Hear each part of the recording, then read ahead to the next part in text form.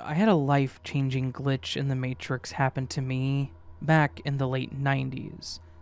Though, at the time, I had no idea what a glitch in the Matrix was, and I had to just accept that this event was something beyond my understanding. At the time, I thought I had witnessed some kind of real-time act of God, and maybe that's what it was, or that's what glitches are, but this was something that messed with my mind for a long time after it happened.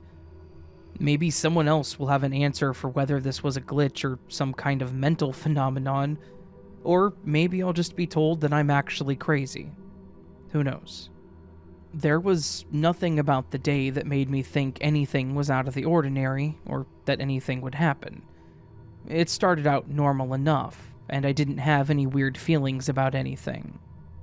At this point, I didn't have a car and was still living with my parents because I was 17. It was also during the summer, so I was home by myself all day, with the only exception being when I would walk to my friend's house or to the local convenience store for soda or something like that, which is exactly what I decided to do on this day. On the way to the store, there is one intersection that is a 4-way stop, complete with the overhead blinking red light that indicates that you're supposed to stop and wait. However, for some reason unknown to me, people like to completely ignore the lights and just fly through the intersection without making sure that there's nobody else on the road. What's worse is that during the nicer weather seasons, it can be a pretty busy crossing. You get a lot of people out for a walk or a run crossing it because it's close to a park. The glitch actually happened when I was walking to the store and at this specific intersection. I'm typically pretty careful about crossing here for the reasons I mentioned above. And when I went to cross the road, I was certain that there were no cars coming from any direction. I looked both left and right, and then up and down the street to make certain that it was safe to cross. Once I was satisfied that I could cross safely, I stepped into the crosswalk. No sooner than I step into the crosswalk do I hear somebody shout, "Watch out!" in my direction. This was also the exact moment where things got really, really strange for me. I hear the person yell, "Watch out." I turn to look in the direction that I think the voice came from, but there was nobody there. In fact, there was no one around me at all. It was actually pretty dead on the intersection that day. As I turn to look for whoever shouted that, I look and see a car flying down the road in my direction. He was going too fast, and it seemed like he wasn't paying enough attention to the intersection, much like a lot of the idiots who drove through there did. Again, I know for a fact there were no cars coming at me from any direction. I checked.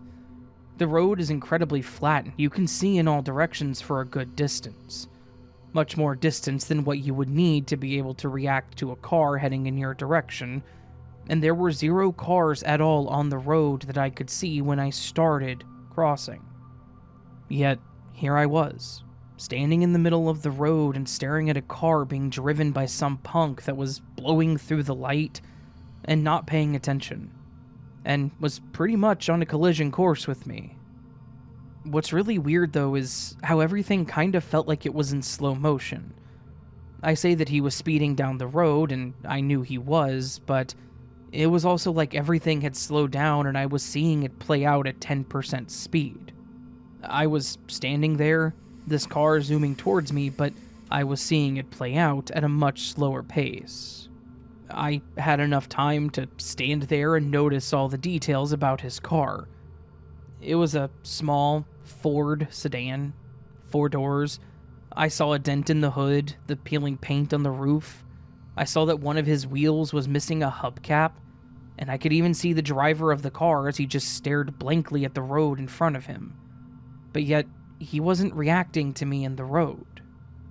I have no idea why I didn't try to move or get out of the way of this car.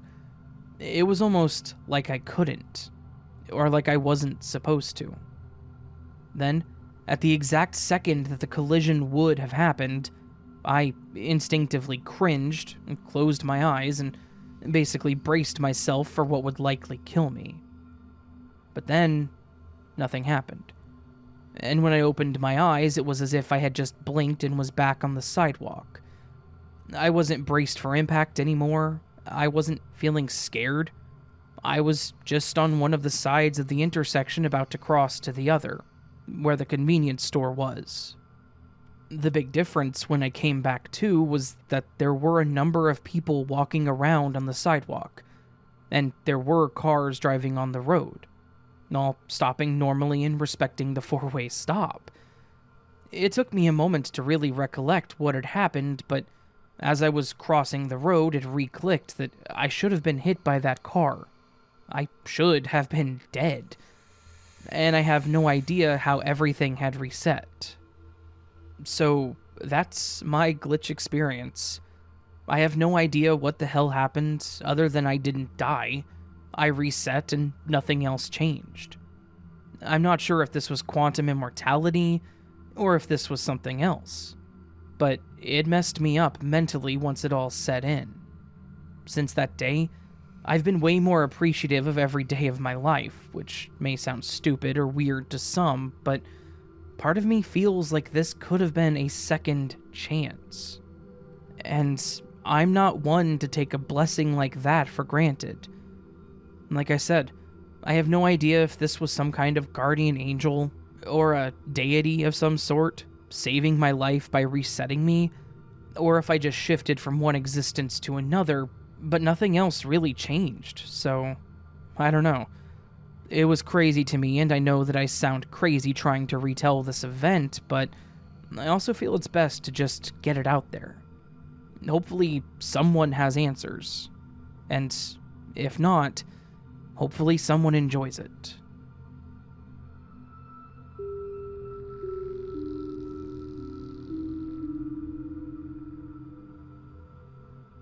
I have two different glitch stories that happened about 10 years apart. The tree glitch. The first event happened before I ever knew what a glitch in the Matrix was. Before moving into our first home, my then husband and I had taken a ton of pictures of the house and property to show our family. The house was a simple single story. It had a huge pecan tree towering over the roof. We soon bought the house, and the pictures were then forgotten to time, stored on the hard drive of a clunky, ancient laptop. We had been living in the house for about 4 years when I went searching through that same laptop. I don't remember what I was looking for, but I came across those pictures. So, indulging my ADD, I started clicking through them and enjoying the nostalgia, when one picture made me stop and stare in confusion. It was just a simple front view of the house, but something was wrong. I stared and concentrated, but I just could not figure out what was off about the image. It took me longer than I'd like to admit to notice the glitch, but when I did, I felt like all of the air had been squeezed out of my lungs. The huge pecan tree in the backyard was gone. Just gone. The tree had to be over 40 years old and was there before the house. They had built the house to accommodate this tree, so it could easily be seen over the roof from the front of the house. But in the picture, it was just gone. Like it had been photoshopped out. Just poof, gone. I know that I keep repeating myself, but I was just so shocked. All the other photos had the tree included. It was only the one photo that was missing the tree. I showed my ex and our friends, and they just shrugged and said the equivalent of an unenthused, that's weird. I tried to express that this was beyond weird. It shouldn't be possible. But they all played it off like it was nothing out of the ordinary. Frustrated, I just gave up and tried to put it out of my head and went on with life. Still, it's always been in the back of my mind as an unsettling experience, and I really do wish I would have kept that laptop. And the alien ball story. The second glitch happened just 2 years ago. Both of my boys were preteens at the time, and we were on a family vacation with my parents in Roswell, New Mexico. My parents had their hotel room, and my sons and I shared a separate one. The rooms were small and sparse, but clean, and the price couldn't be beat. So we had no complaints. This was our last day in Roswell, and we were packed up and ready to head to our next destination. Earlier in the week, my youngest had bought a ball from a souvenir shop.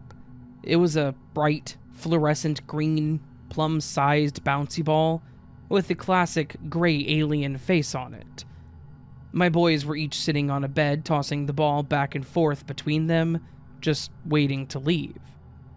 I left the room to see if my parents needed help with any of their packing, and they said they were finished. So I turned right back around and went back into my hotel room. That little trip took maybe 30 seconds, but I walked back into chaos. My oldest son was laughing so hard that he was almost crying, and my youngest, while also laughing, was rolling on the floor holding his ankle and swearing, cussing out his older brother and flipping him off for good measures. Desperately trying to maintain a straight face, I asked what had happened. Apparently, in the 30 seconds that I was gone, their game of gently tossing the ball had turned into competitive dodgeball. My oldest son had gotten in a lucky throw, and it had hit his little brother directly on his ankle bone and brought him down like a sack of potatoes. Once the boys had stopped laughing, I said that it was time to load up the car, so they began looking for the ball. I put their suitcases by the door and was doing a final sweep of the room when I turned to see why they hadn't picked up their bags. They were still looking for the ball. I joined in because surely it had only rolled under something and they were just haphazardly looking. Except, gradually, the search became more and more ridiculously thorough. It went from looking anywhere the ball may have naturally rolled to checking the closed bathroom and peeking behind furniture. That morphed into me stripping the beds and shaking everything out. I even checked outside, fully knowing that the timing would have been off for me to have opened the door at the exact moment for it to roll out. At this point, we were all grumbling about how the Matrix took it. My kids know that I like listening to glitch stories, and occasionally listen with me. I'm a trusting mom, but also cynical, so I made them turn out their pockets to make sure that they were not pranking me. Nope, so back to searching.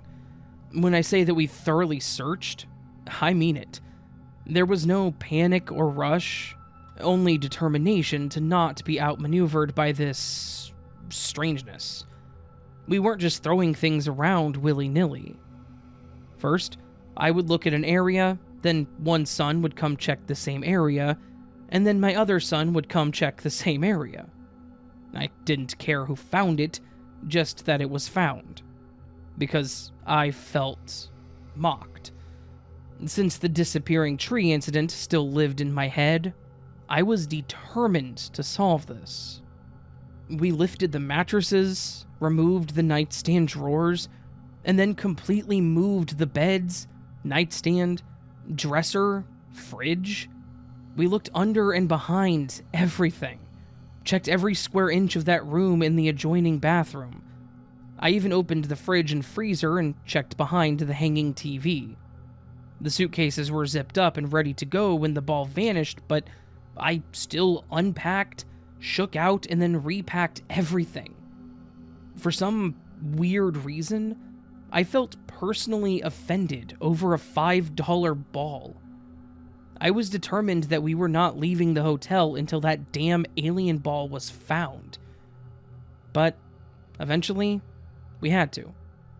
There was just nowhere else to look. The Matrix won.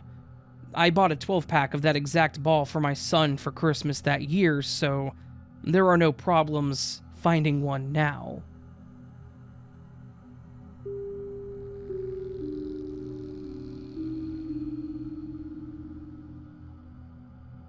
This happened 24 years ago, in the year 1999. I completely forgot about this incident until I read a Reddit post very similar to my own experience, and it jogged my memory. This will be a long story, but I would really appreciate your comments as to what actually happened that day. To those of you who read to the end, I thank you in advance. I was home from college for the summer visiting my family. One day, I asked my mom to borrow her car so I could go visit my friends who stayed at the dorm during summer vacation. She said that I could have it, but I needed to be home before 10 a.m. the next morning because she needed the car the next day. My college was about an hour's drive from my house on a good day. Some friends of mine would make it in 45 minutes. The fastest driving time I had heard of was 35 minutes. Late at night, no traffic and driving like the wind. I got to my friend's house, our dorm residence, in the early evening, and we decided to drive down to a nearby casino, about 30 minutes drive to pass the night. We were a group of about 5, 2 of my roommates, 2 other friends from our dorm, and myself. We had a great time playing on the quarter slot machines. Once we all were tired and were ready to leave, we head to the lobby doors and realize it's early morning, around 5 a.m., and it's pouring rain. It was raining so hard that we could barely see the first row of parked cars just in front of the lobby. We waited for about 30 minutes or so for the rain to slow to a drizzle so that we could drive home and made the 30-minute drive without incident. When we got to the dorm, it was around 6 in the morning, and the rain was pouring down again. So I resolved to wait it out as long as I could. I still had to return the car to my mom and had at least an hour's drive, if not longer, due to the weather. When I left the dorm, it was 7 a.m. One of my roommates stayed up with me until I left, and we both noted the time as I was leaving. I got to my car a few minutes later and started driving towards the highway. I was really tired since we basically pulled an all-nighter at the casino, but I had to drive home to return the car to my mom. I do not recommend driving tired. I told myself I'll be fine. I cranked up the radio to my favorite station, lit a cigarette, opened the window for some fresh air, and so off I went. But again, please do not drive while tired. Within 10 minutes or so, as I'm driving on the highway, the rain starts pouring again. It was so bad that I could barely see the wipers of my car. They were at the fastest setting, and it's like they weren't doing anything. But the rain was kind of hypnotizing. The rhythm sort of started lulling me to sleep, but I didn't really notice. My blinks kept getting slower and slower. What happened next was in a span of about 3 to 5 seconds. Not more. It's kind of hard to explain. I was awake one moment, sort of, and the next my consciousness wakes up to darkness. Kind of like when you wake up in the middle of the morning but you haven't opened your eyes yet, and you are slowly starting to be aware of your surroundings. How comfortable and warm you are in bed, etc. And that's basically what happened. I was aware of being awake, but it was dark. I don't even notice my eyes are closed. I'm comfortable, but I seem to be in a sitting position. My hands are holding on to something, but I'm not sure what it is exactly. I'm just really comfortable, and I don't want it to change. I kept thinking, just 5 more minutes. I don't know for how long my eyes were actually closed, but suddenly I hear a really, really loud crash. It almost sounded like a clap, but unlike anything I have ever heard before. It sounded like metal on metal, but I wasn't sure. It got me to open my eyes, and the first thing I notice is that I'm in my car, and all I see from the windows is a wave of water heading towards my windshield really fast. When it hit the windshield of the car, it sounded like the glass should have broken from the impact. It was the loudest slap sound I have ever heard before or since. I'm in momentary shock as I take in my surroundings. I'm still in my car, driving perfectly straight in the leftmost lane. On my left is a concrete barrier just a couple of feet away. On my right, I was just overtaken by a huge 18-wheeler truck. That is what made the waves slap on my windshield. Heart pounding, I rubbed my eyes and forced them open as far as they would go, determined to stay awake. I turned the music louder and opened the window to let the rain hit me in the face, along with some much-needed fresh air. The entire time I was thinking, holy hell, I could have died. I probably should have died. Then, another thought hit me. What even was that first loud crash that I heard? The time elapsed between the first and second claps was about a full second. Me hearing the loud clap, opening my eyes to a wave that crashes to the window with another, but different sounding loud clap. But this wasn't the craziest part yet. Since the rain was very strong, I wasn't driving more than 50 to 60 kilometers an hour, as opposed to the usual 100 kilometers an hour. This means that the trip should have taken twice as long as it normally would. I figured I should be home by 9 a.m. at the latest. The rest of the drive was uneventful, and I made it to my building, drove into the very large garage, and all the way in the back to my parents' parking spot. Then, I walked back around to the elevators by the entrance and took the elevator to the 19th floor. Walked down a long hallway to my apartment, went into my room and crashed on the bed. Right before I passed out from fatigue and probably shock, I remembered to send my roommate a text message to let her know that I made it home safely. I was so tired that I didn't even check what time it was, I just crashed. I woke up to a bunch of messages from my roommate. I don't remember them verbatim, but they were something like, "What? No way, you must be joking. Where are you? Hello? How did you get home so fast? There's no way you're already home. Are you okay?" It takes me a while to figure out what she's talking about, while remembering my harrowing journey from the morning, because it was then that I noticed the time of the text that I had sent her before I went to sleep. It was showing 7:20 a.m. There is no way that it is possible to travel around 90 kilometers in a span of 20 minutes in a rainstorm, where you can't even see the lanes on the road or even the hood of your car. Also, while desperately trying not to fall asleep and apparently failing at that. I don't know what to make of this. After reading a whole bunch of other stories in this subreddit, I'm pretty sure it may have either been a case of quantum immortality or a glitch in the Matrix. However, ever since that day, I have been experiencing all kinds of paranormal phenomena through the years. I'm pretty sure that this was the catalyst events to them all. Well, all except for one, but I'll tell you about it in another post if requested. Anyways, I'm sorry for the length of this story. I just wanted to write down as many details as I could remember to share with you all. This memory is now so clear, it's as if it happened yesterday, and I will never forget it.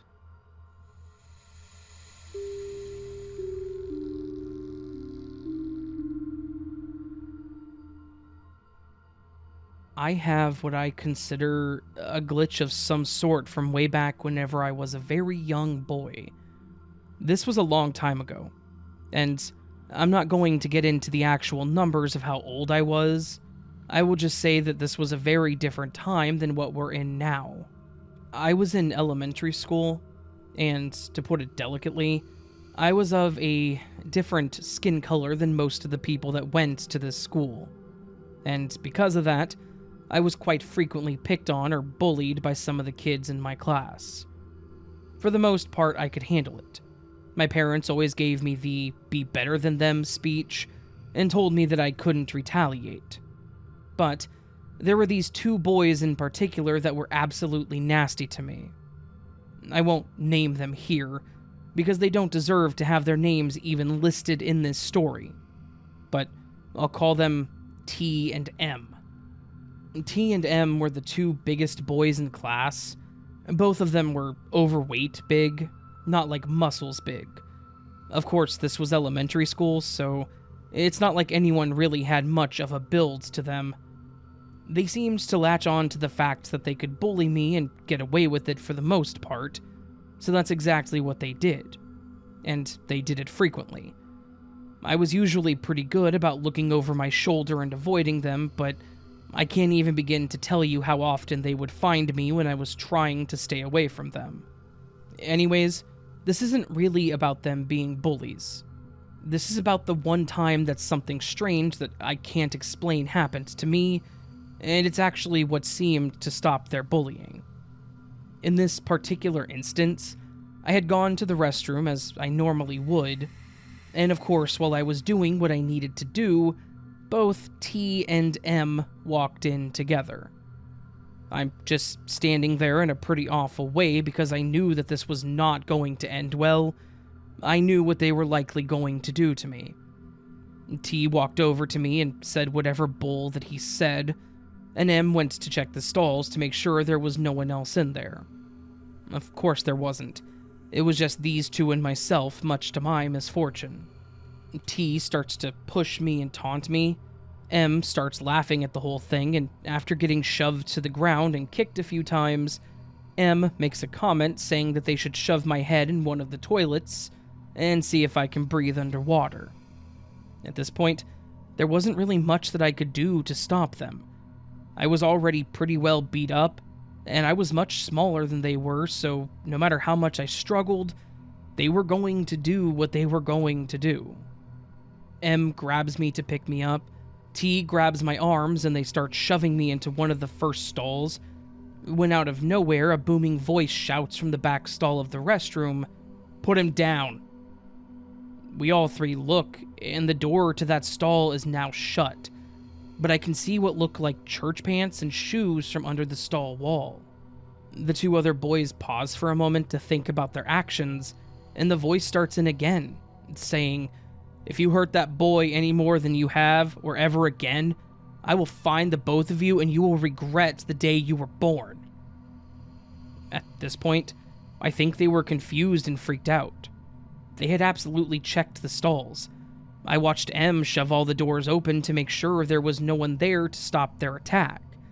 And I knew that I was alone in the restroom before they walked in. T ended up just shoving me to the ground, and the two of the boys nearly ran out of the restroom. Like, something about this actually scared them. After they left, the man in the stall told me that I would be okay, and that from that moment on, they would never touch me again.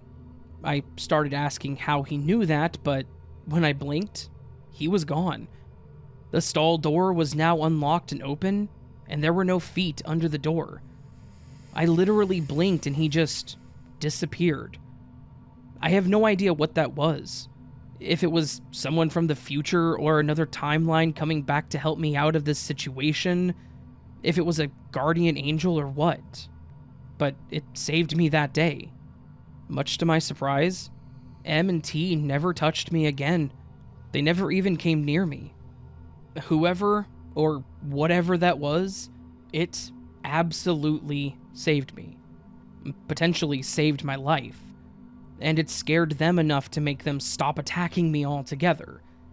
So, I guess I should say thank you to the Matrix for sending that agent at that moment to protect me.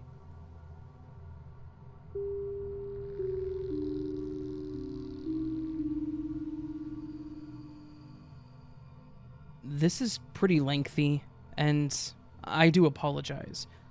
But my second incident is pretty unique as far as I know.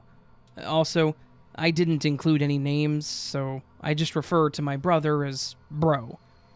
The first incident I'm going to share happened around 2012 or 2013. I was sitting at my brother's house, with whom I no longer associate for reasons unrelated to the story, but I digress. I was with my then sister-in-law, chatting and waiting for my bro to get home from work. About a half hour before the time he would normally get home, he pulls up in front of the house. They didn't have a driveway in front, so he parked in the road directly in front of the house. I was sitting opposite the big bay window they had in their front room, so I had a clear view of his car. Also, the windows on either side of the bay window were open as it was a nice day, so I heard him pull up as well. His car had a very distinct sound. At that time, they had a Pekingese dog, and every day, That dear soul would be so excited when bro got home from work.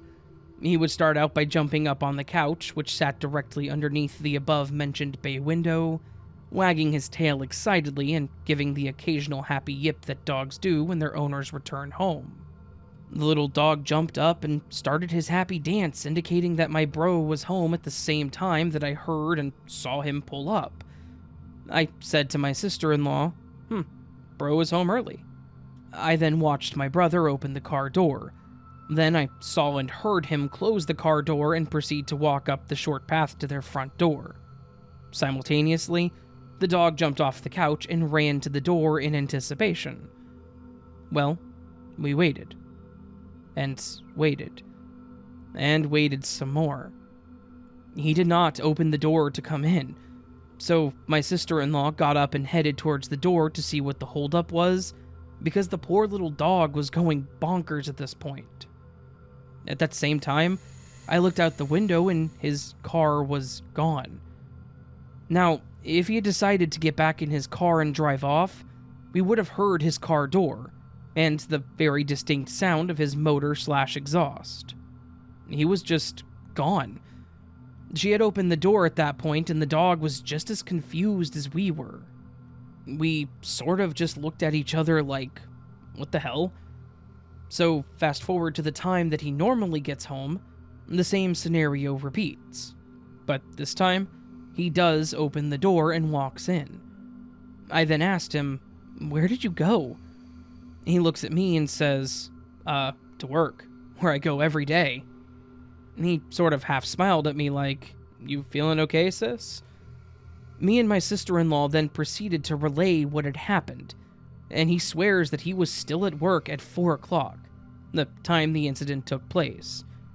I should mention that he normally got off work at 4:15.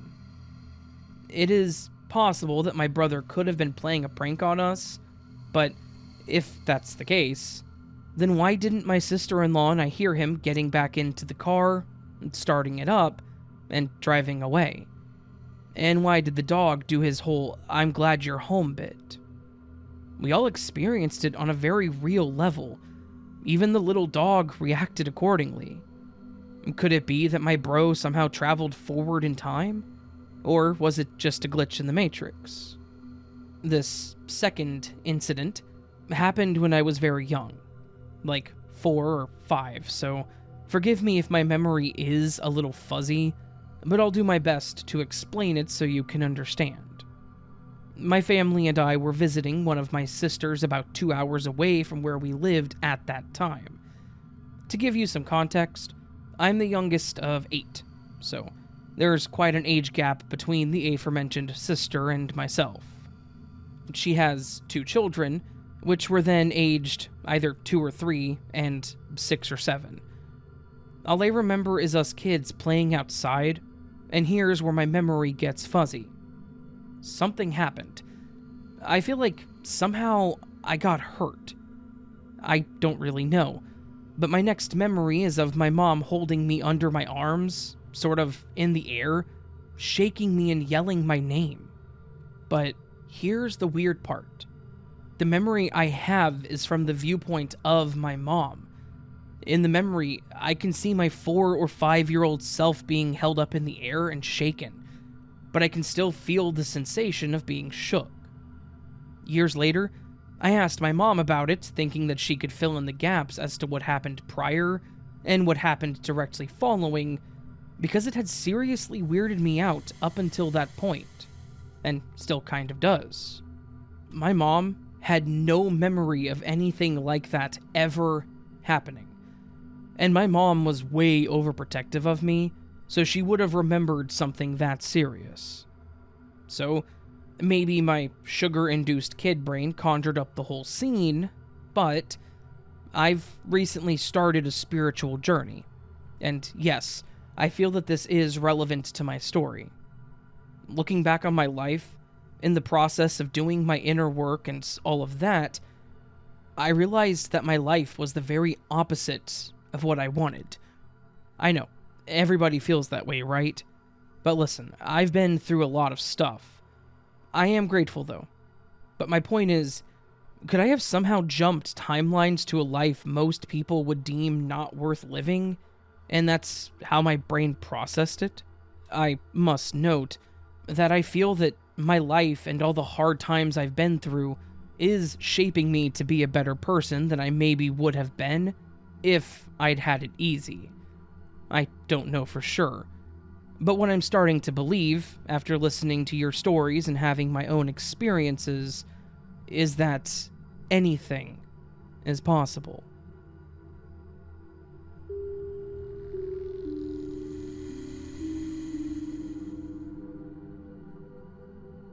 Hey Raven, I just wanted to thank you for all that you do before I get into my little story.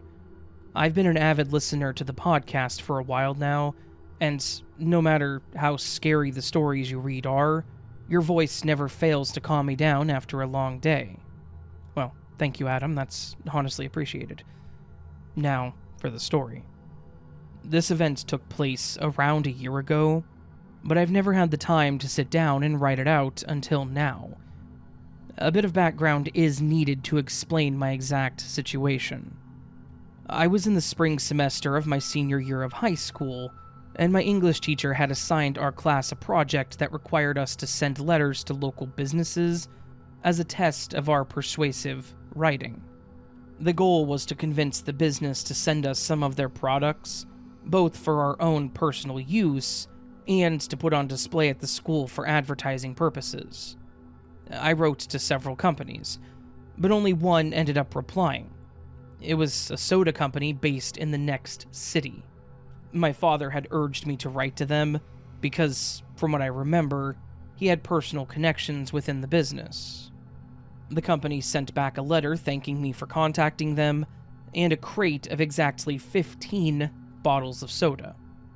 The crate was delivered to my school and given to me in class by my teacher. The company at the time had 5 flavors: cherry, orange, root beer, ginger ale, and a no-sugar lemon lime. This meant that we had 3 bottles of each flavor. I opened the crate, and I offered the soda to my classmates.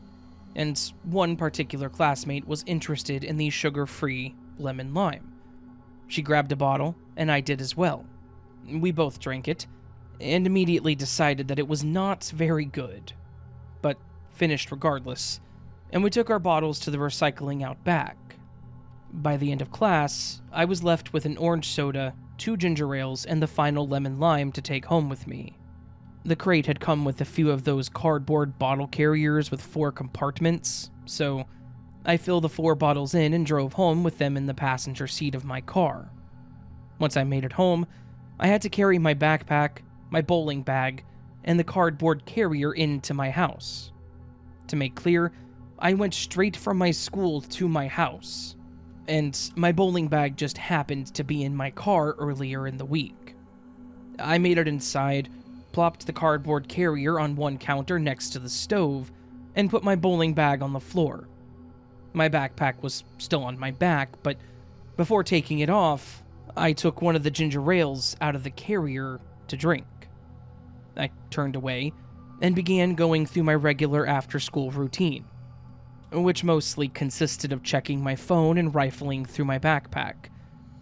After around 10 minutes, I turned back to the carrier, realizing that it was probably best to put the remaining 3 bottles in the fridge. To my complete shock, there were 4 bottles in the carrier again. My open ginger ale was still next to me on the kitchen island that I had been resting my elbows on, while my back was turned, and was half empty. I took the half step that brought me back to the counter the carrier was on, and quickly took out all of the bottles, examining them. There were now 2 sugar-free lemon lime sodas, both unopened. I looked them over, confused, and eventually decided to open both and taste each.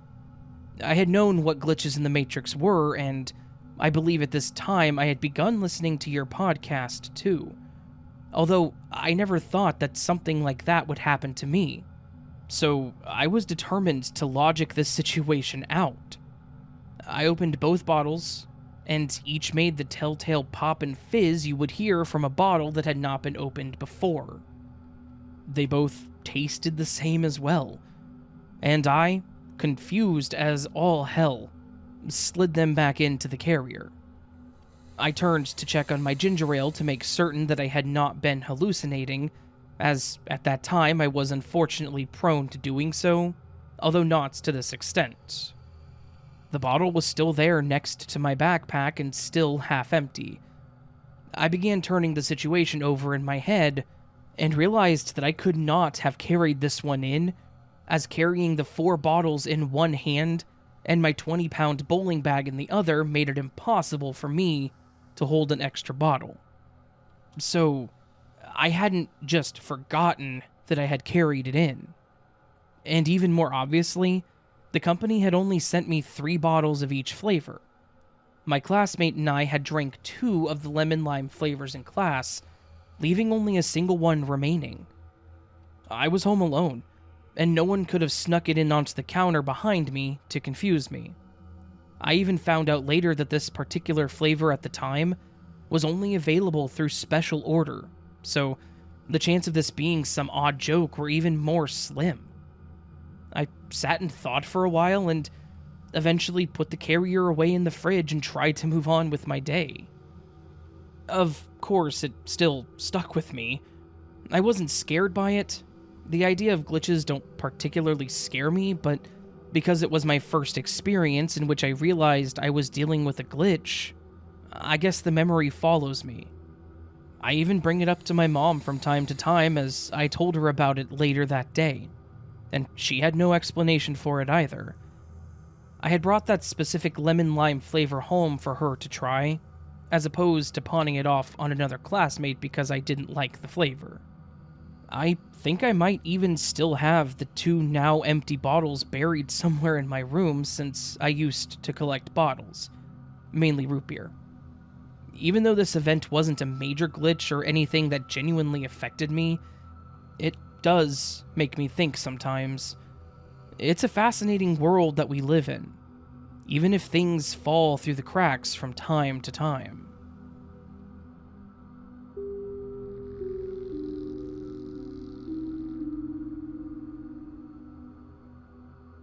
I have, for sure, died twice. Quite possibly 4 times. Of the 2 I'm very confident in, the first one happened in about 1998, and the other in 2018 or so. In the first instance, my best friend and I were driving gravel back roads in the middle of the night, 40 miles between towns in rural South Dakota. I was admittedly going far too fast, and we came over a small rise, and there was a T in the road where you could turn left or right, but straight forward was a driveway for a farmhouse. The driveway went for about half a block or so, and then transitioned into a cornfield. I remember saying, "Ah, hell," and starting to slow down as we started flying through very tall corn. It was late summer, and the corn stalks were basically full grown. The sound as my car plowed over the corn stalks and into the field sounded like the most vicious hailstorm ever. The experience was completely overwhelming to the senses. The sights and sounds of flying headlong at high speeds into a fully grown, densely planted cornfield cannot be overstated. This is where things get weird. The next thing I remember was sitting at a stop sign where we would turn onto the main highway in the area. It was nearly completely silent, with only the light hum of the engine creating any sound. This was at least several miles away from the field that we had just flown into. My blinker was on, to the left, and the car was just sitting there with my foot still on the brakes.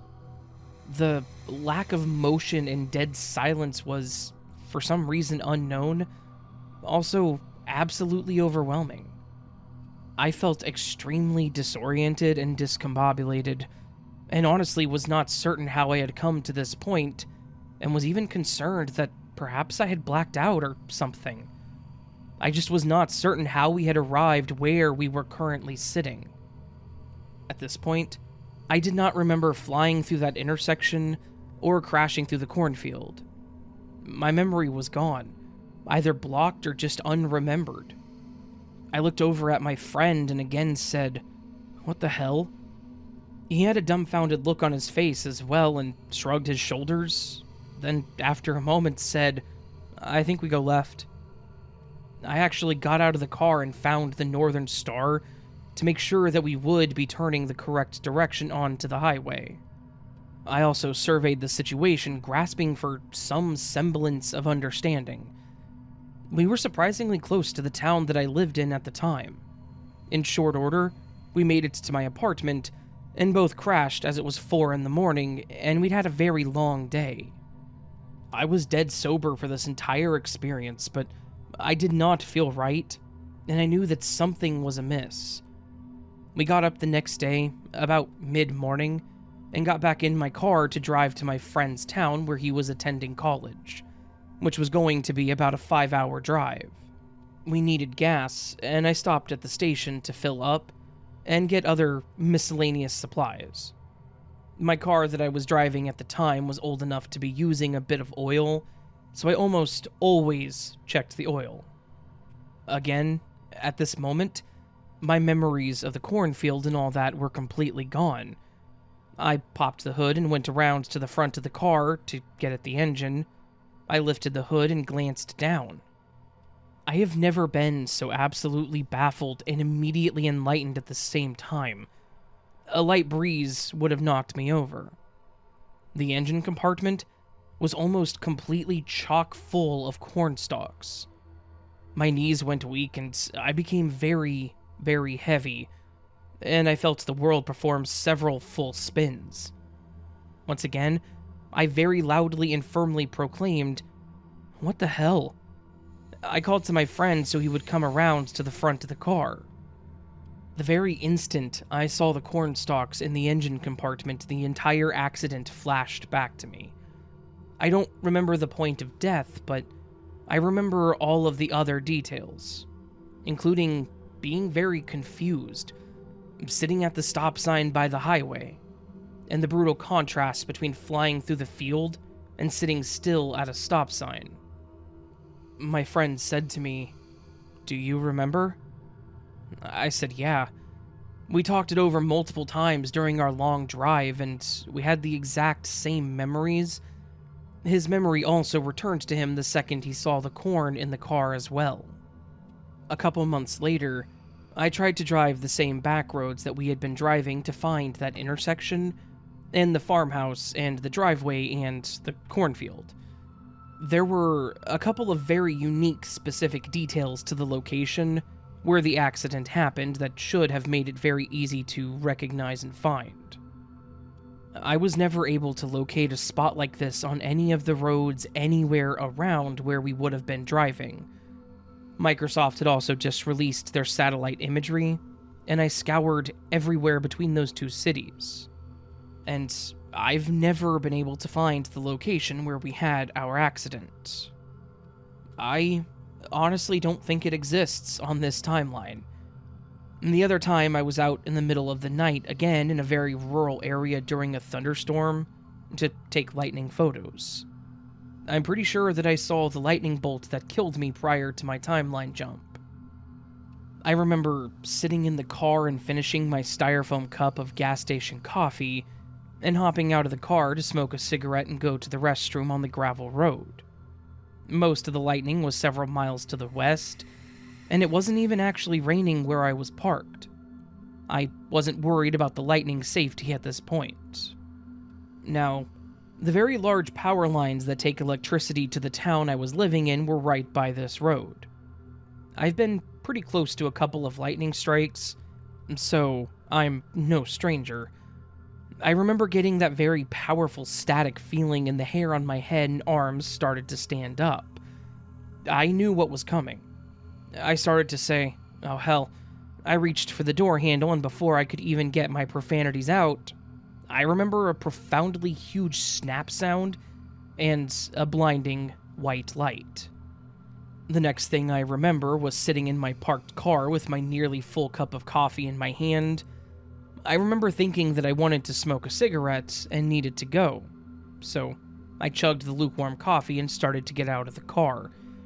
The second my feet hit the ground, I felt the most massive wave of deja vu I have ever experienced. I nervously glanced up beside the road to look at the power lines, but the spot that I had stopped previously was about a mile down the road, and the power lines had turned a corner and not followed the road down to this point. I glanced down the road to what I thought was the spot that I had previously been in, and just as I looked down the road, lightning struck the power line in multiple massive flashes, and I even saw the lightning bolt jump down to the ground under the power line. Like I said, I'm pretty sure I witnessed the very lightning bolts that killed me. I have a couple of other experiences where I'm pretty sure I died, but the situations were ambiguous enough that I'm not certain. So, you are not alone. And if you ask people around, you'll be surprised at the number of people who have confusing, odd experiences where things are not quite as they seem. There have been many people delighted to finally gain the proper vocabulary word to label their experience: quantum immortality.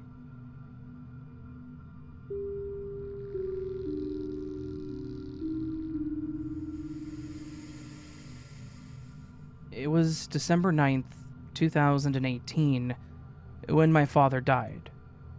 And after his death, my brother and mother talked about strange smells and sounds of unusual knocking in the house. But I rationally tried to approach it, and didn't believe in anything paranormal at the time. I didn't hear anything weird, didn't smell anything, and told my family that in order to believe in anything supernatural, I would need solid proof. A few weeks later, when I finished work, I went to the locker room to change, and so I opened my cupboard. In the middle of it, there lies a beautiful violet stone. I was stunned, but I photographed it, and when I got home, I posted the photos on a forum about minerals and gems to find out what kind of stone it was. I found out later that it was an amethyst. We didn't have spare keys at work, and if someone lost theirs, you had to break into these solid lockers, so there's no way someone could open mine and drop off the stone, because the locker was normally locked with no sign of break-in. It was really weird. It was like stepping out of the Matrix for a moment. I took the amethyst home, and it lied there for a long time until 2020, when I was upset that I had something unexplained on the shelf. I always considered myself a scientifically oriented person, so I threw the stone in the garbage out of frustration. That same day, I went out to the pub. It was after the breakup with my ex-girlfriend, and I wanted to let off some steam, and while I went out to smoke, I started talking to this one chick.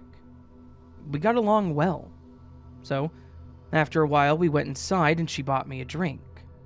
Then, darkness. I woke up lying on the market square at 9 a.m. with a complete lack of memory of what had happened. I put myself together, got home, and I realized I was poisoned, because I completely blacked out after one drink. It had never happened to me before. I went to the police to do blood tests, which confirmed I got GHB in my system. I checked all my bank accounts. 4 years of savings were gone. Maybe $50 were left out of the big sum. I was devastated for several months. In 2022, during the training at my new job, I talked to one trainer whose wife was interested in gems and minerals. I told him this story and sent him a photo of this gem, and his wife confirmed it was indeed an amethyst. What's more, she said that in ancient times they made goblets studded with amethyst to keep people sober, and they were supposed to prevent you from getting drunk. It blew me away, because the day that I threw that stone out, I was poisoned.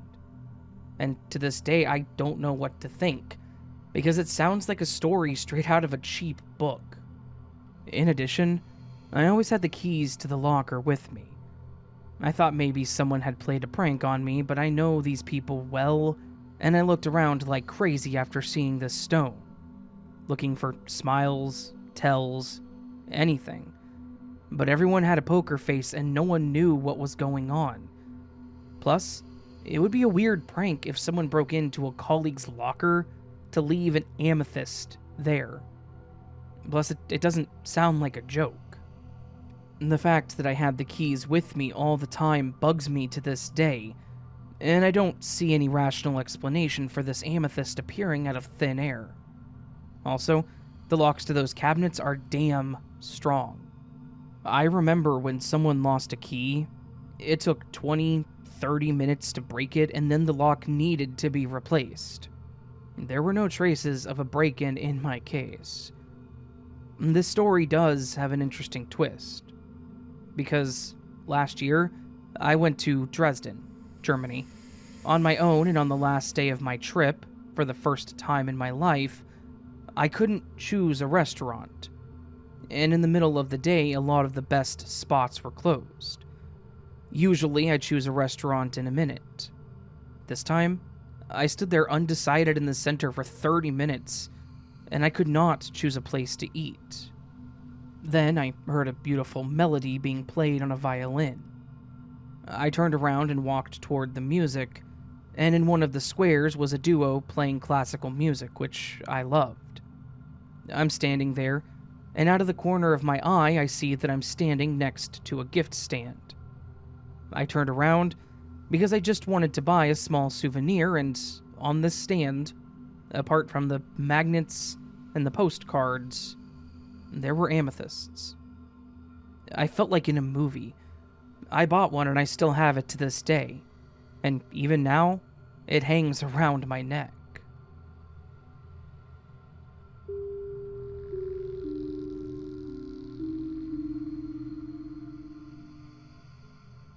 I have what I guess is a pretty minor glitch, but it was definitely bizarre enough for me to think that sharing it was a good idea.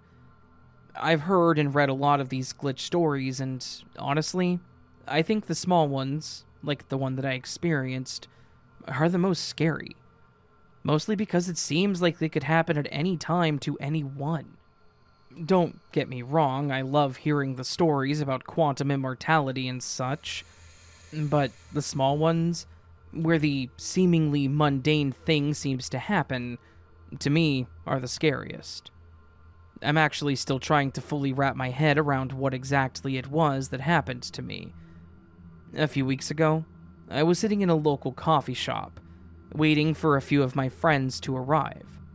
We like to all get together once a week and hang out for a couple of hours with a cup of coffee. On this particular morning, they were rather busy. So, I had grabbed the table in the corner, near the front of the building where the windows were that were open to the sidewalk. Basically, from where I was sitting, I could see everyone walking in, out, and past the building. Because I was the first person there, and I was just waiting, I was people watching as everyone walked either into the coffee shop or past it to get to the business next door. One of the people that I saw was a lovely-looking young woman that was walking towards the coffee shop, but looked like she was going to head past it. She was wearing a bright green jacket and a purple dress, and she had very vivid red hair that was tied back in a ponytail. I remember this outfit specifically because I thought it looked really nice, and she honestly looked absolutely stunning. And something about her just seemed friendly and approachable. Not that I was going to bug her or anything, she just had that aura about her. Like she was a nice and very vivacious person based upon the vividness of color that she was wearing. As she got closer to the window where I was sitting, something really weird started to happen though. I won't say that she was at the window, she still had a ways to go to actually pass me, but she was getting closer. For lack of a better word, she completely started to glitch out. I was watching her, but part of me felt compelled to look away. Like, I needed to not see her or what was going to happen. But I did watch, and it was actually kind of creepy. I felt like, as I was blinking, she was changing into a different person almost in real time. If I wasn't certain of my own health, I would honestly think that I was having some sort of major hallucination, because her face changed, her hair color changed, and her jacket changed. You know those cars that change color as you pass them? It almost felt like that kind of transition. Like she was one person, but as the light shifted, she turned into someone totally different. Obviously, I was trying to process what the hell was happening, but by the time it fully hit me that she had become someone else, she was already walking past me. She went from having that warm red hair to having blonde hair. Her green jacket became black, and her face wasn't quite as inviting. Like she went from a smiling and approachable person to someone that looked a bit more stern and serious. I don't just mean that she changed emotions, but she completely changed how she looked. The only thing that remained the same was that purple dress. It was still purple by the end of all this. I actually got up and went to the restroom to get a grip on myself because I was thinking that maybe I was losing it. After splashing some water on my face and shaking it all off, I was certain that I just saw a person shift into another person right in front of my eyes. That's about all I was certain of. I didn't know how or why, but I knew that that's what happened. It was nothing shy of bizarre, and I feel like I saw something that I probably shouldn't have. Has anyone else ever experienced an event like this? I have never personally heard a glitch story like this, so if anyone else has, I would love some input.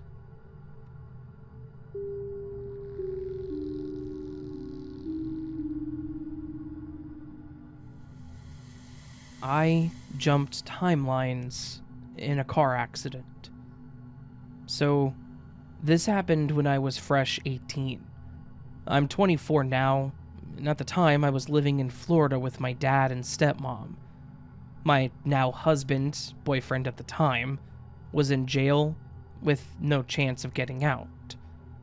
The day of the accident, I had gotten into an argument with my dad. He told me that I had to leave the house. So the plan was that I was going to go stay at my boyfriend's parents' house until I could get on my feet. I left my dad's house in Florida, and I started on my way to Georgia. I did have this feeling saying not to go, and the signs were always there, but I just ignored them. Like when I stopped at the gas station and left my keys in the car for 2 hours. Still, those two guys who got through the window for me, bless them. They were working, doing Uber, and they stopped to help. Anyways, I was traveling back roads from Florida to Georgia. I made it to Albany when a wave of anger and sadness hit me. Maybe I knew what was about to happen. I just could not stop crying. When I noticed I passed the first stop sign at a four-way, I told myself that I had to slow down. But by the time the next four-way came, I turned to look out the driver window and saw an 18-wheeler coming for me. Now, this is where things go absolutely wrong. I remember vividly seeing an 18-wheeler approach me, my vision cut probably from the shock, so I never felt the sensation of being hit. But when I woke up, I was over half a mile and spun out down the road, and someone was trying to give me water. The space between the driver's side door and the middle console was about 1.5 inches. That's where I was sitting, so when the EMTs came, they had to pull me out of the passenger side door. It wasn't until I got on the stretcher that I felt everything, and I couldn't breathe. On the way to the hospital in Albany, I just remember saying, "I can't breathe," 1,000 times. When I got to the hospital, they immediately put me in the SICU because I had a hole the size of a softball in my lung, and the glass was sitting in it. My pelvis, tailbone, and entire left side of my rib cage was broken. I remember telling the nurse to call my mom, my dad, my in-laws. My mom lived in Louisiana at the time, but she drove from Louisiana to Georgia. That was all I heard before going to sleep in the SICU. The next cognitive memory that I have is waking up, and my mom being there. I had apparently slept for 3 days, and was still in the SICU. When I woke up, the doctor and the nurse came in and let me know that my lung had closed up miraculously overnight, seemingly, and that my fractures weren't too bad to heal from, and that I was lucky to be alive. I asked about the glass in my lungs. The doctor didn't know what I was talking about. I asked about the broken ribs, pelvis, and tailbone, and he said they had always been fractures. I asked about the accident, and it wasn't an 18-wheeler. It was a Dodge Ram with a massive grille in the front. I was just in shock at this point. I spent 11 total days in the hospital. It was difficult to walk with the fractures, and I stayed with my mother for a month while I recovered. That is, until, somehow, my now husband was eligible for bond. I never asked questions. I moved in with him the same day that he was released, and we've been married ever since August of 2016. Minor things are different now and then. My mom doesn't remember a lot of what I did growing up, but my father, in this new reality, had a terminal illness. He'd gotten aplastic anemia, which very quickly turned into leukemia, and he died within 7 months. That breaks me. It was extremely fast onset, and it makes me beg the question, was it a life for a life? I probably died, once, if not twice, and to restore balance, a life had to be taken.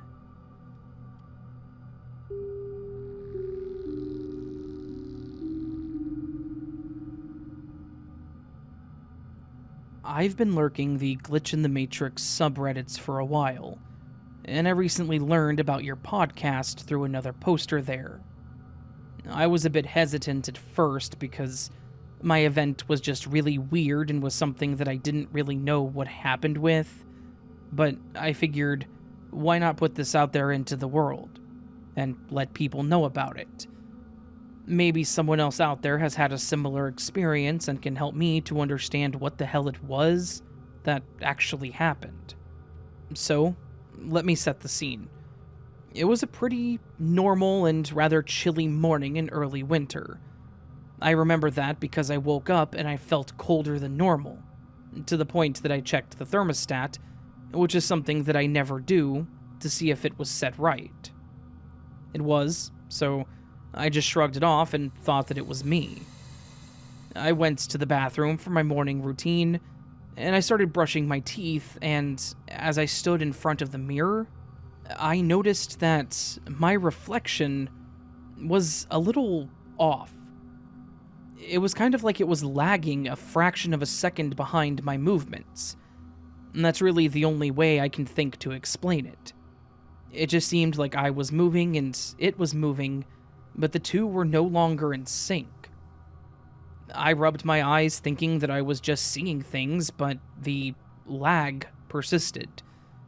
I was starting to feel a little unnerved.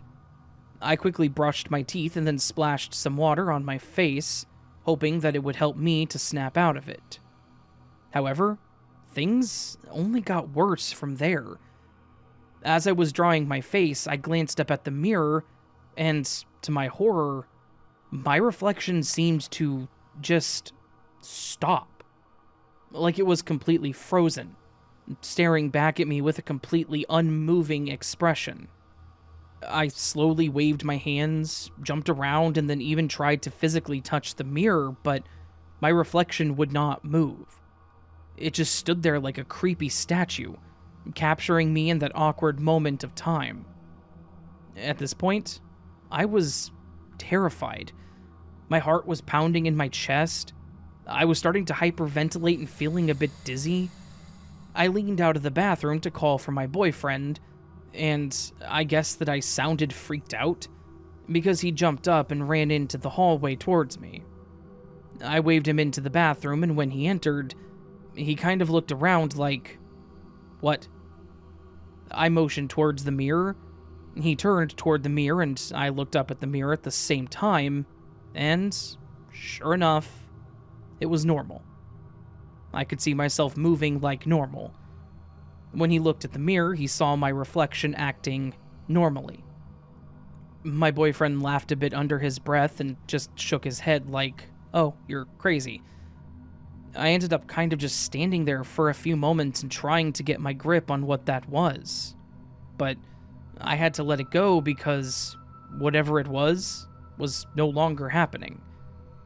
I tried to carry on with my day, but every single time I got a glimpse of myself in a reflection, like in a window, my phone screen, or whatever, I would get this disgusting cold chill down my spine.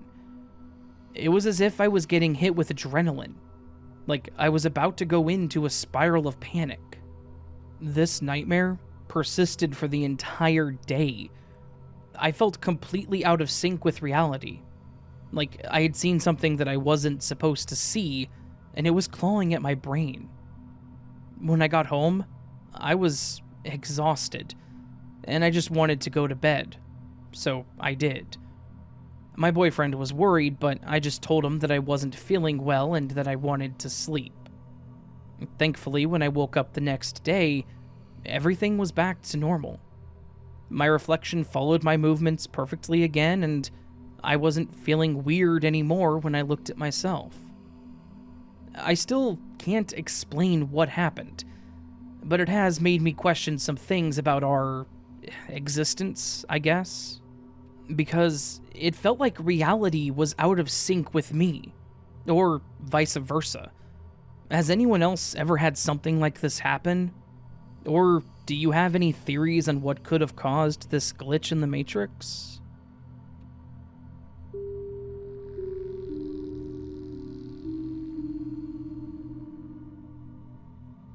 So, I know that this sounds odd, but just stick with me.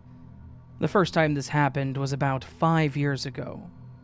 One thing to know is that I really like scary movies, but mostly because I can recognize the patterns.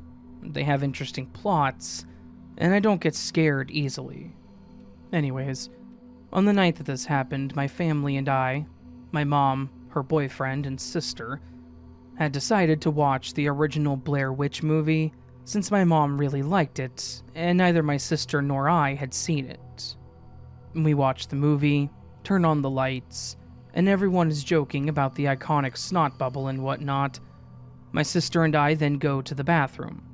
She was pretty young at this point and still got scared pretty easily. And when we return from the bathroom, the entire living room is pitch black, and my mom and her boyfriend are nowhere to be seen. Not only that, but the vibe in the room has noticeably shifted, and it's freaky quiet.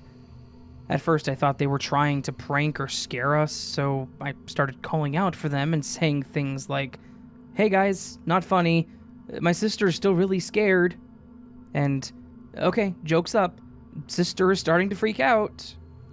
And this continues for a good 3 to 5 minutes. During this time, my sister is actually freaking out because we just watched a scary movie about people disappearing, and now her protectors are mysteriously missing. And the mood in the room is now rancid.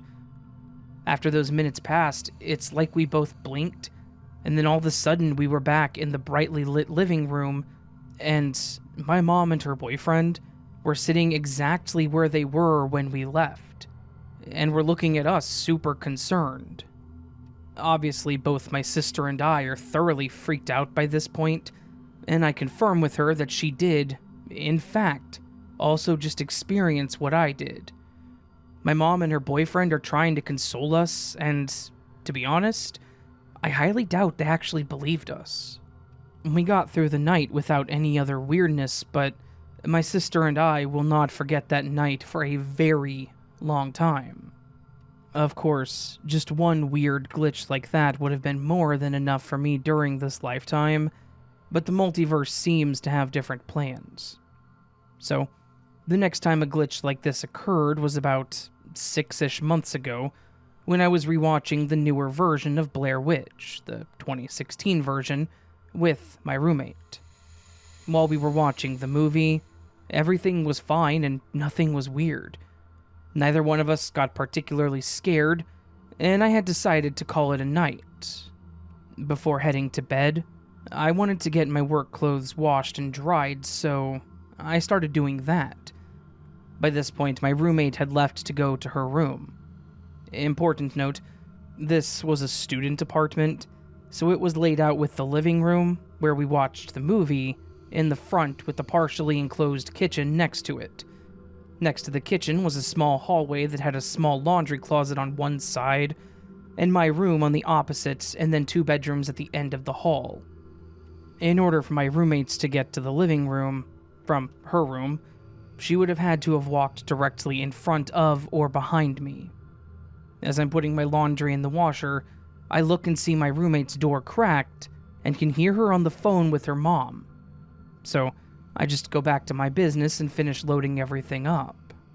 After I'm done, I look into the living room one last time to make sure I didn't need to put anything else away, and like the time before, it's pitch black in the room and the vibes are suddenly very not good.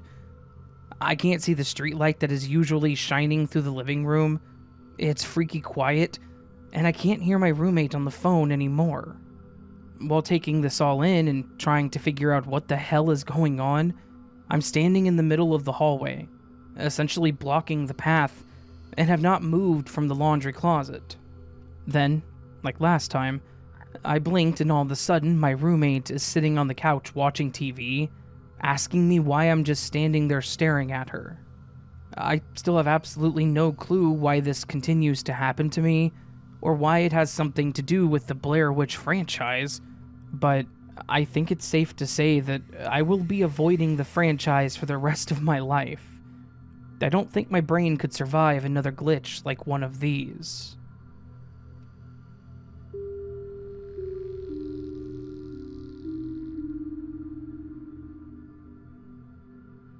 This has been a hard one for me to write out for some reason. Every time I start to think about it, it just feels daunting. I've had oddly persistent thoughts pop in a time or two trying to convince me that this didn't happen, but the reality of the situation so far outweighs any mental gaslighting or narrative rewrites that could possibly exist to sway me, currently, at least. Not to mention the rest of the family who got to witness parts of this. So, we were on a trip in a cabin out in Pisgah National Forest, right next to a river in one of the most scenic spots we've been to, probably ever. The ground is covered in gold dust and glitter from crushed gemstones. There's a quartz crystal half the size of a car engine sitting on the porch. I mean, this place checked missing 411 boxes like whoa, and I was immediately aware of that, because those stories are horrifying. But this place wasn't. And the wooden cabin itself was a 2-story quaint open-air loft that had half of the second story used as a sleeping area with a bed, which is where my daughter was. You could look out from that area in the living room where we had the Xbox, and then our room was directly underneath her area in a closed-off room. So, late Saturday/early Sunday morning, my little girl woke up late in the night and told me that she was having a hard time sleeping. But we were both oddly awake too, hours past when we would normally fall asleep. We'd both been quietly reading or watching something, despite being oddly energized. So, it was nothing for me to get up and help her get cozy again. We decided that new places can be creepy with their shadows, so maybe a light would be a good idea. But with the way that our room was situated, and with how we had to keep a door open for the dogs, there was approximately 1 lamp in the cabin that would work as a nightlight, rather than an all-out spotlight on one of the 3 of us. So, after clicking on every damn light to find that out, I finally got to that one and clicked the switch, only to have it do nothing. I frowned and got on this big couch chair to look behind it. I knew that's where the solitary outlet on that side of the room was. I was checking to see if perhaps the lamp had just been unplugged in between guests or something to that effect. It had been, so that was good news. But the bad news is that I'd watched my husband pull out this monstrous chair earlier, and it was heavy as hell. I think I had a wry laugh under my breath and said, "Of course," and then started to reach down to try to plug it in blindly before freezing and having a paranoid cabin fire fear flash through my head. Because I was already suspicious of their wiring, and I've long had an irrational fear of jamming a plug into the socket the wrong way and electrocuting myself. Falling onto an electric fence out of a tree at the age of 10 will lend itself to those. So I was like, "Not today, Satan," and got down to try to wrench the chair out as quietly as I could. Just so far enough that I could get behind it and see that A, the cord wasn't melted or damaged, and simply unplugged for that kind of reason. It wasn't. And B, check that each prong was going into the correct plug as I proceeded to plug it into the top one. Everything was good to go. Voila, the light comes on. It's perfect, and we all managed to fall asleep finally. Flash forward to the next afternoon when we were leaving the cabin and securing it, because we were leaving the dogs as well. For some reason, our dogs love those YouTube music compilations for pets, so I stopped and turned the Xbox on and set it up. It was still plugged into that bottom outlet. And then I did a sweep of the house before walking out the door, only to have that fire fear flash through again. And I backed up right into the house like I was put in reverse, went directly to that lamp from last night, and turned it off. Then, after a pause, unplugged it entirely. My reasoning was that I didn't know why they had left it that way, and that after thinking about it, realized no other appliances were unplugged. So perhaps they were worried about this one or something and forgotten to tell us. Didn't know, didn't have to think long on it, because I was taking care of the problem by unplugging it anyways. Did that, left the music playing, everyone was content. Flash forward to that night when my husband started feeling the effects of carrying luggage and driving, and doing all the "no, I got it, let me do it for yous," in the absolute best of ways, it's just how he is, in his back, and unfortunately I suspected that we might need it, and had brought a portable back massager that he could wrap around himself. But he needed to sit somewhere other than the kitchen table for it. So I had him move over to the big chair from the other night, and told them that I would set him up there. He mentioned something about how we wouldn't be able to watch the Xbox if he sat there to do it, and I'm absent-mindedly moving stuff around and setting up and respond, "No, it's fine. I unplugged that lamp earlier, so that's why it's not on right now." To which he replied, "What? I'm talking about the outlet." And I'm like, "Right, that's what I'm saying. I don't have to unplug the Xbox because I can use the top plug where the lamp was. Wait, do you need that light on for some reason?"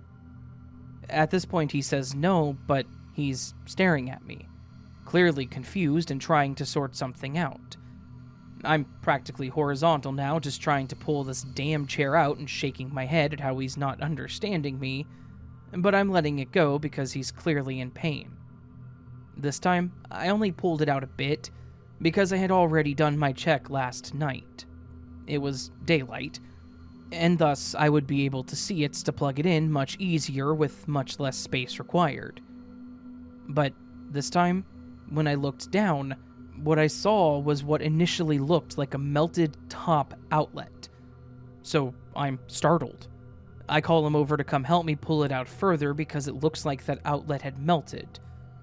My first thoughts were, "Oh my god, thank god I unplugged that before we left," followed by, "Wait, was I wrong to even plug it back in? Did I do this somehow?" As he's helping me, he's like, "Yeah, that's what I was trying to tell you. That's why I had to plug the Xbox into the bottom one and put the charger over there." But by this time, The couch is pulled out and we're both able to get down in front of it, only to find out that it's not only melted, it's not even really there at all. The entire top outlet, the exact one that I had plugged the lamp into the night prior and had unplugged it from that day, was busted away and had paper and tape shoved into the outlet, preventing anything from being plugged in. It did not look remotely new, and there's not a chance in hell that anyone was in the cabin while we were gone. The owners were gone, the doors were locked, and we were on locked private land that had a gate at the end of a half-mile driveway through almost vertical wilderness. And, again, all that aside, I inspected it. I've run through everything I possibly can, and I have absolutely nothing. He says it was like that whenever we arrived, and that's why he used the bottom outlet. Yet, completely sober and completely lucid, having all these boxes I was checking off, I personally inspected that thing prior to using it, and also saw it again when I unplugged it. So, that's my glitch. We ran through everything we could, but still have nothing. So much writing for such a small moment in time, but I had to get this out in case there's a detail somewhere that I'm missing. Side notes, I don't know how to rephrase this, but there is something palpable that happens when there's a glitch like this, and I haven't been able to put words to it. It's like the air is fragile and could snap at any moment for these teetering moments in time. And then the confusion, but surety sets in, and there's this vibe that something is witnessing you witness this.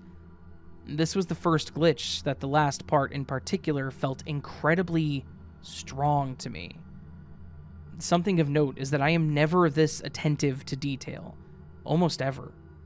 I can be massively ADD, and attention to detail was definitely never written on my report cards in a good way. I was simply the cluster of my concern for my animals, the cabin, the fire fears in general. It all had me going through things uncharacteristically and methodically, almost bordering on OCD, if I'm being honest.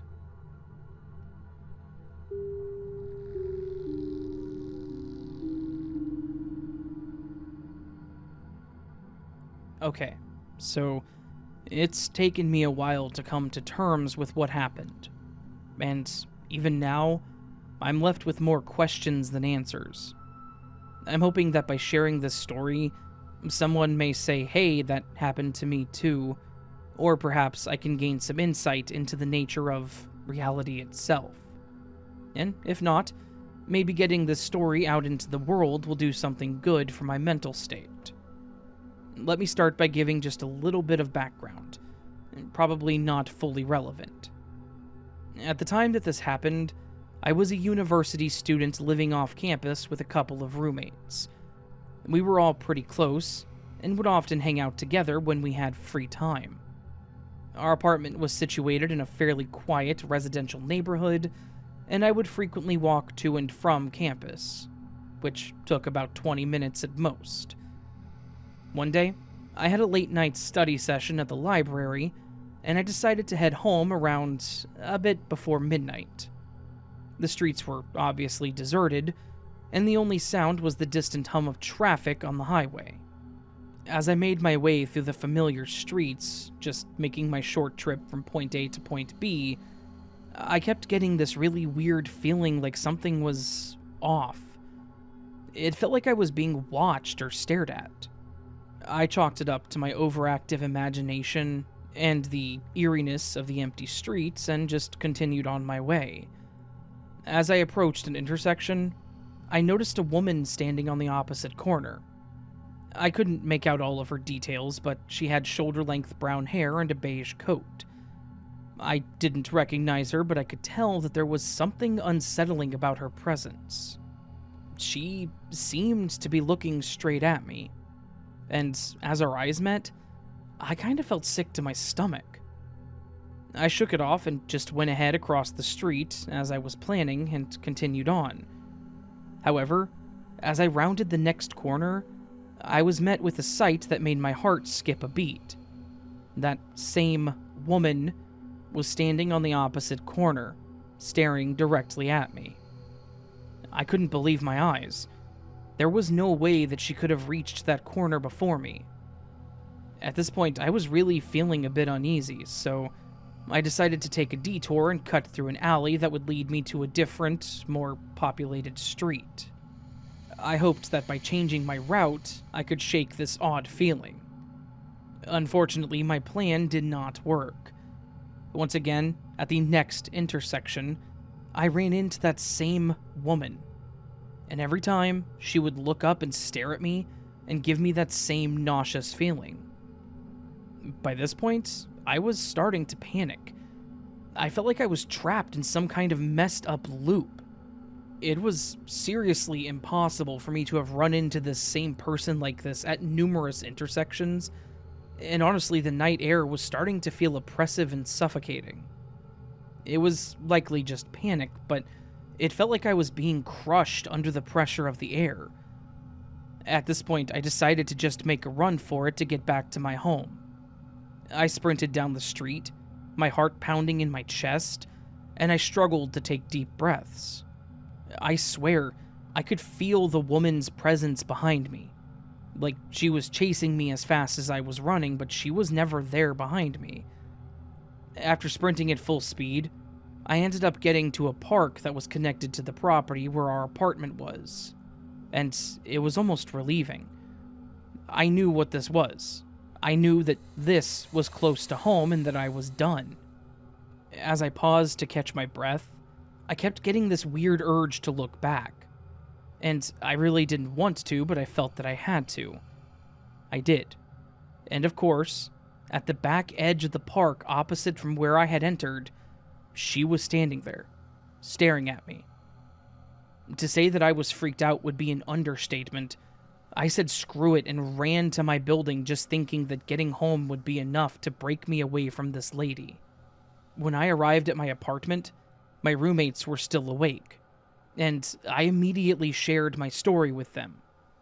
They listened with a mix of concern and disbelief, and we spent the rest of the night discussing various theories about what could have caused this glitch. One of them suggested that it could have been an hallucination, or maybe it was a set of triplets out there just really messing with people, but my other roommate was more into thinking that it was some kind of paranormal encounter or weird alternate dimension stuff. I don't know which it was, but it definitely felt more paranormal. Hence why I'm saying this was likely a glitch of some sort. It was like that woman was some kind of real-life Agent Smith or something, just watching me. In the days that followed, I was perfectly fine. But the memory of that woman kept kind of messing with me. I kept feeling like I should look over my shoulder and then she would be there. I only saw someone that looked like her one other time, at a Walmart of all places, but this woman didn't pay any attention to me at all. She was shopping, and she didn't notice me, so I don't think that she was the woman from that night. As time has gone on, I've become much less paranoid, but I still have so many questions. Who the hell was that woman? Why was she staring at me? And what was pretty much everything else that happened about that night? It was a really weird, terrifying glitch for me to go through, and I will honestly never forget how it made me feel to see her, and how each time it honestly felt worse. I may never know the answers to my questions, but one thing is certain. My encounter with the woman has seriously changed the way that I view reality. I now find myself questioning the very nature of our existence, and the delicate balance that holds our world together. And I can't help but wonder if, one day, I'll once again find myself coming up to an intersection, looking up, and see her standing there again.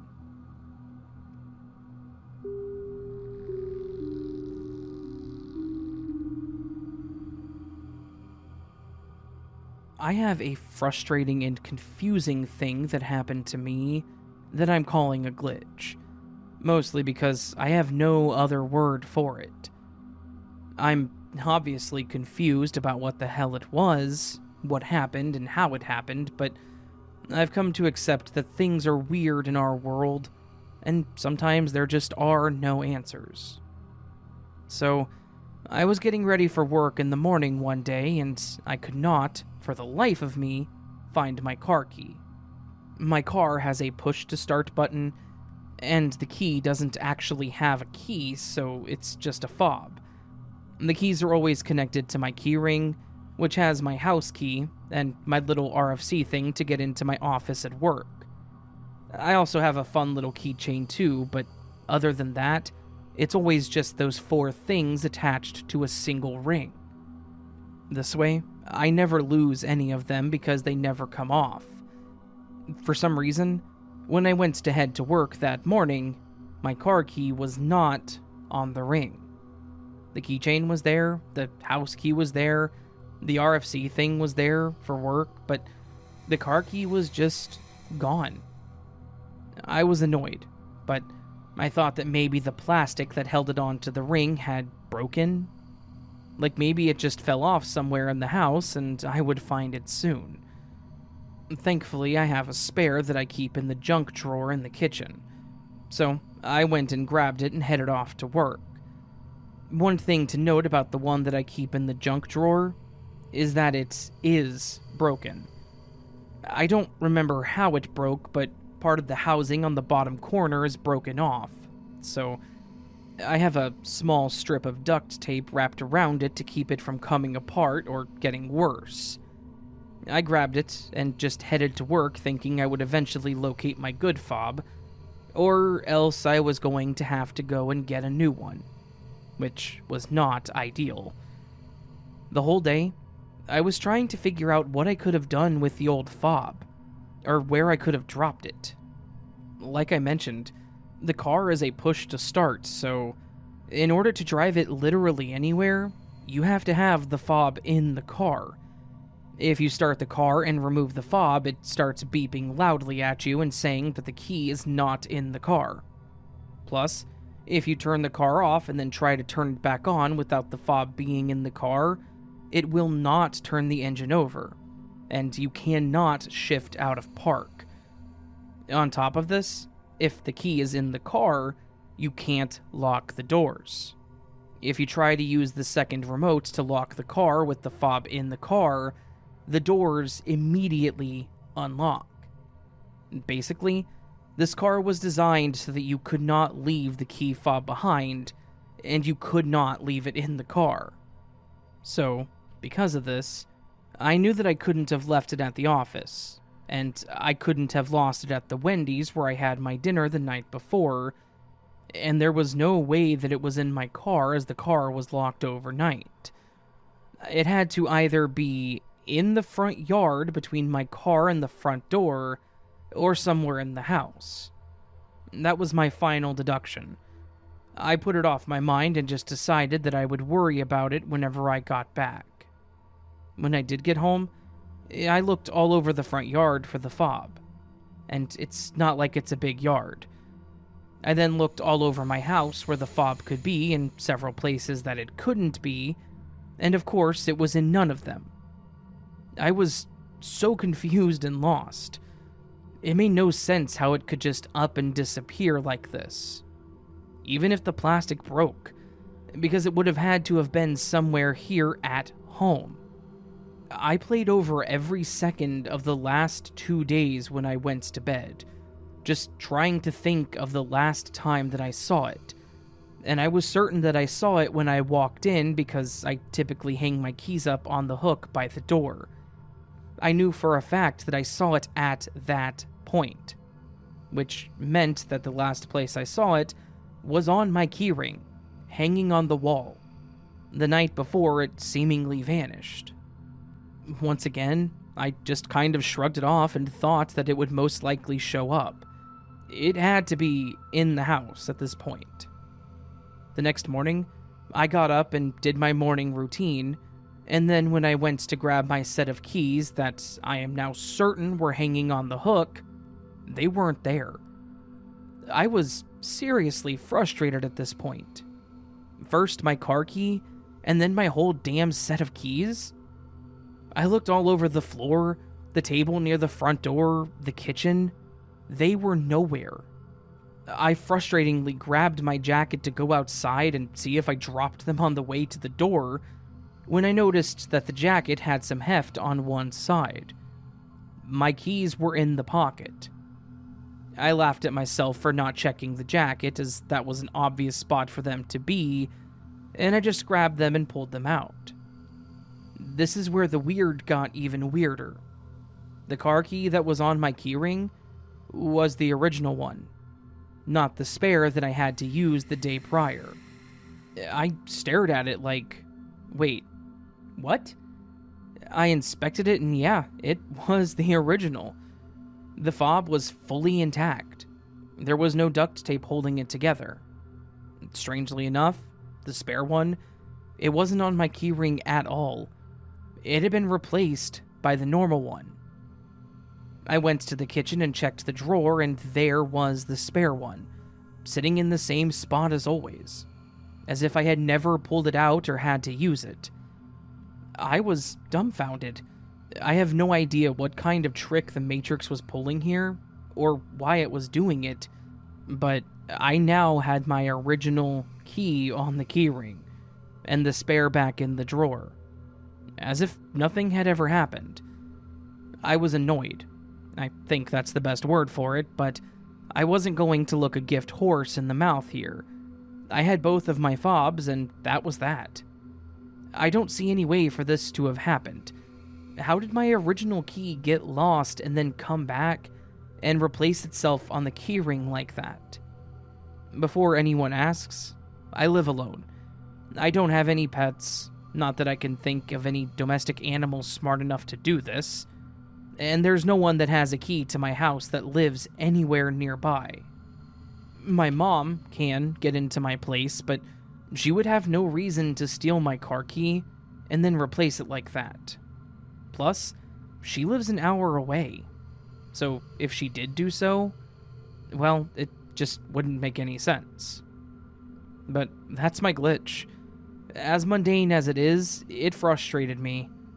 I am glad that by the end of it, everything just got reset back to how it was supposed to be, though.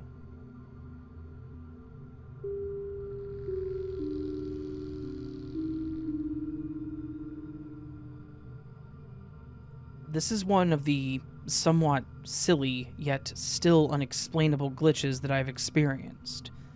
My boyfriend and I went to a Pink Floyd laser light show. Yes, we're dorks, get over it. And there were 2 acts to the show. The ushers gave everyone 2 different pairs of paper visual effect glasses, one for each act. We each received 1 black pair, which had the Dark Side of the Moon album art on it, and 1 white pair, which had the graphics from the Wall album. I was, accidentally, given 2 of the white pairs along with 1 black. At the end of the show, my boyfriend was looking for his pair of black glasses. He wanted to keep them as a free souvenir, and he didn't like the white ones as much. As we exited the dark theater, he realized he had somehow ended up with both of my white pairs of glasses. His black ones were nowhere to be found. I had already discarded my own. He shrugged and pocketed both the white ones anyways. Better than nothing. I decided to buy a t-shirt on the way out, so he stood by the exit doors and waited for me. There was a large crowd at the merchandise stand, so I was there for about 10 minutes. He remained in the same spot the whole time, just scrolling through Twitter. Once I had purchased my t-shirt, I approached my boyfriend and reached for his hand so that I could hold it as we walked to the car.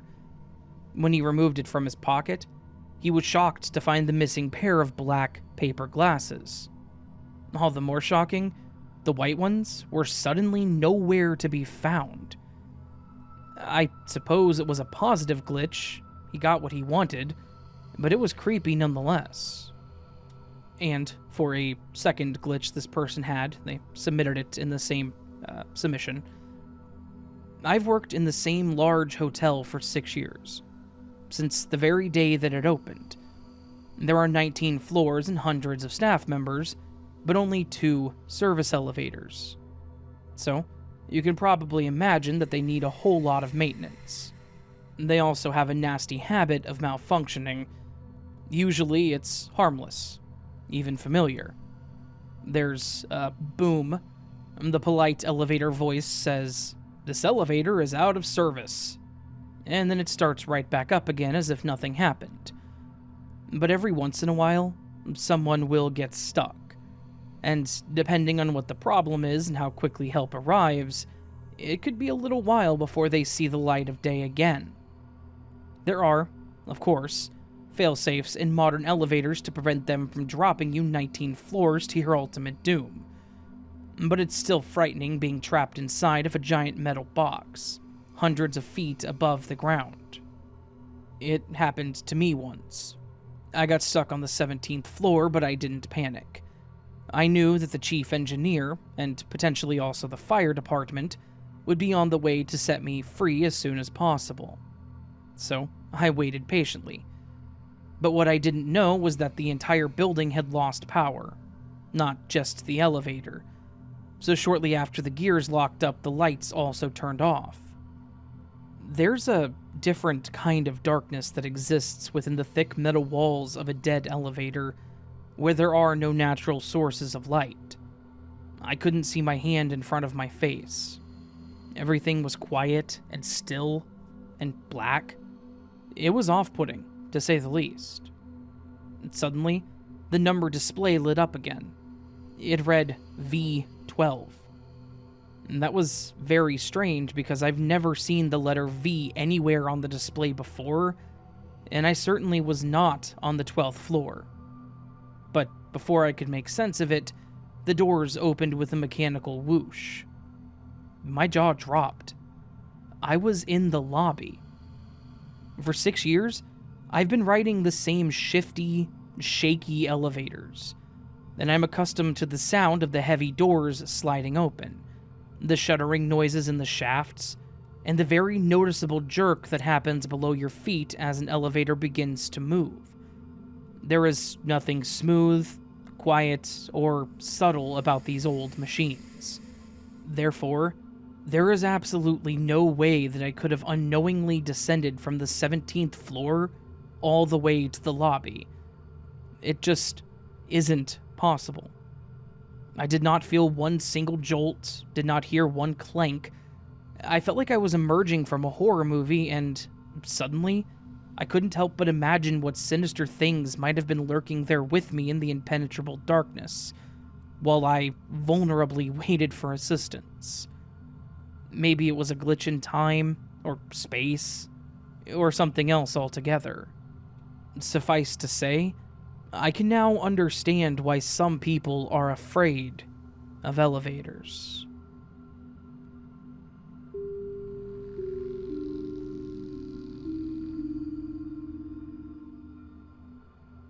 Okay, so 15 years ago, I was in my mid-20s at that point. I was not in the best place in my life.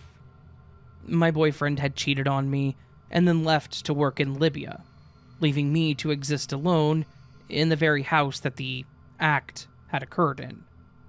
We had been living together at that time, so because of this, I made the decision that it would be best to go live with my parents, as his place just reminded me of it. At some point during this time, my best friend, in an attempt to make me feel better, took me out to a concert that I had been anticipating. I had seen these guys before and was highly anticipating it. I had a crush on the lead singer because of the boyfriend situation, and I wanted to look hot because I clearly was insecure and wanted to just rage on some ska music. Side note, Warsaw Poland Brothers, check them out. I had a particularly amazing, awesome white short skirt that I was wearing. And at the show, I got drunk. Strike that, wasted. My parents, although very loving, were very strict about their rules that I was to abide by while I was living under their roof. Needless to say, I did not want my friend to take me back to my parents' house after the show because I was literally puking mindlessly in her car on the way back from the show. I didn't want to deal with the repercussions involved with my life choices should I arrive back at my parents' house in that condition. Therefore, I asked my friend to drop me off at my boyfriend's house to crash and figure it out in the morning. Now, at this point, it is important for me to relay the fact that, at this particular point in time, I had no possessions over at his house. I mean, nothing but my drunk back end, and I passed out in the clothes I was wearing, like walk of shame status. So, the next morning, my friend came to pick me up to take me back to my parents' house, as I had no way of getting home otherwise because she had picked me up from my parents' house the night before. As I mentioned, I had no possessions over there at this point. As a matter of fact, there was basically nothing at all, because my boyfriend had already been gone for months overseas. There was basically just furniture. Yet, as I went to put my clothes back on from the night before, because that's all I had with me, the skirt was MIA. It was gone. No, seriously, not like I couldn't find it. Like I said, there was only basic furniture. Therefore, there were no clothes or piles of crap or anything to look through to find it. It was just straight up gone. Now, mind you, my friend and I were blown away by this because she took me into the house and physically dumped my wasted frame into the bed that night prior.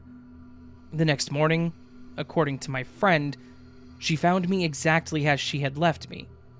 Yet, when I went to get my only clothes that I had to put back on, the skirt was nowhere to be found. I never found it. It freaked us out because there was literally no valid explanation. Matter of fact, for years afterward, my friend and I would bring that particular experience up in conversation, referencing how crazy it was. Now, fast forward 10 years later. I had happened to be living in yet another place, completely new to me at the time. Now would be an appropriate time to tell you that, within that 10-year time period, I moved from place to place, state to state, here and there. You catch my drift. I had basically been living out of my car during this time and was a full-on vagabond. I had nothing to my name, and to put it lightly, I was fully aware of this because I was working with so little, and what I did possess was minute enough to come into contact every day. I knew exactly what I was working with every day because everything I was aware of carrying around with me was futile. Anything else did not exist in my world at that time. So, imagine how mind-blown I was to have been doing laundry at this new place one day, only to pull out of the freshly dried basket of clothes. Yep, you guessed it, that skirt.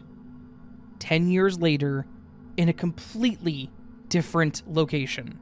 Since it had been my absolute favorite skirt, I recognized the unique to itself bend in the black tag, which made me know that it was my exact one that had disappeared. Now, let me ice this weird cake with one last fact. I never put it in the washer or the dryer. It didn't manifest until the laundry basket, when I was folding the clothes post-drying. I didn't even notice getting it out of the dryer, not until I was folding the clothes minutes later. What in the hell is that about? It's been 5 years since its return, and I still have it. Where the hell did it go for 10 years? It's so inexplicable that I think about that phenomenon regularly. I mean, how could I not?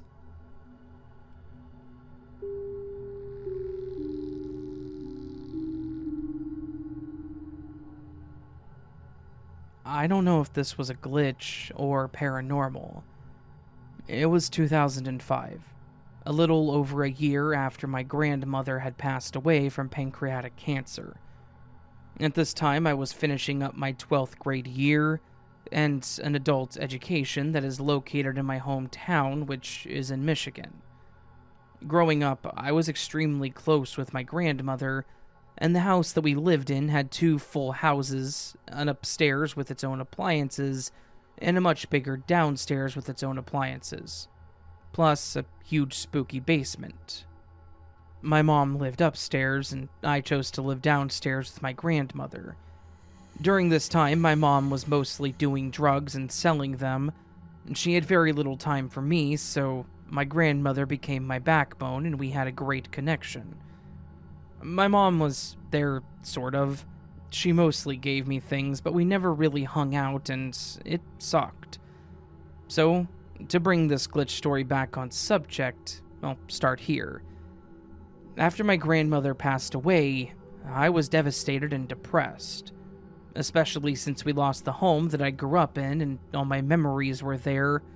The only memories I had now were the things that my grandmother left behind. In this case, it was a pair of double-sided gold hoop earrings whom my aunts that passed away had purchased for my grandmother for a special occasion. I can't remember what the special occasion was. I cherished the earrings and often received many compliments. On this particular day, I had worn the earrings to the adult education school that I was going to, and because it was an adult education, they let you do anything for a credit. I chose to cook and serve lunch to the other students and staff. The school was old but pretty clean and well kept in the kitchen area, and there were 2 big huge mirrors on the wall before you exit the cafeteria area/gymnasium. I know you're wondering what this has to do with anything and where this story is going, but please, bear with me.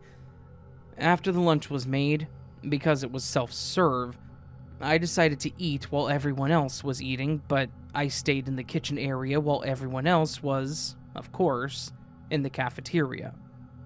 I finished my food and decided to look into the big mirrors that were in the kitchen to make sure that my face was clean, but most importantly, I made sure that both of my earrings were also on. I leave the kitchen, walk through the cafeteria, and into the hall to socialize with my friends. Before I could get far, this guy grabs me and scoops me off of my feet and wrestles me around, and then finally puts me down. I punch him a few times as he laughs, and I immediately check my ears, and one of my earrings was missing. So at this point, I'm furious, and I'm hitting him even more. Lunch is over, and yet my earring is nowhere to be found. I never went back to class, though. I retraced all of my steps and went on a 2-hour journey of looking for this missing earring. I was so upset. I searched all the halls, shook out my clothes, and checked the bathrooms.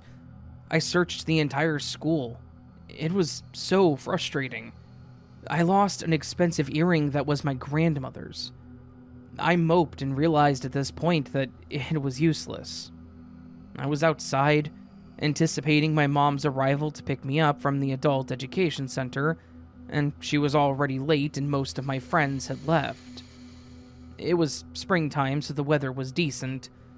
She pulled into the parking lot and I stepped into the vehicle, but before I could sit down, there was the earring, laying on the passenger side of the floor towards the front area. I was extremely confused. I asked my mom if she saw it in her car, and she said no, and then continued on by saying that she had just dropped off my aunt, and she didn't see it either. I told my mom what happened, and she really didn't have much to say, but in the back of my mind, I'm wondering what just happened. How was this possible? I remember feeling and seeing both of my earrings in my ear before walking into that hallway that day, and before I had checked my ears multiple times that day just to be safe. Because these earrings, they have sentimental value to me, and they were expensive. I wasn't wearing any other jewelry that day besides a bracelet. So, the only other explanation is still not a good one, which was that I was wearing one earring the whole day and didn't realize it. But if so, how did I see the earring in the mirror? Was I seeing and feeling things that weren't there? I did smoke marijuana, but it never made me see things that weren't there, and on that particular day, I wasn't on any substances, and I've never liked drinking. I'll never be able to explain this event that occurred. I know I'm not crazy, and I remember specifically what I saw, and what I felt. I'm happy to have the earring back, but I've never worn them since that day, and I let my older sister put them away in a safe. I'll always have this fear of losing those earrings, and I don't think I'll ever wear them again. So, was this a glitch? Or did something paranormal happen? Either way, I'm just thankful it was in my favor. Sorry for this being such a lengthy story, but I wanted to provide as many details as possible. I do thank you all for listening, as this possible glitch was in my favor, and I hope all of yours are too.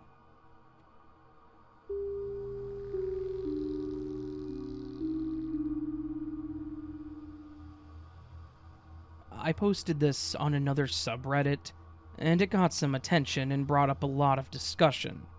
So I was sent here. This took place about a year ago. I've had a weird one that stuck with me for a while. I don't really know how to make sense of it, but I honestly have accepted that I'm not going to be able to figure it out. It was a normal day at home, on my day off. I had just bought my house like 3 months ago, and was still getting used to it. I sat down on my sectional in my living room watching TV. I had just made some clam chowder, literally my favorite, and I had set it in front of me while I put on South Park since it's my comfort show, and this was probably around noon. It was bright out, and the house was lit up through the blinds. This is where I get goosebumps. I cannot, for the life of me, remember what happened next. It was 7:42 p.m. It was like a snap of someone's fingers and the world moved on without me.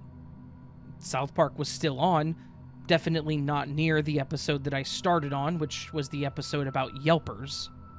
And my food was still untouched where I left it. I just wasn't sitting up anymore. I was laying on the couch in front of my fireplace. I never lay there. I usually use it to sit and tie my shoes before I head out. I can't really explain the feeling, but I would say that there was an immense raw sense of fear that came over me because I couldn't figure out where the time went or what happened. There were no pieces to put together. Besides that, I just felt kind of sick and out of body, which I kind of attributed to how worked up I got. It never happened to me before, has not happened since. There's no history of anything like that in the family. I'm truly at a loss for one. To make myself feel better, I just reheated the clam chowder and ate it though. Some answers to things that were asked. I installed a carbon monoxide detector shortly after I bought the house, so it wasn't that. When I woke up, besides the general feeling I had, there were marks on my foot like it was tied up in a wire thread, but the marks didn't last to the next day. There is no history of epilepsy or blackouts in my family. After this, I experienced shivers in my spine, not painful, but at random times it felt like the center of my spine would get cold, and it would shoot up and down the length of my back. It would give my whole body goosebumps. And this still happens to me now, but nowhere near as often as when this happened. I had missed calls and texts, but I didn't text or call anyone while I was missing. That couch is super uncomfortable. I hate it. It's just to put things on.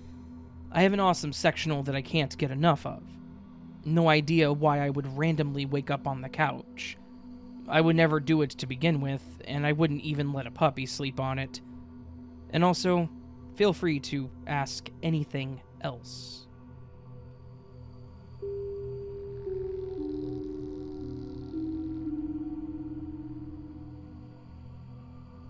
I'll start this by saying that my mom and I are superstitious, and we believe in the paranormal and weird stuff, or things such as glitches. This happened to us yesterday, and we've told a few people, and they all think it's extremely weird and isn't possible. My mom and I were coming back from New York. We were on the highway and were going to take the Mansfield exit to go through town. All of a sudden, after a weird fog that lasted maybe 10 seconds, we were on this long road that we don't recognize. And the next exit is Sebring. Sebring is 18 minutes away from Mansfield. Sebring is also an exit coming back from the opposite way, which is further into Pennsylvania and nowhere near the New York border. We came up on the Sebring exits as if we were headed back from the opposite side of the state. We're both trying to put it together, and the last time we remember seeing was 420, of course. And we were never conscious of the time until it was 6:20. A few minutes after we got off at Sebring, we got off at the Elkland exit, one of the first exits right outside of New York, before we got back on the highway towards the Mansfield exit, when we went through the thick fog. I remember it because I said, "Holy crap," when I saw how thick it was. But our conclusion is that the fog did something to cause the glitch, and now we're just confused and missing an extra hour of our lives. To put it in perspective even further, coming back from New York, you almost immediately hit the Elkland exit. We got off there to go to a store, and we got back onto the highway so that we could get off at the Mansfield exit, which is a little bit after the Elkland exit. In order to get to the Sebring exit, we would have had to have passed 2 or 3 town exits. As I said, Sebring is 18 minutes away from Mansfield, and there's no way that we could have gotten there in the span of 5 minutes. We came at the exit as if we were going back to Mansfield and Elkland. And that's just impossible. We stayed on the highway, and we didn't make any turns or anything. It's just something that's really weird.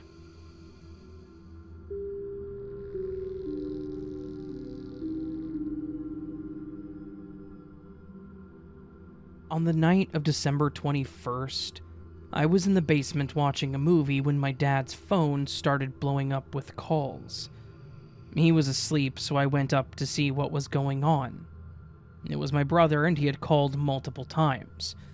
He had also called me multiple times, but my phone was on silent because of the movie, and because my fantasy hockey team's chat was super active and getting annoying.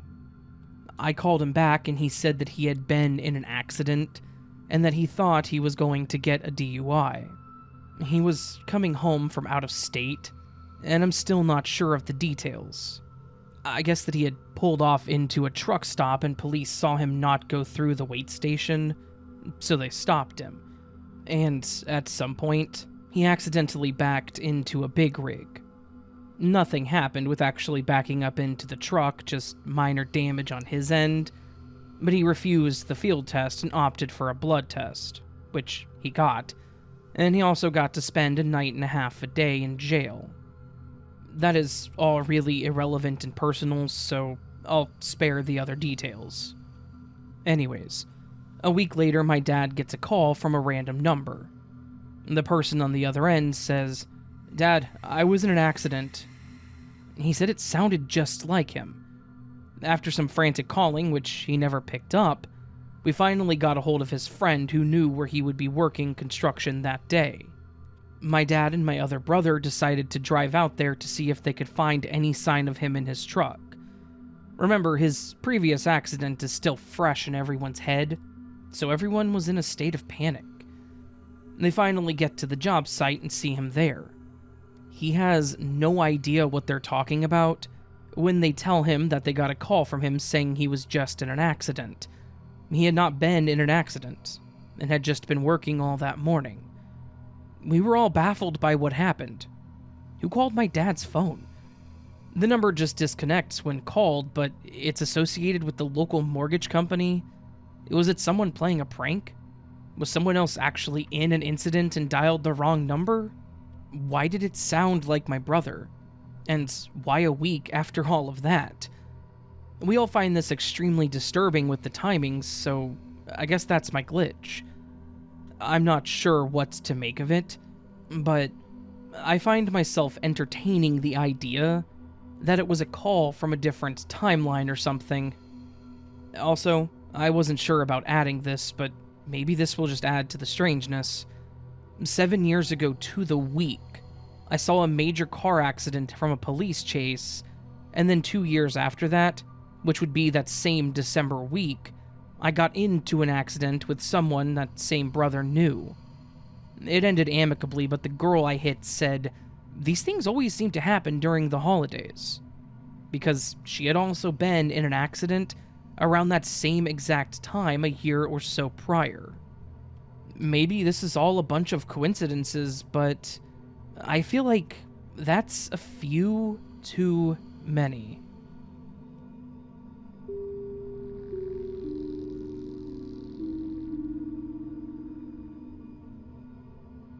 Hello, Raven.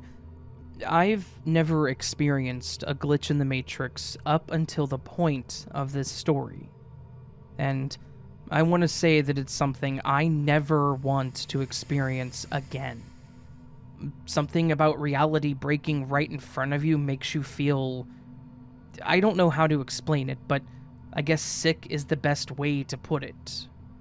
Maybe I'm just being dramatic, but something about it made me feel panicky and ill. And my event wasn't even that big of a deal, to be honest. I've been listening to your podcast for a long time now, and I always thought it would be kind of neat to go through one of these. And yeah, now I regret ever thinking that. Anyways, I guess a bit of backstory is necessary to set a bit of foundation for who I am and the whole situation. My boyfriend and I both work full-time jobs. We work a pretty similar schedule. We don't live together yet, so the times that we get to see each other are after work and on the weekends, assuming that he has them off.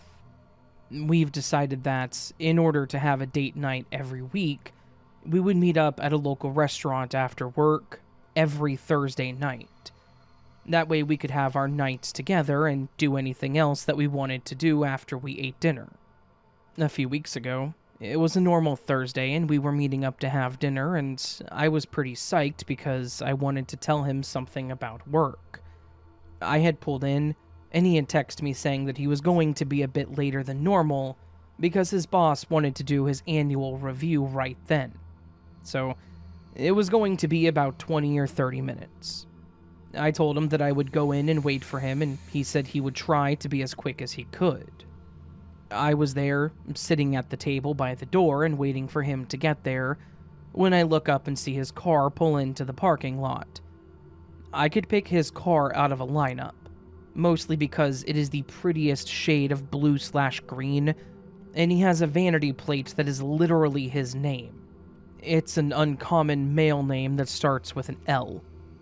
I know for a fact that I saw his car pull into the lot as I saw the color and the plate. I even saw him park and start to get out of the car. I then glanced back down at my phone, finished my text to whoever I was texting, and then I stood up to head towards the door to meet him there and give him a hug. I got to the door and looked out, and his car was gone. The spot where I saw him park was now occupied by a red Camry, and he was nowhere to be seen. I was confused, but I thought that maybe he had somehow run back to his car and parked in another spot or something. I don't know why he would do that, but stranger things have happened. I stepped out of the building and looked around, but he was not in the parking lot. I pulled my phone up and hit the button to call him to see why he had left. He answered, completely apologetic, and informed me that he had just gotten out of the review with his boss and that he was heading there right then. I reiterated what he said, kind of asking if he was just now leaving, and he hadn't been in the parking lot yet. He sort of laughed and said, "No, I'm about 15 minutes out, just now getting to the parking lot at the office." This was confirmed, because I actually heard his boss in the background saying, "Sorry I kept him later than intended. I hope you two have a good night, Rachel." We're pretty good friends with his boss, so this wasn't weird, but it did confirm that he was, in fact, still there at the office. I just kind of said okay and wrapped up the call. After we hung up, I was struck with the weirdest feeling. That sick feeling that I mentioned earlier. I was trying to figure out if I was losing it, if I was hallucinating, if I was just somehow seeing things that weren't there. But I knew inside that I saw my boyfriend pull into the parking lot, park, and then get out of his car. I have no idea why or how it all reset to the point that he hadn't even left yet, but it did. It is still, to this day, the weirdest thing that I have ever experienced. And I don't really know how to get past it beyond just writing the story out for you and trying my best to accept that things aren't always stable in this life of ours. Hopefully, I never experience another one of these, but if I ever do, I will absolutely let you know. Thank you for reading, and I hope that your listeners enjoy my strange experience.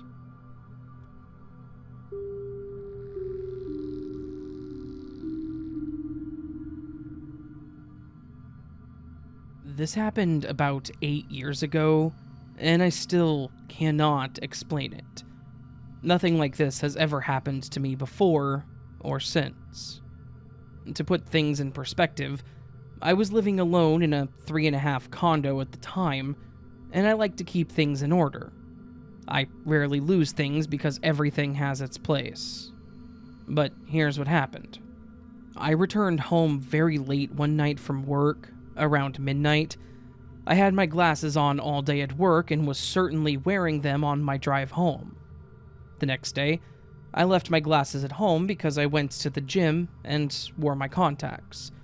I also took a taxi somewhere during the afternoon, and then spent the rest of the night at home. Then, the following morning, I woke up, took a shower, and I went to the kitchen to get my glasses. I'm not that much into fashion, so I only have one black purse, and I always used to put it on a small wooden bench in the kitchen. This purse is where my glasses case usually was, but that morning I could not find it. So, I began to look for my glasses everywhere. I flipped my purse upside down and went around every corner of the apartment. I called my work to ask if they were there, even though it was impossible since I came back from work with my car, and I need my glasses to drive. I knew that I left them at home the day after work, but I checked with the taxi company anyways, and even went back to the gym to be sure. Those were $300 glasses. I did not want to lose them. So, after 2 weeks of wearing contacts and searching for my glasses, I came to the sad conclusion that I, somehow, had lost them. I took an appointment to get a new pair since I really liked my old frame. I took the same model, but a slightly different color. Cost me another $300. About 6 months later, one evening I go to the kitchen to get something and I see my glasses case on top of everything in my purse. I still don't know why I took a look in my purse at that moment, but a weird feeling came to me. I even thought that case looked very familiar. I couldn't understand why it was there. I took it, sat down, and I opened it, and there they were. My old pair of glasses with the little cleaning tissue, just like they never moved. I sat there for a few minutes, looking at them, completely confused. As I mentioned, I lived alone at the time and nobody came to my apartment between the time I came home from work and the morning that my glasses disappeared. And anyway, I don't see why someone would pull a joke like that.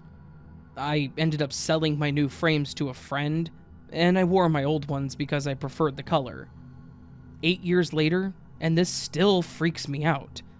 I have no clue where my glasses went for a whole 6 months. Maybe it was a glitch in the Matrix.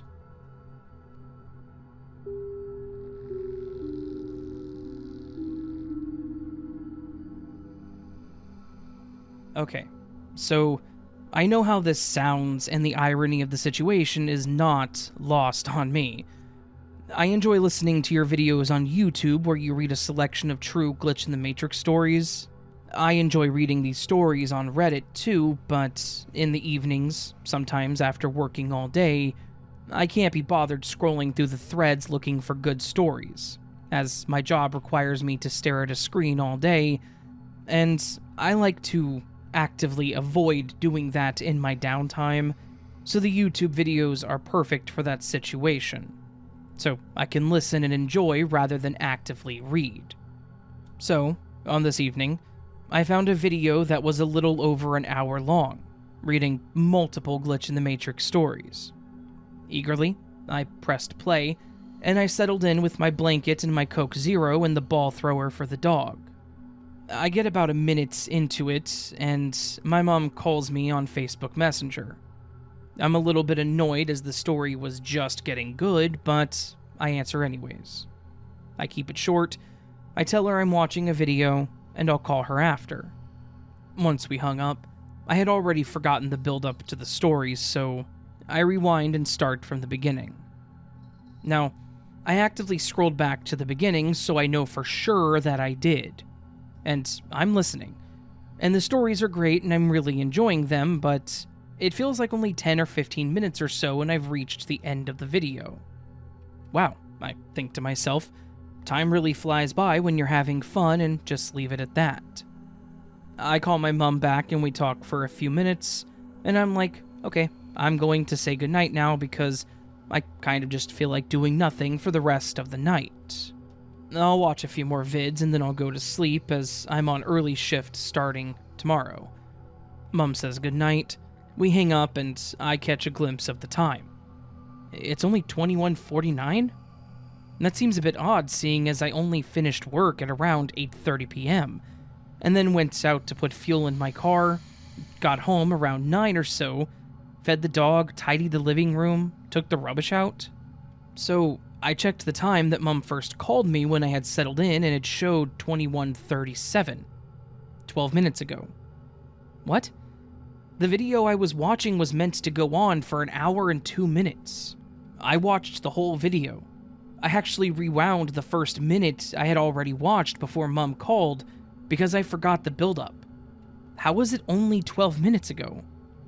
I figured the video may have skipped some stories or something, maybe some kind of YouTube issue. So I went back and replayed the whole video, and this time it took the full hour and 2 minutes, because I kept an eye on the time and confirmed that there was nothing new in the video. I had heard all of the stories only minutes ago, but how on earth did it finish in 12 minutes to begin with? I am completely at a loss to explain this, and thought it was well worth sharing. Thank you for listening to my submission.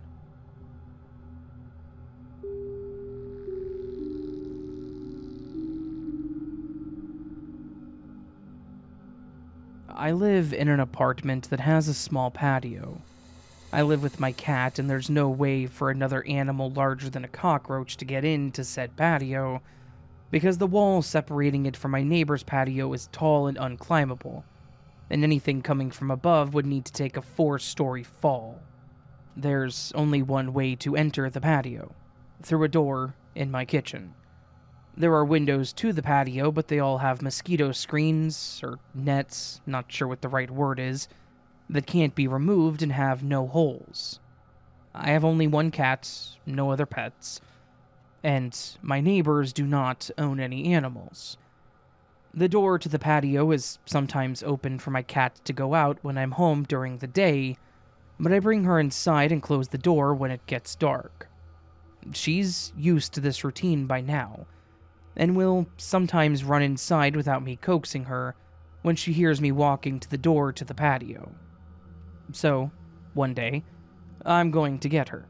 I walk towards said door and she runs inside, brushing past me. I see her, feel her fur on my leg, because I was wearing shorts. I hear her little bell go by and her soft meow of acknowledgement. As I mentioned, she knows the gig, and will sometimes come in by herself, so nothing seemed strange to me. I closed the door, looking at the floor to make sure the cloth I use as a sort of mat is not caught on the bottom of the door, because then it's a pain to open again. I go back to what I was doing, and a few minutes later, a gust of cold wind blows. And shortly after that, I start hearing scratching on the door to the patio. I thought it had to be one of two things. Either a rat had defied all laws of physics to be in my patio, or my cat was asking to go outside again. I grab a stick just in case it's the former and go to check. To my surprise, the noise came from the cat. Outside, asking to be let in. I open the door and she comes running in, meowing indignantly. As I mentioned, once inside and with the door closed, she could not have exited again. I mentioned the part of the cloth because she could not have sneaked past me as I was looking at her only way out. It's not like I only saw a dark figure and assumed it to be her. I felt and heard her too. I spent the next few hours looking at her, trying to see if she acted weird like she would if another animal were in the house, but nothing. It's been a few days, and still no sign of anything strange, other than the fact that my cat teletransported to the other side of the door.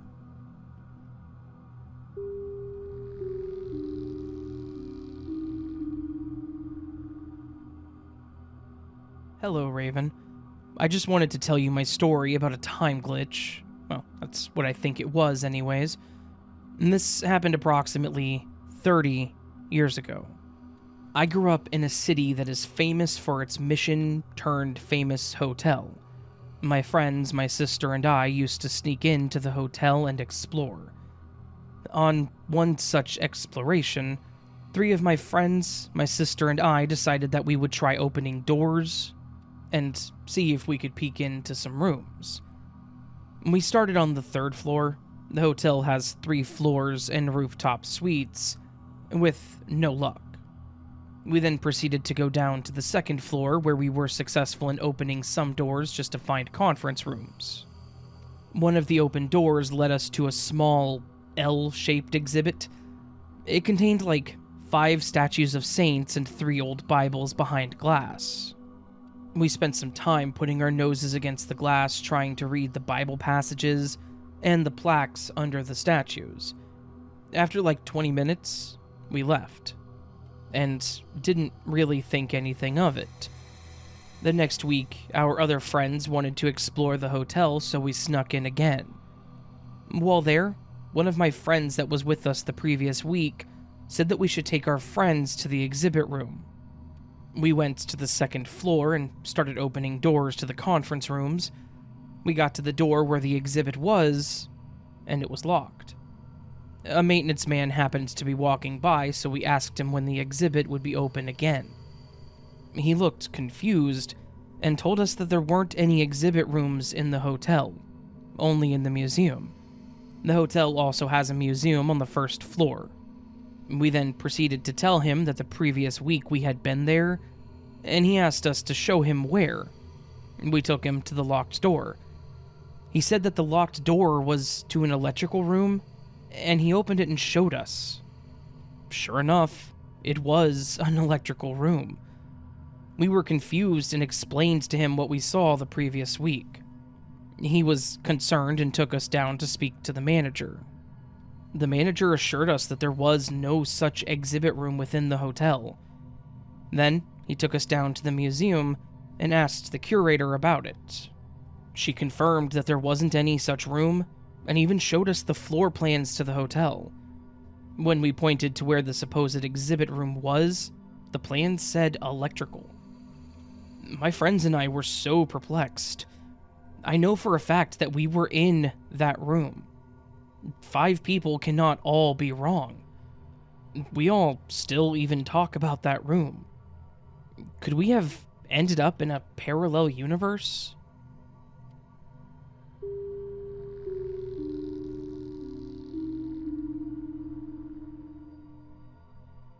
Since you guys liked my other story, I wanted to share another. This is my 2nd post here and will probably be my last one unless or until something else happens That's crazy enough to be worth sharing here. Let me be clear that this story is way longer and very different from my last one. It's nearly traumatized me for life, and it is the strangest and scariest thing that has ever happened to me. It may sound unbelievable, but it was so messed up that I have never forgotten a detail, despite being 5 or 6 years ago. So, as I mentioned, this was some time ago. I woke up in the middle of the night to the scariest hallucination. I looked at my calendar, which was right over the front of my bed on the wall, and I saw a portal-looking thing with a Slenderman-like creature jumping out of it at me and making some screeching noise. But it slowly faded away. I've never had visual hallucinations before this, so it was a first. Not too long after, I hear a very deep voice saying, "Here you go," coming from the ceiling. It was so deep that it was like it wasn't speaking, but I could feel the words in the deep rumbles. Then, suddenly, a tiny plastic toy tiger fell from the ceiling straight into my lap. I could barely see, but I picked it up, examined it with my fingers, and instantly recognized it. I put it on my nightstand and just continued sitting up in my bed, completely in shock. I could not physically move, but tears were still streaming down my face. I just sat there frozen for 10 minutes because I was already terrified, and then that happened. I cried myself back to sleep and then woke up at my usual time, thinking all of this was just some insanely vivid hallucination because I was tired. But then my stomach dropped. I looked at my nightstand and I saw the toy tiger right where I remembered putting it after it fell. I have no history of sleepwalking, and I know for a fact before that night, the tiger was in the rec room in the toy box, along with all the other tiny plastic animals that we had. I spent the rest of the morning showing the tiger to my family and telling them about what happened. I still don't know what happened, how much of that was real and what wasn't, but I know for sure the tiger falling out of my ceiling was. Just thinking about it makes my eyes tear up, even right now. Maybe the voice talking to me was real, or some entity made me have such a vivid hallucination. I don't know, and I still to this day cannot explain it.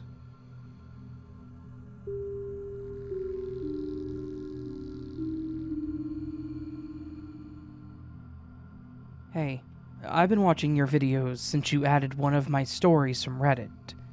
I was about to post this on Reddit, but as I was listening to your latest video while doing some chores, I thought, why not? And here I am. These events took place during many years and between 3 people. Myself, my little sister Nicole, and my best friend Zorzette. A couple of years ago, when I was 14 years old, I had my first past life memory dreams. Or so I believe they were, anyways. In between those dreams, I would always meet this woman with mesmerizing green eyes. I had some continuing of these past life dreams, and the green-eyed woman reappeared around 2018 when I was 19 years old. In those dreams, she always guided me from afar, and whenever I would get close, she would speak in various languages: Vietnamese, French, English, and Italian. My native language is Greek, but I've been speaking English since I was 6 years old, so most of my dreams are in English. I haven't seen the green-eyed woman in other dreams before or after these dreams, but I have seen a male person with green eyes in my dreams from time to time. Most times, these male figures would either be my lover, husband, boyfriend, or just being a very close friend of mine. Those dreams felt so warm and safe. Then, my sister, one day as we were hanging out around 2018, she confessed to me that she'd been having dreams where a green-eyed woman was talking to her and guiding her through her nightmares. Then, one evening, My best friend Zorzette and I were hanging out at my aunt's house around 2019, and we were talking about conspiracies and glitches in the Matrix. When she told me about those weird dreams she has from time to time throughout the years, she said that she would see a green-eyed woman in the distance, and when she would try to get close to her, she would shake her head no. Now, the kicker is that Zorzette had green eyes, almost identical eyes. When I pointed that out, she looked spooked and went to look at her eyes in the mirror. Her eyes are a bit more light than the ones that all three of us had dreamed of. Then, we told my sister, and all of us got a cold shiver down our spines. A few hours later, Zorzette said that maybe that was a sign for us to get together, like assuring us that we would meet each other. My sister said that maybe the green-eyed woman or man is like a guardian angel guiding us. It was the summer of 2019 when Zorzette went to Cyprus and called me one day telling me she was at the dead zone, the borders between Greek Cyprus and the Turkish-occupied Cyprus, when she saw this woman with green eyes that was paying her respects. Zorzette took a picture and sent it to me. She was the same woman that I saw in my dreams. The only thing missing was either a headscarf or a nurse outfit. I showed the picture to my sister, and she said it was a younger version of the woman in her dreams. Flash forward to the Christmas holidays of 2021. My sister and I were spending the week after Christmas Day in Thessaloniki, when across the Aristotelos Square, the part near the Nikis Avenue, not the rest of it that stretches through Simiski Street, Ignatia 824 Highway, we saw the green-eyed woman. We exchanged shocked looks, and we tried to get through the people to get to her, but we could not get there in time. Since then, we haven't seen her, not in our dreams or in reality. So, what the hell is happening?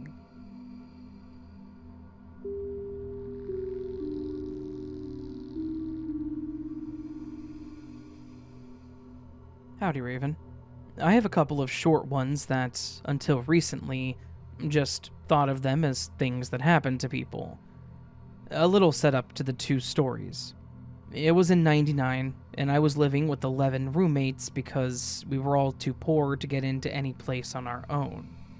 Our landlord didn't care, as long as the rent came in and we took care of the place. It was a 3-bedroom house, and 3 of us shared one of the upstairs bedroom. We had 2 queen-sized beds in this one room, and all of our stuff was sectioned off from each other. What this means is that it was hard to lose things with our organization. Story 1. So, my buddy had gotten into a program at college that he'd been hoping for, and I had just gotten a new job doing security. So, we had reasons to celebrate. Thinking we wanted something to commemorate our success, we decided to buy Zippo lighters. These, at this time, in my group, were seen as an extravagant thing to have. So, we went to the local smoke shop and looked for the ones that we wanted. He found one that looked like a pack of cigarettes and was orange with nails in it. I think it was from some movie. I bought one that had Betty Page on it. That was gray except for the picture. I had a class in college that had talked about how she had been exploited, and I knew that all of the recent merch being sold was supposed to go to taking care of her in her old age. It is important to note that these were distinctly different. We went home and promptly one of us lost one. I can't remember who it happened to first, but this was the start of an odd cycle. We both could not have our lighters at the same time. When one of us lost one lighter, the other one would find theirs. It was like the lighters shared the same code in the game, and when one asset was being used, the other had to disappear. I know that this sounds weird, but when that buddy moved out to his own place, he found nails and I lost Betty, only to have this reversed a few days later when I found Betty. These lighters were not even in the same house anymore and were still swapping places. We bought these from the same store at the same time, and after bringing them home, they were never in the same place at the same time ever again. I never really thought of this as a glitch until recently. I just figured it was something strange that happened in a house full of roommates. Story 2. While living in the same house, I would misplace stuff all of the time. I never thought about it too much because, with that many people living together, it was bound to happen. What ended up being strange was that I would find things I thought I had lost before moving in. I left home in kind of a hurry. I didn't take all my stuff, just my clothes and a box of comic books. I would lose a shirt, only to find a toy from my childhood. This would happen often enough that people gave a name to the entity that would do this. Pockets. This Pockets would take something of mine only to leave something of mine in return. I never thought of this as a glitch until recently. I moved a lot growing up. I went to 5 different high schools in 3 years. I averaged moving at least once every 2 years. Not small moves either, but states. The shortest took 2 days of travel. What I mean to say is that maybe whenever my inventory was checked, it was out of date or something, and then they would try to correct it. This would then leave an old item in place of a newer one. I realized this when it hadn't happened in a while. I've lived in the same general area for many years now, so maybe my inventory has finally caught up. Either way, thank you for your time, and I hope that these qualify as glitches.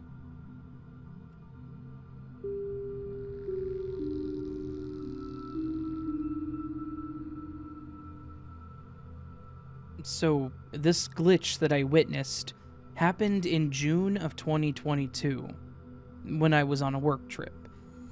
It still bothers me, and it makes me question it to this day. I work as a private stewardess on board a motor yacht.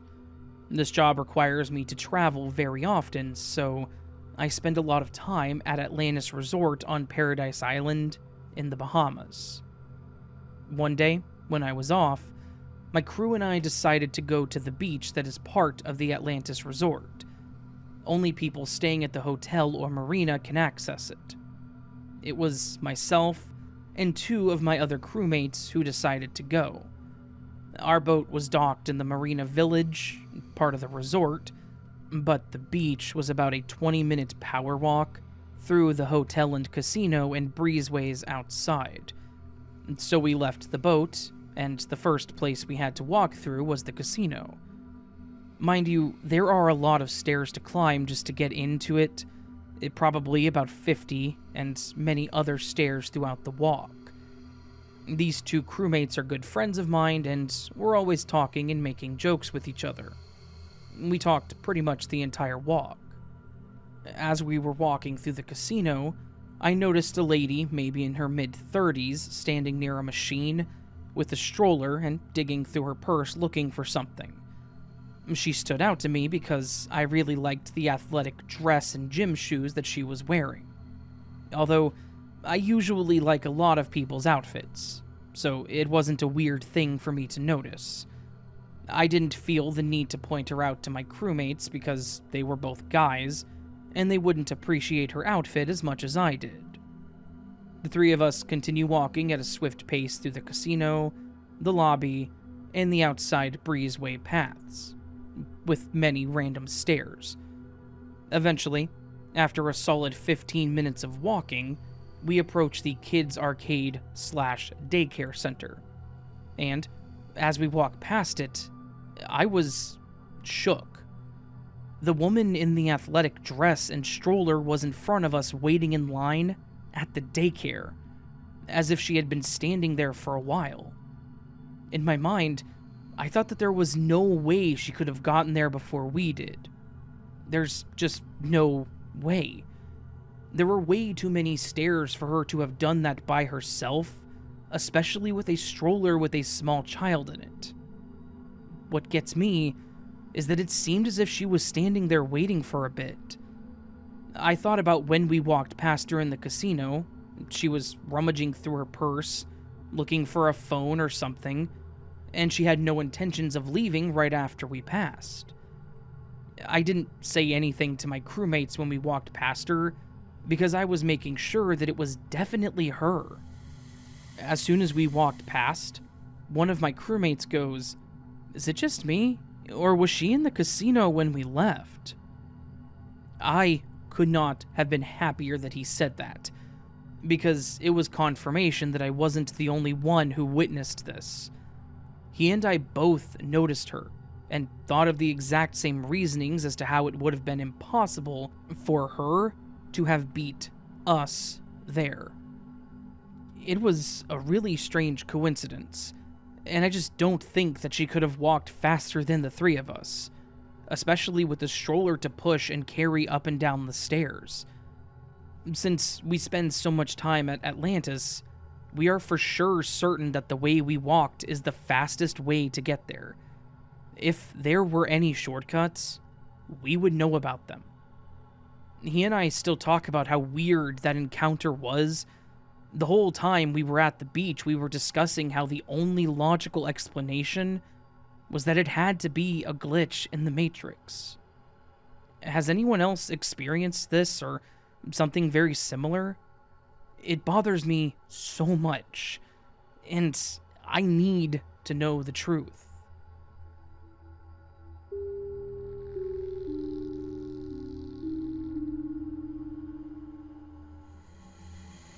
I have a story that I guess is a glitch, but to me at the time it was just a really strange and terrifying thing that happened. It happened way before I knew what a glitch in the Matrix was, and before anyone had ever thought of the term simulation theory. But looking at it now, the only thing that makes it make sense is that something happened like a glitch. For some obvious disclaimers, I am healthy, was healthy at the time, wasn't drunk or on drugs, and this is the only time something like this has ever happened. I never mentioned it to anyone else at the time, because it happened and that was it. Nothing ever came of it, or anything like that. When this happened, I was a freshman in high school, so that would have made me about 15, I think. And this would also put the story back in the early 80s. I was your normal high school student, maintaining good grades, attending all my classes, and all that irrelevant information. On the day that this happened, everything was what I would consider to be completely normal. There was nothing that happened during the day that would make me think that anything was off. I had gotten through most of the day, it was after lunch period, and I was walking in the hallway towards my next class. I had my backpack on my back, and I had one of my books in my arms. I was just walking through the crowds and trying to ignore all the noise around me, of which there was a lot. I think anyone that's walked through a full high school hallway can understand how that sounds. And while that may not sound important, it actually is. The hallways were loud, filled with the chatter of all the people that were heading to class. But that's where it got weird. As I turned the corner to go to my next class, my ears picked up on the fact that it was silent. Like it went from super loud to completely silent in the time it took me to step around the corner and into the next hallway.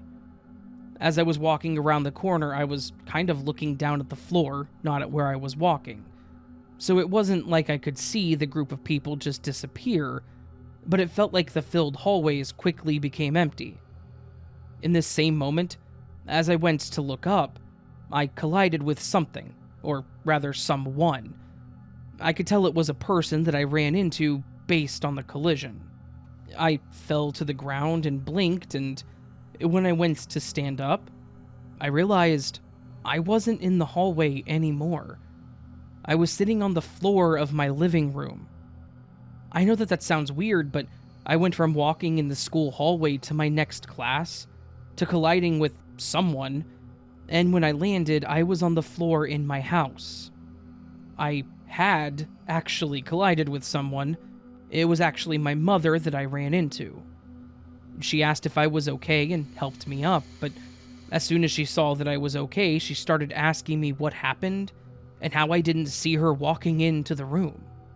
I just shook my head and told her that I wasn't paying attention. But the whole time that I was talking to her, my head was spinning, trying to piece together how I was at home. She finished up her small lecture by telling me to pay more attention to what's in front of me and saying that I needed to go get dressed or else I would be late for school. Sure enough, I was still in my pajamas. And it was morning, based on the clock on the oven. I went to my room and got dressed and just kind of sat there like, what in the name of God just happened? How did I end up at home? And that was kind of it. I got ready for school and I left as normal. The lessons when I got to school weren't repeats, so it wasn't like I had repeated the day or anything like that. It was more like I went from mid-afternoon on one day to morning on the next in the time it took me to run into someone and fall down. I don't know how, I don't know why, and I kind of just took it to be what it was.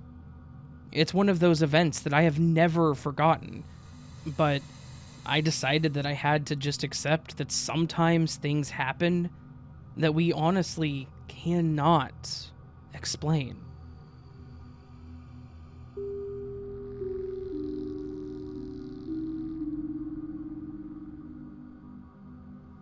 This happened last month, in January of 2023.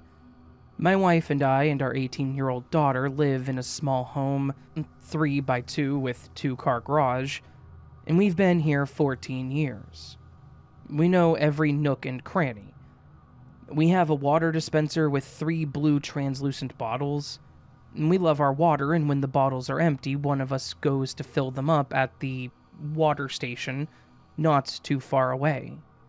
My wife went to visit her relatives in Tennessee and flew out on day 1. I took her super early in the morning to the airport. As we were leaving for the airport, I noted to myself that all 3 bottles were empty and that I would need to refill them.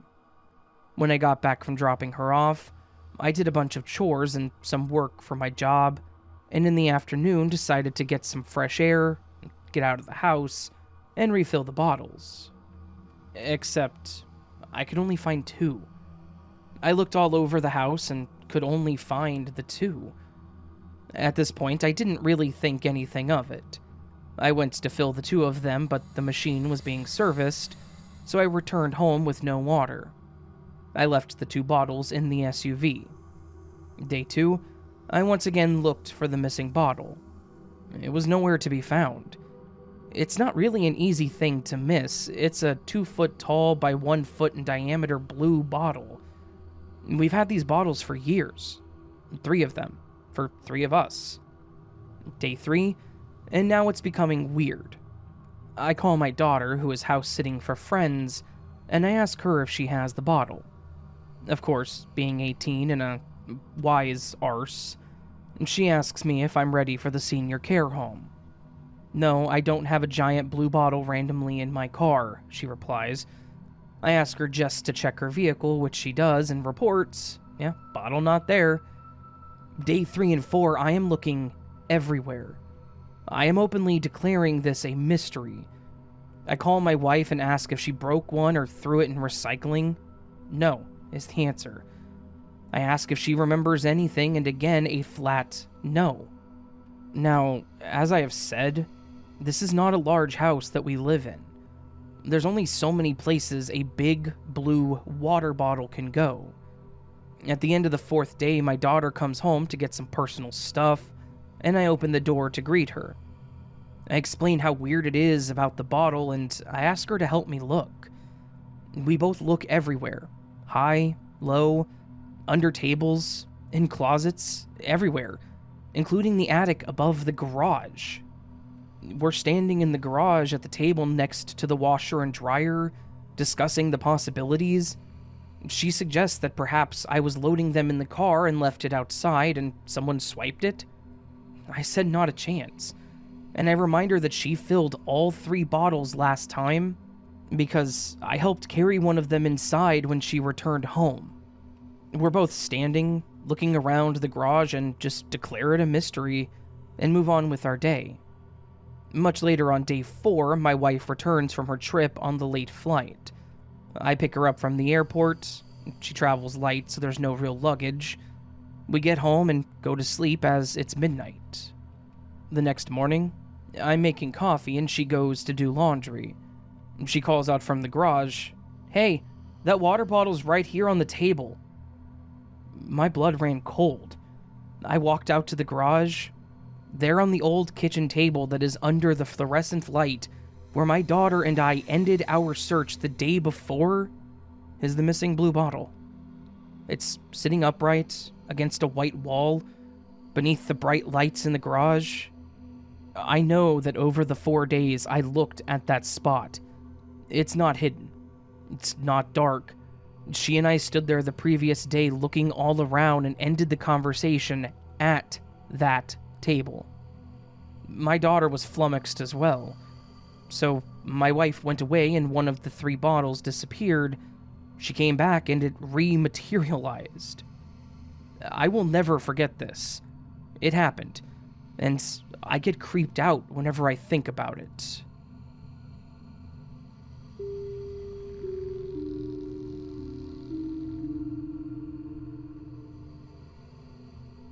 This is a bit wacky.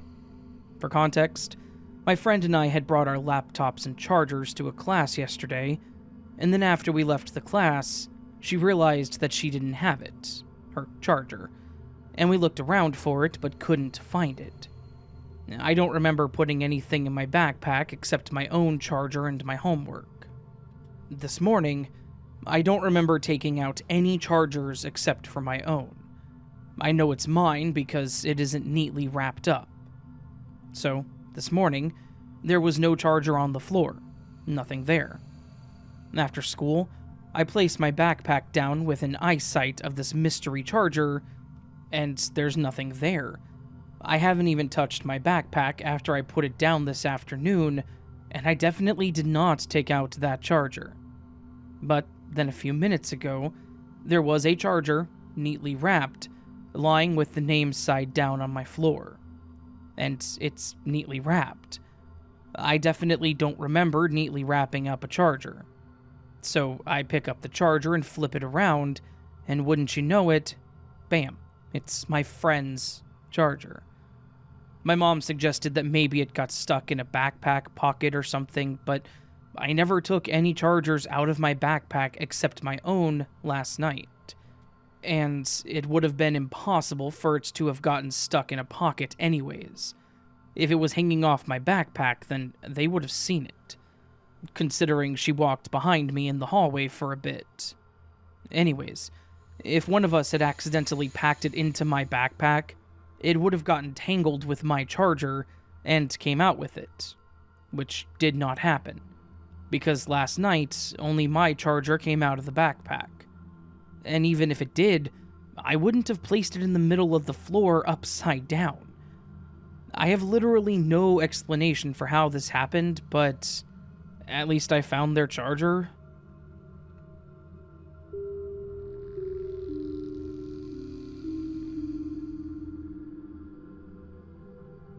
My dog was whining to go outside. Mind you, it was about 3:30 in the morning, so I let him out into my fenced yard, and I stand at the door so that he can do his business. He goes to the side of the house normally, so I don't think much of it, but after a minute I call for him because it's cold and, well, I want to sleep. The way that my fence is set up, it runs the length of my house but stops at the back and has a gate to go from the front or side yard to the backyard. The gate stays closed with a padlock, and it's about 8 foot tall. The reason that I'm worried is because I clearly saw my dog go to the right side of my house when I let him out, and when I called for him, he immediately popped out from the left side. There's absolutely no way that I would not have seen him cross in front of me, since I was kind of hurrying him. And also, When he was whining to go out, he was jumping around and happy. But after he came back, he stopped in front of my steps and sat down and just stared at me. This is very unusual for him. I had to go out and basically coax him back into the house, where he sat and stared at me from across the room until I put him into his room. Am I crazy? Or did I just let something in my house that's not my dog? Did things just glitch and he happened to just be on the other side after?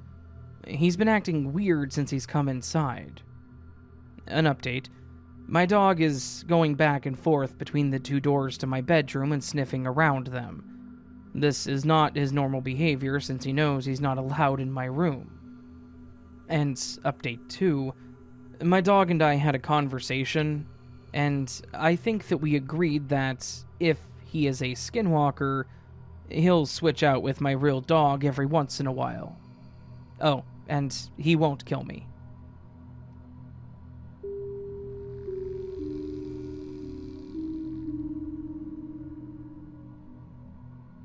Okay, first off, I'm broke. I get paid tomorrow, but I had $70 in cash that I have been using over the week. I watch children from my church on Sundays during small groups, and they pay me $30 every week. And my great-grandmother sent me $40 in the mail on Monday. Okay, awesome. I put the 20 in the 10 for my church and the two 20s in my wallet and go to the store. That's $70. I went to Shoe Show and got a pair of shoes for $21 and some change. Then I headed over to Goodwill to get a sweater and a scarf for $7. This added up to $28 that I spent. Okay, cool. I have $41 and some change in my wallet, and yes, I checked. So, this morning I went to go get gas in my car. I chose the pay inside option, got $29.80 in gas because I had $41 in my wallet, and I headed to the window to pay. I got my wallet out, and there's only $120 where there had previously been $2. I looked in every single part of the wallet, every pouch, zipper, hole. There was nothing there. Not a huge deal at the moment. I paid for the rest using my card. Then I pulled off on the side of the road and checked everywhere in my car. There was no 20 to be found. I thought, okay, whatever. That really sucks because that 20 was my life until payday, but maybe I'll find it in a shopping bag somewhere. So I got back to my mom's school, decided to check my wallet one more time, and behold, it's sitting right in the cash holder in my wallet. I know for a fact that I checked there. It was sitting right next to my $1 bill. When I checked through my wallet, I took all the cash out. The measly $1 that was still in there, all the change and a receipt. And it was not in there. I'm kind of shook, but I'm glad that I got my money back.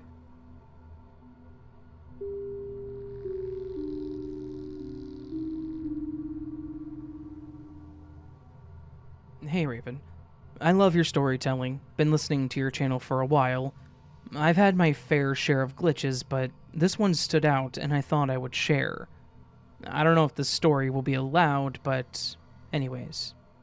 Me and my old friend, I'll call her S, were driving home after picking up over $2,000 of weed. I was stupidly giving her a lift home, just past my house, before dropping it off at my place. It's not far, so I risked it.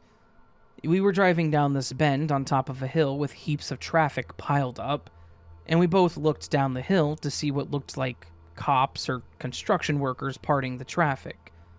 People standing on the road, traffic cones, and one of those big light-up signs directing traffic. I said, "Oh, crap. Is that the cops?" S said, I don't know, man. They were like 700 meters away at the bottom of the hill. There was no exit between where the cops were and where we were, so I was slowly driving forward, awaiting my fate, with a car that stunk of weed. If you'd stood a meter away from the car, you would have smelt it.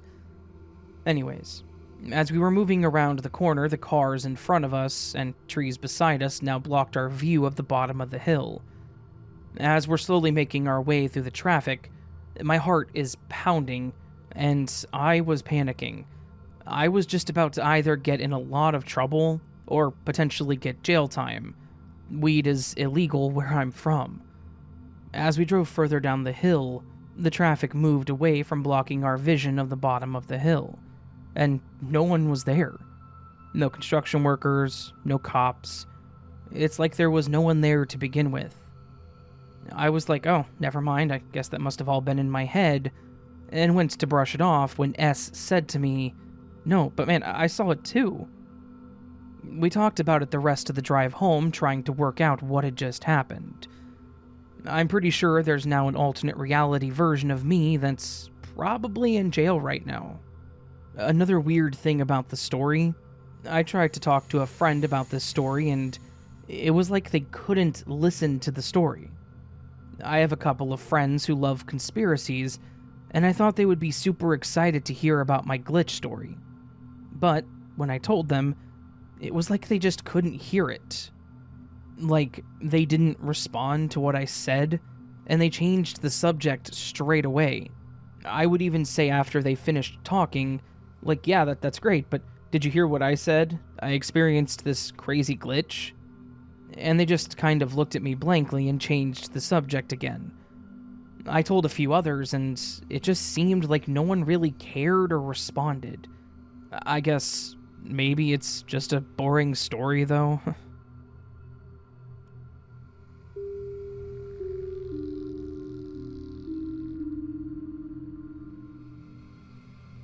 About 2.5 years ago, when my baby was only a few months old, I had something weird happen to me. Me and my husband have a really good baby. He always slept through the night and also napped during the day. One day, while the baby was napping, I was reading on my phone and my husband went out to get groceries. He went on foot to a market nearby, like a 6 or 7 minute walk, and it was really quiet in the apartment. At some point, I heard a click and footsteps coming down the hallway to the bedroom where I was with our baby. I looked at the door expecting to see my husband, but it was like he stopped at the door. I waited, and then texted him asking if he'd come home.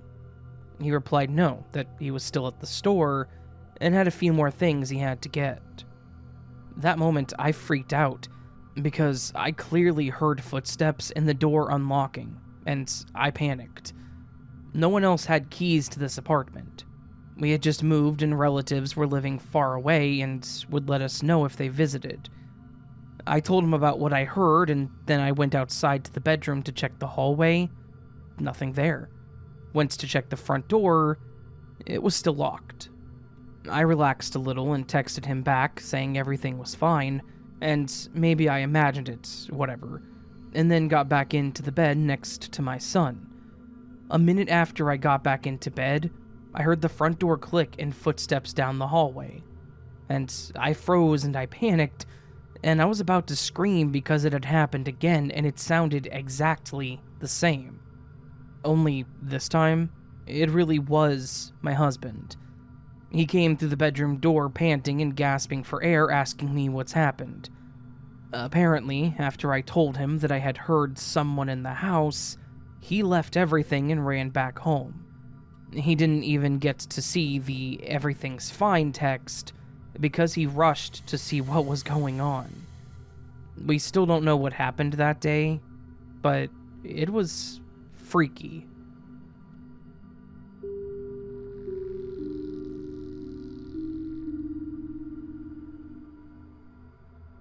I have a running list of what I believe are glitches in the Matrix.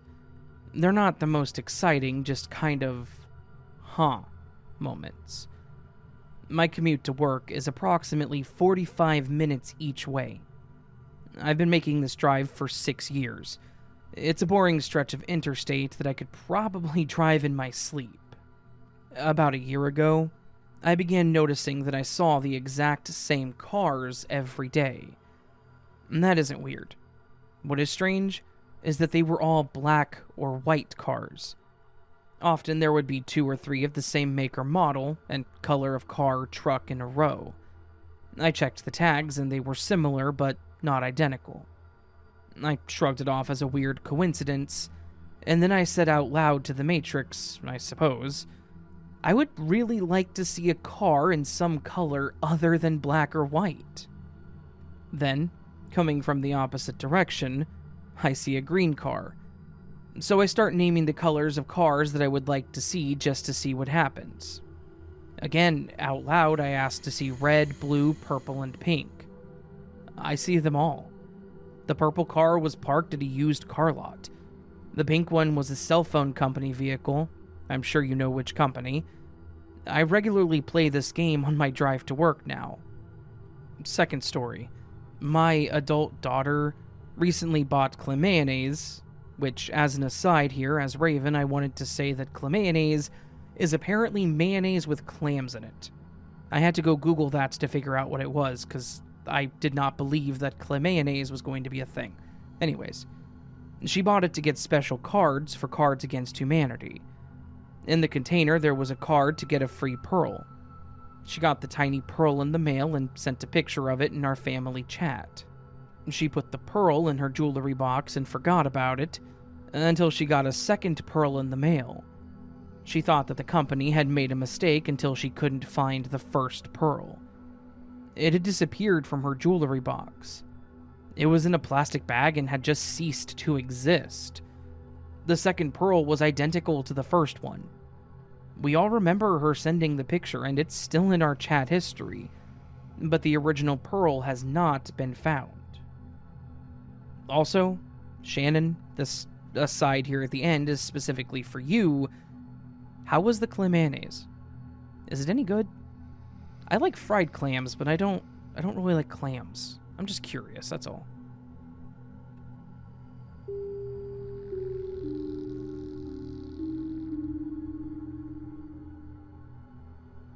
This happened a few months back, and we are still weirded out. It just makes 0 sense. Unless it glitched. I'm pretty habitual when it comes to my shoes. I hate wearing them, and if walking around barefoot wasn't so gross and dangerous, I would do it every chance I got. They're the first thing to get yanked off when I walk in, besides my bra. I'll plop down in my recliner and kick my shoes off directly under our coffee table every single time. I did this like I always do a while back after running to the gas station late one night, a couple of months ago. I kicked off my only blue pair of sneakers right there under that table. One shoe lands flat on the floor, right side up, while the other tipped on its side and was touching the table leg. Not long after that, it was bedtime.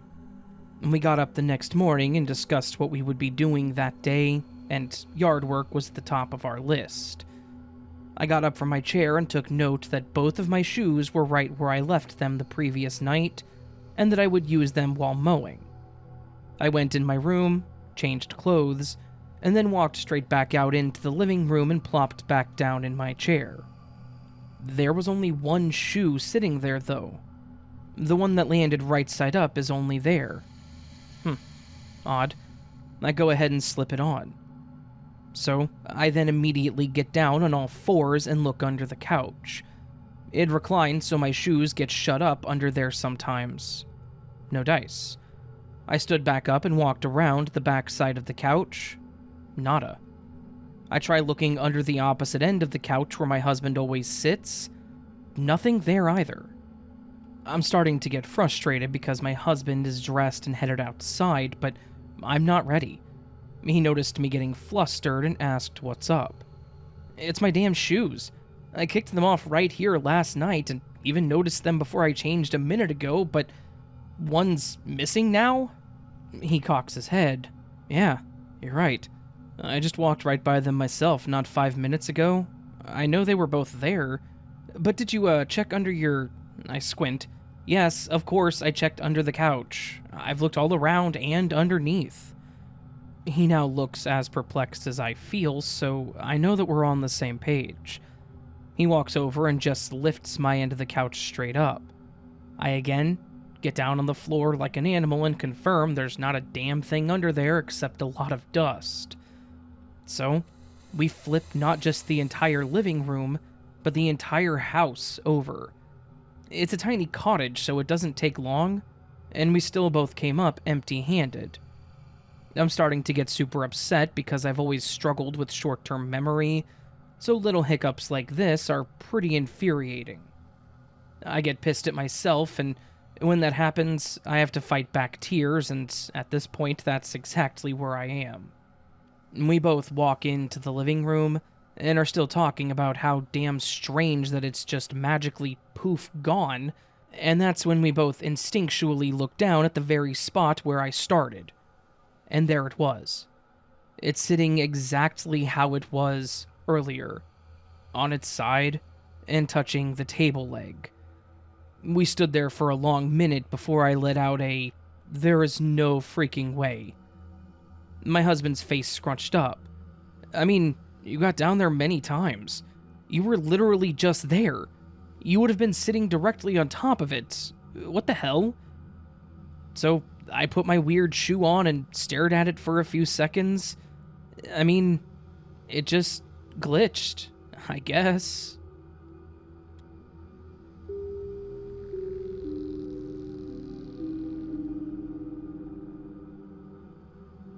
This actually happened, and everyone around me thinks that I'm making it up, or I'm just not remembering it right. It's difficult to explain and give a mental picture of the situation, but I'll do my best.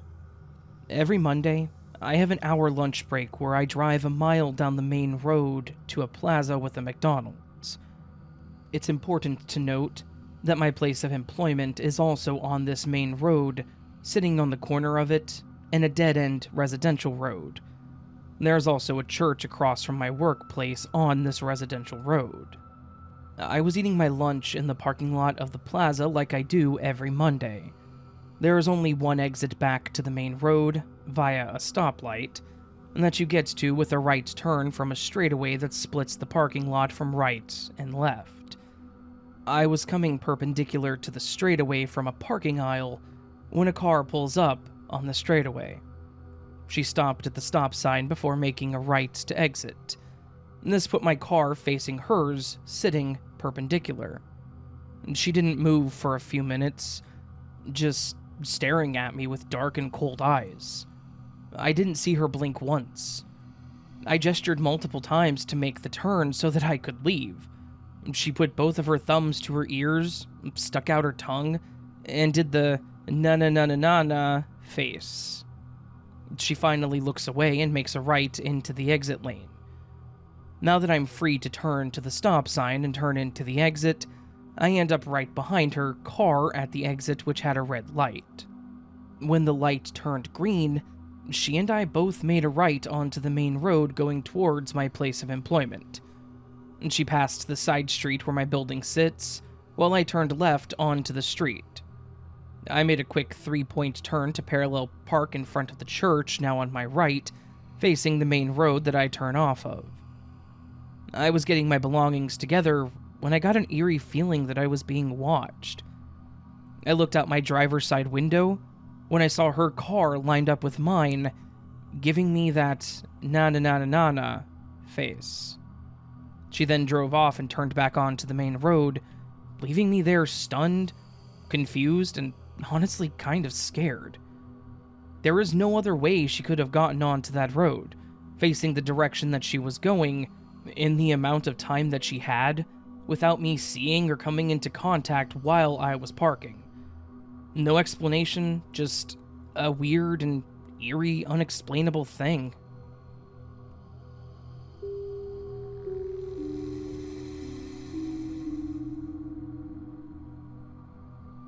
About 3 years ago, my partner and I lived in a top-floor flat. 5th floor, no elevator, stairs only flat on the floor. It was okay sized, but small enough that you could hear anything going on from any room, really. They were all very close together. There was one corridor connecting all the rooms, so you would cross each other if you were changing rooms. I was working a late shift, got in around 23:30ish, maybe midnight. Boyfriend was obviously already in bed, so I came in and went straight to the bathroom to wash up, get changed, and wind down, etc. Pottered in the kitchen for maybe 10 minutes and had a drink, and then I headed into the bedroom for the night. I get in, and I can't see my boyfriend. I presume he's just rolled up in the duvet or something, so I go over and move the duvet, and he's literally not in bed. I move the whole duvet back, and he is not there. I turned the light on, checked the whole room from top to bottom, and thought that he might be pranking me, waiting to jump out or something. But no, he's not there. First thought is, okay, maybe he's in the spare room on his computer having a late night? Nope. In the bathroom and we just missed each other's paths somehow? Nope. I checked the whole flat top to bottom. Every room, doors still locked. He is genuinely nowhere. I would hear him if he was sleepwalking or something like that. Getting panicked, I text him, "Where are you?" Maybe for some crazy reason he's gone out for a walk or something, I don't know. No response after a few minutes, so I decided to check around one last time. I go into the bedroom. He's in bed. The lights are off. He's snoring as if he's been out of it for hours. I wake him up and explain everything that just happened. He groggily suggests that I was dreaming, but he checks his phone, and the text is there plain as day. It definitely happened. He's convinced to this day that he was asleep the whole time. The whole thing is bizarre to me, as he definitely wasn't there. Where the hell did he go? He's absolutely certain that he was asleep in bed the whole time, but the text proves that I wasn't dreaming, and I know he wasn't there. Why would I panic and text him otherwise? To this day, I have no idea what the hell happened, and I don't think that I ever will. People I tell this story to are just as perplexed. I don't think they believe me.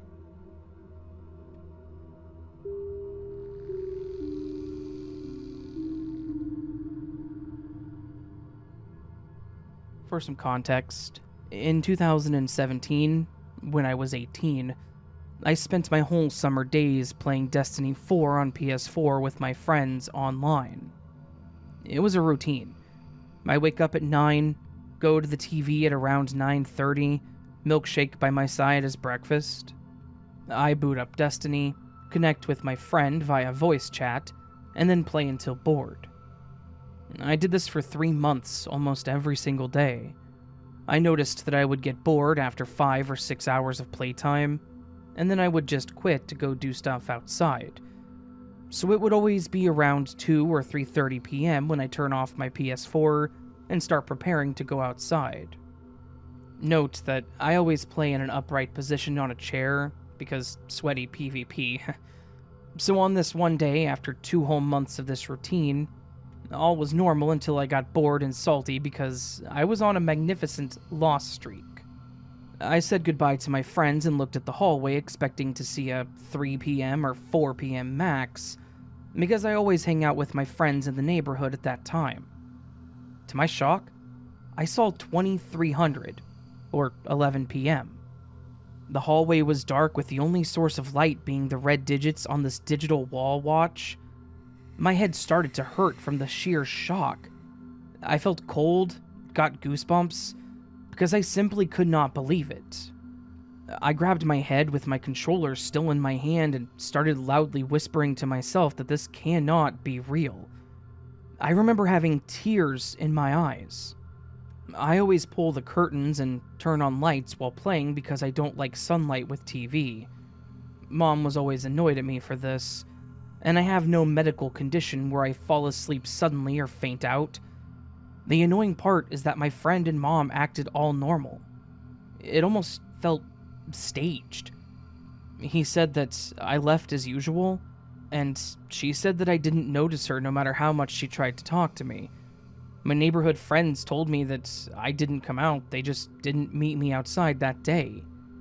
Everyone just blames it on falling asleep or not noticing time pass by. But how would I not notice 6 hours? I was literally about to start my day in real life, outside, only to see that there was nothing to start and that the day had already ended before it even started. I struggled to sleep that night, both because of shock and too much energy left in me that I didn't get to expend. I used to do parkour every day and other sports occasionally throughout the week. Anyways, thank you for taking the time to read this.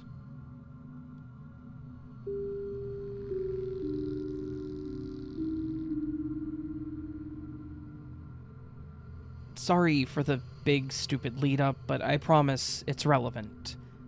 I work at a distribution center / packing plant for an advertising company. Basically, it means that I stand at a table and pack boxes full of paper all day, printing the shipping labels and stuff like that. It's a decent job and I like my coworkers, so it's not really as boring as it sounds. The warehouse is about 2,000 feet square and is more or less a giant cinder block rectangle. There are very few windows. There's an office-type area along the eastern side. It contains the break room, the unisex bathroom, and a cubicle for our IT guy, but nothing else. And the stacks where we park the forklift and pallet jacks are on the west side. The stacks are all either short enough to see over or empty enough to see through. The rest of the warehouse floor is visible open space with the receiving bay, garage where the FedEx trucks come in on the north end, and my station on the south end. I have 5 coworkers. I'll call them Mary, Josh, Matt, Alex, and Joe. Mary works at the station next to me, building the kits and packing the boxes. Josh and Matt work in the stacks, scanning out the materials for Mary and I to pack, and Alex is the aforementioned IT guy. Joe's the floor manager and my direct boss. One of the perks of my job is that since the work is kind of mindless and nobody really talks to me, they're all older than me by a significant amount, I get to listen to music while I work. I have kind of irritating and loud taste, so I wear a pair of earbuds to listen. Also because Joe keeps sports talk radio on all day on the floor, but whatever. A couple of weeks ago, I was at my station, standing, facing south. I was pre-building some boxes for a packing order we were going to have coming in later that week, so I had my music up a little louder than usual to cover up the sound of the tape gun. I could see Mary out of the corner of my eye working on something at the next station. And whenever I lifted my head, I could see both Josh and Matt in the stacks with their scanner guns and carts. Alex was in his office, as far as I knew, and I couldn't see Joe. I built another stack of 10 or so boxes. Took me maybe 6 or 7 minutes before leaving to use the bathroom. I went into the little office space and noticed that Alex wasn't there, but wasn't really focused on it. I entered the bathroom, did my thing, and left. When I got out of the bathroom, Alex was still gone. Didn't think much of it. I knew he couldn't be in the bathroom since I would have seen him come in, but I guess I assumed he had gone out onto the floor to ask some questions or something. The office space where the bathroom is so small that you can see all of it from the entrance, so he couldn't have been in there without me seeing. I walked out of the office back to my station and picked up my stuff to get back to work when I noticed that Mary was also gone, along with her water bottle and the roll of label stickers that she had been using. I looked around towards the stacks for Matt and Josh. They're both over 6 feet tall and incredibly easily visible normally, but I couldn't see them or their carts. I took off my earbuds, and I noticed that the warehouse was completely silent. No delivery trucks idling in the receiving bay, no rumble of cartwheels or footsteps on the concrete. Even my boss's radio was turned off. I left my station and walked across the floor. The motion-activated lights turned back on as I went, trying to look closer into the stacks to see if they were just out of view, but like I said, the warehouse isn't that big, and they just weren't there. I never saw Mary, Alex, or Joe either, nor any of their stuff. The scanner guns or carts or label stickers, it was like I had just imagined them all being at work today. I left the stacks and checked out the receiving bay. Nothing. And none of the garage doors were open. Break room? Also nothing. It was around 3 p.m., everyone eats at around noon and we all clock out at 4, so they hadn't all somehow gone to lunch without me noticing. By this point, I had done a complete loop of the entire warehouse, outright calling out for people as I went, and all of my coworkers just seemed to have fallen off the face of the earth. Obviously, I was creeped out, but I'd have been leaving in less than an hour anyways, so I just kind of got back to work. I put my music back on and went back to building boxes. I turned my music up loud just to have the noise. It felt like the sound of my tape gun was the only thing on the planet. I kept my eyes on my watch, and eventually, after around 25 minutes, I finally noticed movement in the corner of my eye, and I looked up to see Mary at her station, working on her label stickers like she had never left. I turned to face the stacks, and I saw Matt and Josh with their carts, right where they were before I had gone into the office. Nobody looked like they had spent the last half hour working, but they also didn't look like they had actually gone anywhere either. I didn't say anything about it, just spent the last dregs of my shift with a weird feeling at the back of my neck. Eventually 4 o'clock rolled around and I clocked out and left. I told all this to my stepdad on the way home. He works at the corporate office of the ad agency that owns my warehouse, a couple of streets down, and he said he couldn't think of any reason for anyone to just up and leave like that. It hasn't happened since, at work or otherwise. I do keep my music volume a little lower while I work now, though. I can't help but wonder if something happened, and I just couldn't hear it.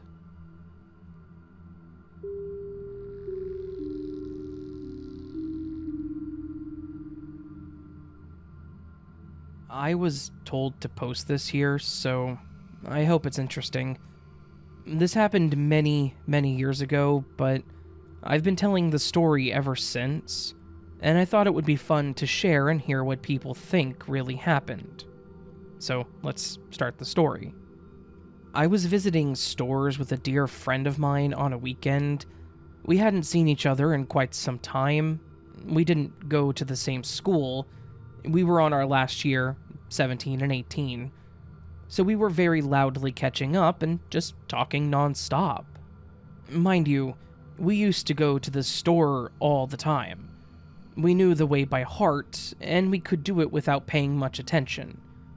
We left the store, walked to the subway, entered the subway, paid for our ride, walked to where our train would stop because it's a two-way train, north and south, and we needed to take the one going south. Again, we knew the way by heart since almost every weekend we would go to the store. The train arrives, we take the train, and we were still very into our conversation, but there was a combination/interchange, and they always announce it on the speaker. The interchange was 3 stations before we had to get off. We didn't even need to change. We hear the announcement, we keep chatting because it was fun. I don't even remember what we were talking about, but it's not really relevant. The next thing we hear is the announcement of the same station that we took the train from. Just call it Station B. So, Station B doesn't have an announcement because it's not an interchange. We're surprised because everyone is not reacting. We're at the same station that we took the train from, but we did hear station interchange and we did move several stops. Before the doors close, we get off, speechless. All the loud conversation had died. We looked at each other, and we were in the exact same spot that we took the train about 20 minutes ago. Maybe less. It was a short way. Without any word, we changed from south to north. We took another train and saw every name from every station until we reached our destination. We got down and we don't know what happened. What is curious is that they never said anything on the speakers. We have many trains in my city, so you can't just move the direction of a train or a collision would happen in minutes. You would have to change the direction of the entire city, not really possible, and no one else in the train seemed to be affected by the situation. Nobody else was like, whoa, what happened? The train is going backwards, or anything. To this day, I don't know what it was. We were also not on any substances or alcohol. It was the middle of the day, very sunny and everything. And also, I wasn't alone. And my friend also remembers when this happened to us.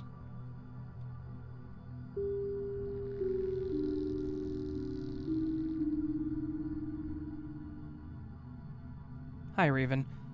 I would be lying if I said that I'm not a huge Matrix fan, having watched all the movies numerous times. Sure, they give you something to think about, but nobody ever expects to truly start questioning if their reality is real.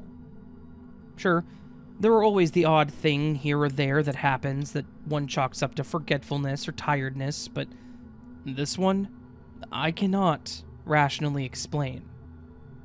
Just a bit of backstory.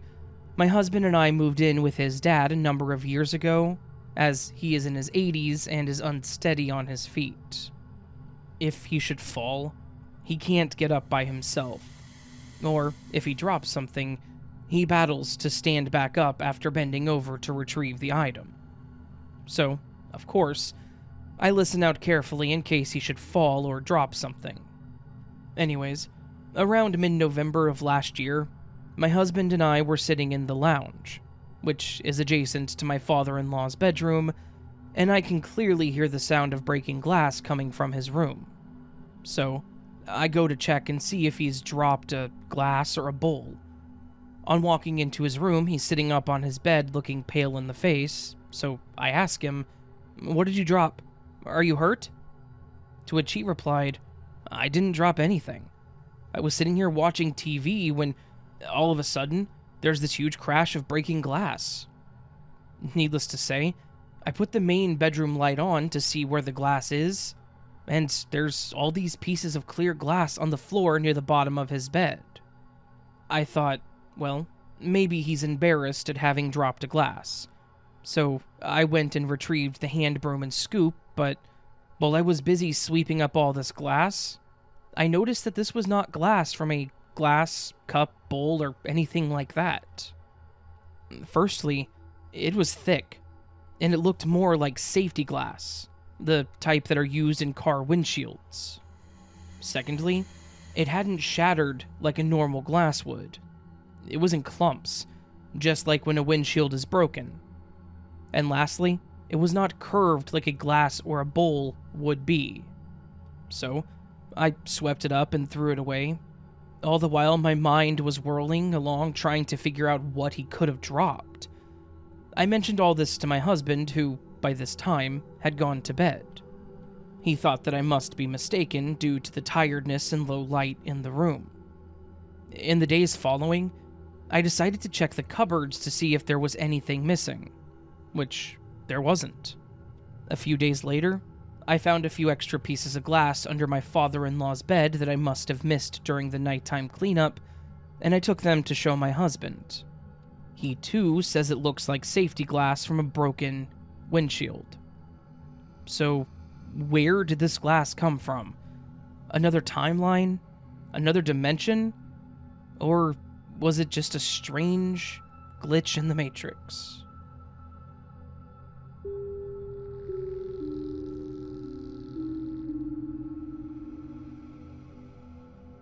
This happened around 6 years ago. My partner lived out in the countryside, not much around but farmland, bridleways, and walking trails. The nearest shop was a petrol station, which was about a 6-mile or 15-minute drive.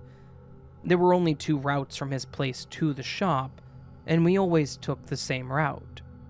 We would do this drive an average of 4 times a week. Even when not going to the shop, but driving out to the town, etc., this route was very familiar. It was pretty much one straight road cut through woodlands and forest.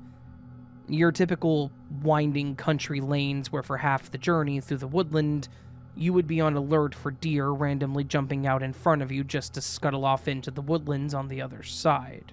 So, on this night, we're doing our usual drive to get snacks and chatting about everything and nothing. Halfway through the journey, the woodland opened up to a sort of crossroads that I had never seen before. As we approached it, my boyfriend slowed right down as a car was approaching toward us from the left and going down the road that we were just leaving. It passed us as we sat there, and then my boyfriend proceeded to the right slightly, where there was a mini level crossing. In the moments from approaching this clearing to crawling towards the level crossing, I'm looking around everywhere trying to work out where we are and looking to my boyfriend to see his reaction. At some point, I quietly said, "What's going on? What is this?" He didn't answer me, but it's possible that he just didn't hear me or didn't say anything as I wasn't asking a direct question and was just thinking out loud. As we approached, my boyfriend stopped talking and focused, and I mean he really focused, and drove carefully and slowly. The opening of the level crossing had about 3.5 foot of heavy wooden slats, and then 2 rail lines, and then another set of wooden slats as you left the rail tracks. He had a very low sports car, and you felt every hard bump as we entered and left. The car purred over the slats and then thudded hard over the rails. He was visibly and verbally conscious and careful of every bump. As we exited, we came onto a ridiculously tight lane which was so narrow that the foliage was touching either side of the car. After perhaps 30 seconds, the lane naturally widened out, and my boyfriend continued talking. I still had no idea where we were, so I interrupted him with what I considered to be a rhetorical question. I said, "Hang on, we've never come this way before, have we?" Confused, he said, "Yeah, this is the only way we come." So, we're going back and forth, and he's asking how I don't recognize where we are, and our tone between each other is getting heated as we both become frustrated with the other. I eventually say how I've never seen that level crossing before. At this point, he vocally stumbled on himself and very loudly said, "Level crossing? What level crossing? What are you on about?" This conversation is taking place as we are still driving, and after a minute, I recognize where we are, and everything was as it's always been. He goes into the shop, and I stay in the car feeling frustrated and confused. While he was in the shop, I'm running over our conversation in my head, and I'm slightly uncomfortable that he didn't understand what I was asking, or how he didn't see the level crossing. He comes back. It's more relaxed, and I'm calmly insisting that we must have come a different way, even though that made no sense to me as the last leg of the route was the same, and there's no other way to get to that particular road. To prove a point, which was irrelevant, he drove back the only other route. This confirmed to me that he had no idea what I was even asking, and was clearly baffled by what I was suggesting. We got back to his place, and eventually we let it go, and he laughed it off, saying that I imagined it, or was thinking of a different place and had merged 2 memories together. So, over the following weeks, I scoured every single map that I could find. Normal road maps, ordnance survey maps, Google Satellite, and Google Street View. I even went on different train enthusiast websites where there's a list of every level crossing and what type of crossing they are, etc. There was no trace of it. We drove that route 2 days later, and it was the same as it ever was. I had never seen that level crossing before, and I haven't seen it since. The area is known for the Bluebell Railway, so I even looked into old, disused railway lines, etc. I searched out everything you can think of solidly over a 2-week period and found nothing. I let it go for a bit and would search a few times a week, and then a handful of times a month, etc. After about 4 months, I had solidly scoured a 30-mile radius of that entire route. I did this to try and find even an illogical or irrational answer. For instance, that perhaps there was a diversion and we didn't notice it, but that's impossible as there's nothing like that even on the longest diversions. It simply did not exist. We'd been driving that route for around 3 years when this happened, and continued doing it for another 2.5 years. I knew this area incredibly well through driving around and hiking, etc. I will never understand what happened that night. I would love to know if anyone has experienced anything similar, or any suggestions as to what may have happened.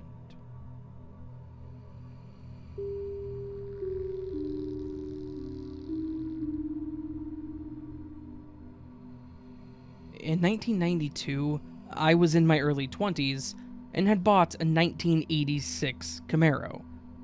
Now, my Camaro was really beat up. It had rust and dents as well as peeling paint. In other words, it was quite unique. None of the hubcaps matched, nor did the tires. I mention these details because it's important to my true story. I was driving to my dad's home on a 2-lane highway when I looked over and a person that looked like me, with my exact car, was driving in the opposite direction. That day, I had my daughter in the back seat, and that mirror image of me and my car also had an exact copy of my kid looking out the back seat window. I felt a cold chill run through my body when I saw that thing that, for all intents and purposes, was me. I'm 51 today, and this incident has never left my memory. I swear on my life that it was me driving back from my father's home. I've had other glitches happen in my life, but this one really scared me.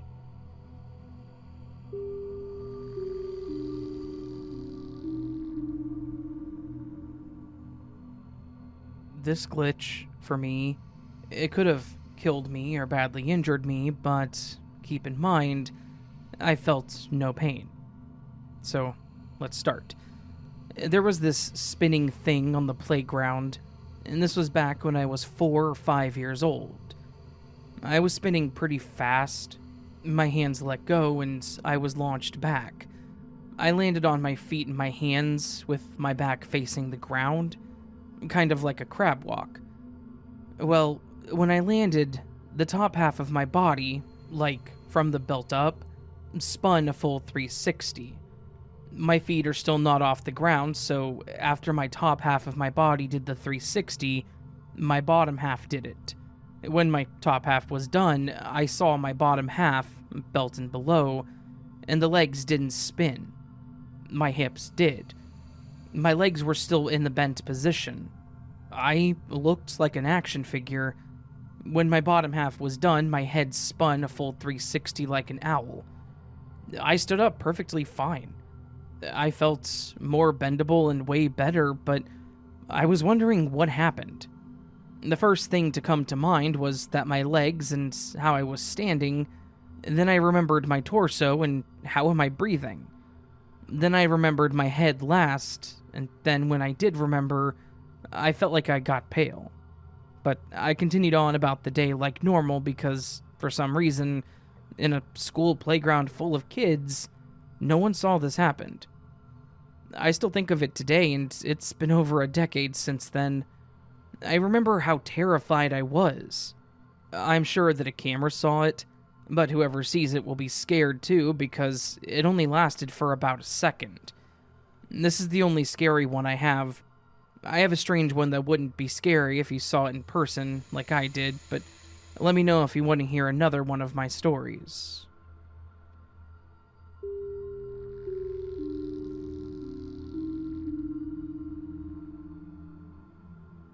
Hey, my name is Lily, and I'm a freshman in high school.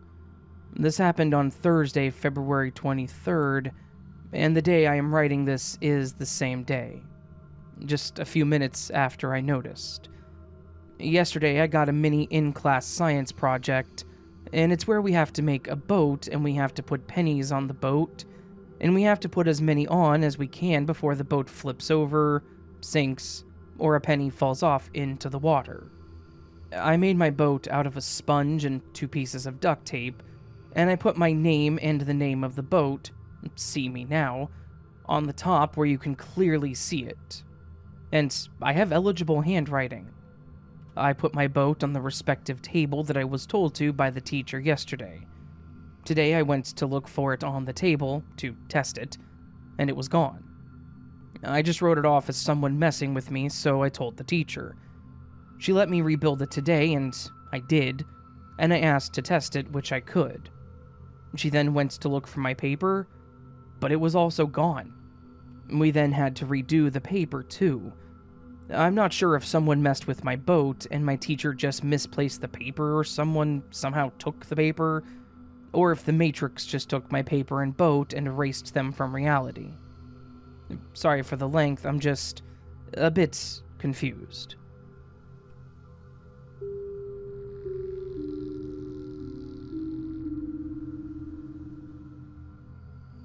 For some reason, for the last year or so, I've been having these really vivid memories of this female and I. In these memories, I'm probably around 17 or 18 years old. In these memories, this girl and I are either going to the movies, walking downtown while holding hands, having sleepovers, or even going to her high school dance. Basically, it's a high school past relationship that a lot of people have and move on from, but always have the memories of.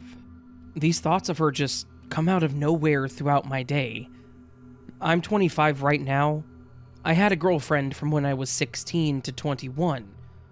These false memories of this girl just don't add up. Maybe it's my ex in another dimension? Who knows? I don't. But thanks for reading.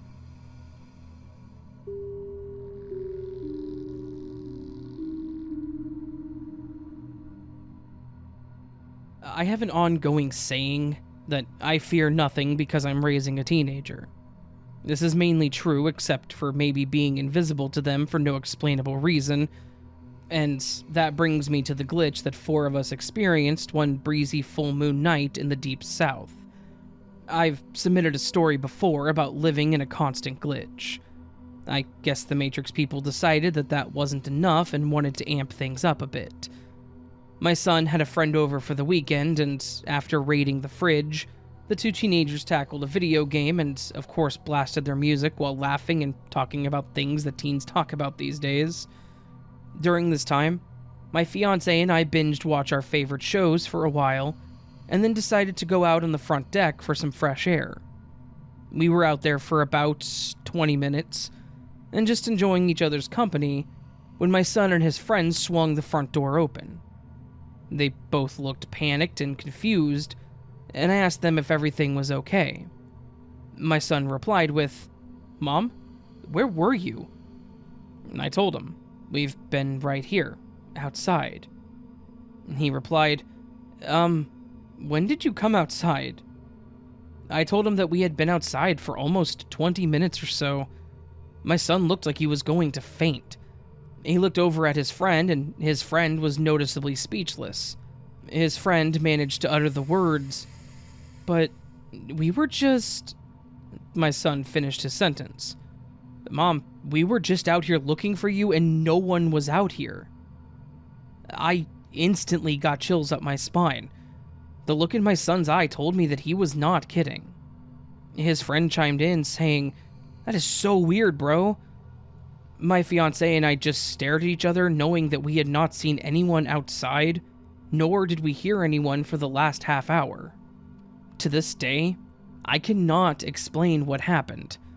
Either my son and his friends were invisible, or my fiancé and I were invisible. Or, the Matrix enjoys giving me constant anxiety with these glitches. None of us talked about what happened after that night, but I do think about it quite often. There are so many things that have unexplainably happened to so many people. They can't all be coincidences or exaggeration. There was no way that we could have exaggerated that experience. We were genuinely invisible that night, somewhere in a different time dimension, I guess. But what do you all think?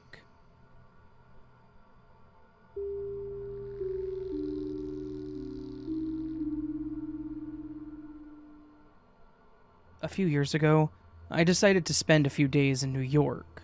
So, as I'm preparing to leave, I do all the jobs that needed doing: washing, clearing the rubbish, etc. On my return, I get ready to go back to work, and I can't find my name badge. It's 2x1 anywhere. I check all of the flat surfaces, empty cupboards more than once, look under the bed. For the life of me, I cannot remember where I put it. And I'll get charged for a new one if I can't find it. Fast forward 3 weeks, I see the bin in the kitchen needs emptying. So I take off the lid and remove the bin bag, and as I look at the bottom of the bin, there is my name badge, plain as day. To this day, I still have no idea how it got there, as the bin is on the other side of the room from any of the other flat surfaces.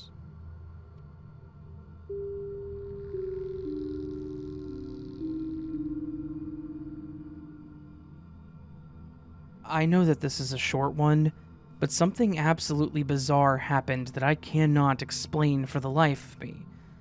Just for a little bit of context, I came off a night working 12 hours, and I know a lot of people listening may say you were probably tired and just misplaced my actions, but in fact, it was the opposite. As being my very last shift the night before, I like to stay up for a bit longer because, well, God knows why. Don't worry, that is important. I've been listening to your podcast, Raven, and I absolutely love them. At the time, I was listening to your Spotify podcast, as I've been trying to catch up on them. I would like to state that I live with my family, and they were not home during the time of the glitch, and I had asked them later on with a confused, "No, we weren't here" on their face. I was laying in bed with my phone under the pillow, listening to your podcast, but this is where it gets weird. I woke up from passing out and being in a deep sleep for most of the day, and when I looked over at my phone, it was on my bedside table and charging. I will say this again, that neither me nor my family had touched it, as I was still passed out cold. I'm still confused, but weirdly enough, I guess I thank the Matrix for looking out for me. And this is my story, and thanks for listening.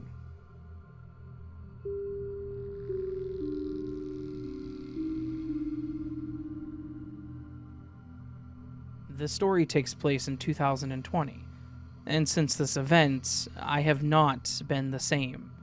Since my best friend Mike was my oldest friend since I was 5, and was 33 now, I can remember this like it was today. I heard a knock on my door and saw that it was Mike. But I have never seen Mike this upset in my life. So I asked, "How are you, brother?" He doesn't answer. It was an awkward silence for a second, so I look at his face, and he looks devastated, sad, and lost, and he was stoic like me. I don't even know where to begin. So I tell him to take his time and ask if he wants a beer. He nods and composes himself, and then he says, "They're all gone." I asked who. He responds with, "Everyone." Mike had 2 girls and a wife, and they'd been married since 2010, happily, and me being shocked thinking she left and took the kids, so I started comforting with a hug and asked what happened. After about 30 seconds, he says, "It started a week ago. I called my parents to tell them happy anniversary, and it wasn't them. It was an elderly couple that had just gotten the phones. And yesterday, my wife constantly argued with me that we didn't have kids until I woke up, and everything changed. They vanished." Out of shock, I say, "You're joking." But if he was, I would have known it. He had this look of deep sadness and dread on his face that I've never seen before or since. He looked me right in the eyes and said something I'll never forget. "I'm doomed." That gave me the chills. If this was a prank, it was an elaborate one and had no payoff. But how was this possible? I believed him, and I offered him a smoke because we both needed one at this time. He wasn't a smoker, though, and I only smoked socially. So I give him one, and a minute later he leaps onto me and burned me. I was like, "What the hell are you doing? That hurt." He sits down and then enjoys his cigarette and says, "I'm sorry, but please don't forget me." At that moment, I got over it. This man was my brother in every sense of the word. "Crash here tonight," I said. And after an hour of trying to get him down, I'm ready for bed. I get him some covers and tell him goodnight, and he says, "I love you, bro." And I say it back to him. The next morning, I go out to check on him, and he's gone. So I check out to see his Jeep, but it's gone too. I'm perplexed. So I eat, grab my phone, scroll through my contacts. His number is not in my phone, which isn't possible. Nobody can get into my phone because it's fingerprint protected. So where did it go? I start pacing, and after a while I think to myself, was this a prank? Where did he go? Did he vanish too? So I decide to go to his house, thinking to myself, there has to be a logical, reasonable explanation here. I get to his house, and I knock. An older woman with gray hair and glasses and a tiny dog answers the door and says, "Can I help you?" I try to stay friendly, and I say, "Is Mike here?" She looks confused and says, "No, there's no Mike here." I'm shocked. I close the door and say, "Oh, thank you, ma'am." I'm just confused. What was happening right then? How was he here yesterday and then gone off the earth the next? After an hour, I think to myself, you know what? I'll go look at my scrapbook at my mother's house, and I did. But I'm terrified. There was no Mike in my scrapbook. It still gives me chills to this day. I try not to think about the fact that I have all of these memories of somebody that was mysteriously blinked out of existence. Maybe he did exist, but was moved to a different timeline? Or just a glitch? I don't know. But I do know that as chilling as this sounds, I still do have a mark on my arm where he burned me.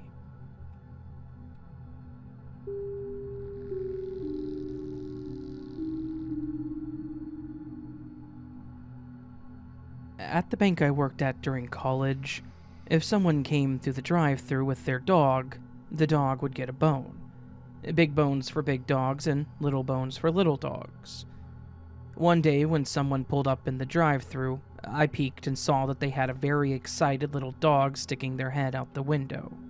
I grabbed her check, went back to my desk, cashed her check, and stopped on my way back to the window to get a little bone.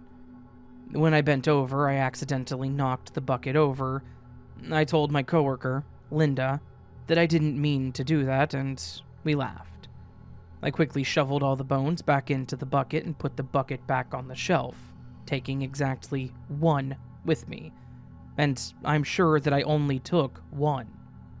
I opened up the compartment, put the lady's money and the bone in the compartment, and then slid it outside.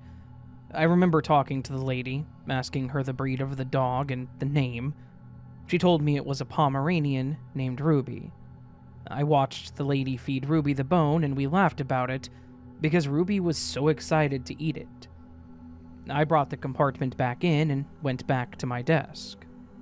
Linda helped the next customer, and when she slid out the compartment, the customer said, "Why is there a dog bone in here?" And Linda was like, "Oh, the customer before you must not have taken it for their dog." But I watched the dog eat the bone.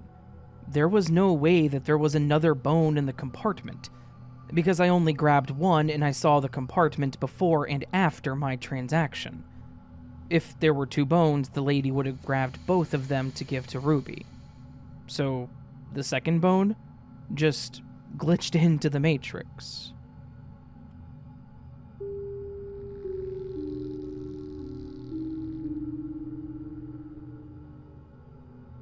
My story happened when I was around 16 years old. I'm 32 now. It was a long time ago, but I still remember it like it was yesterday. One day, early in the morning, before getting up for school, I wake up to a loud sound from a horse. I don't know how to say it in English, but you know the sound that horses do. It was very loud and close, loud enough to wake me up. Since it was the first time that I was hearing it, I didn't think too much of it, and thought maybe I was just dreaming. Then, during the course of the day when I was at school in the middle of class, I heard it again. And since I live in a city and it's not common to hear horses, this time I thought it was strange. But I still didn't give a second thought to it. The next morning, I wake up again to the same horse noise. This time I asked my mom and my sister if they also woke up to this annoying horse sound, and they both looked at me as if they didn't know what I was talking about, and they laughed it off. So I thought maybe they were sleeping soundly and just didn't hear it. Like the day before, I get to school and there is the same sound. But this time I hear it several times during the day. I start to think, this isn't normal, so I ask my friends, not knowing at this point that I was the only one hearing it, what the hell all the horse sounds were all day. Was there some kind of event going on that I didn't know about? And, just like my sister and mother, they look at me like, what are you talking about? What horse sounds? And I ask, you guys don't hear it? I started to freak out a little. And once I got home, I talked to my mother and tell her that I've been hearing horse sounds all day, but I think it was just me. And she says, what do you mean it's just you? I say, well, you and my sister didn't hear it this morning, and also my friends don't hear it at school despite it being so loud and clear. I'm starting to get scared that I'm going crazy. Am I just starting to hear voices in my head? Tears start coming down my face as I'm panicking and in fear that I am going crazy. My mother hugs and reassures me that I'm not crazy and tells me to tell her the next time I hear it. It didn't take too long for me to hear it again, so I run to my mom screaming, "Now, Mom! I heard it just now! Did you hear it too?" My mom didn't want to scare me, so she said yes, that she had also heard it. But my mother is not a good liar. And as soon as I saw her face, I knew that she was lying. She started to get worried but didn't want to scare me, but I could see it on her face. She didn't know what to do or say, and all I could see was that worry. This went on for almost a week, and every time I heard the sound, I would start crying and cover my ears in a panic. And then, after a week, it stopped. Just like that. 16 years later, and I've never heard it again. I had never heard it before this incident, and I haven't heard it after. So, to this day, I don't know what it was, and I actually feel uneasy every time I hear or see a horse.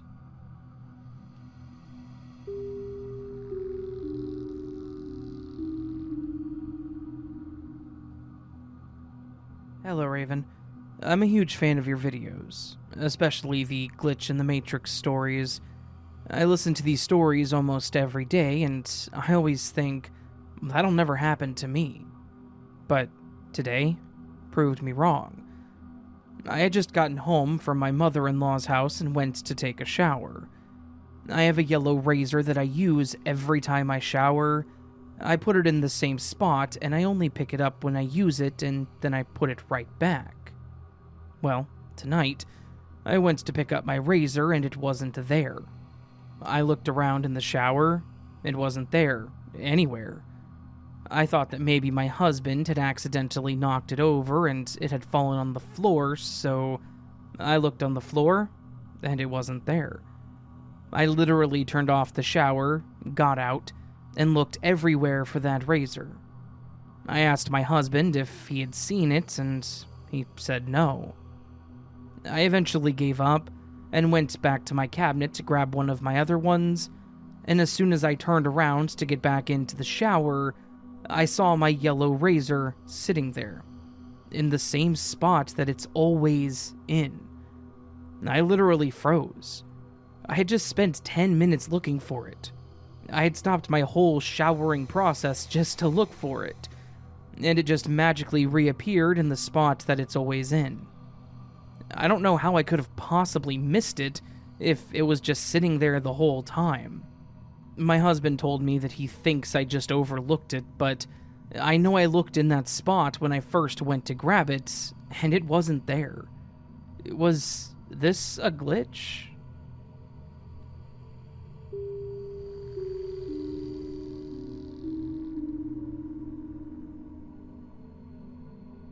I moved to Norway some years back after marrying my husband who lived here.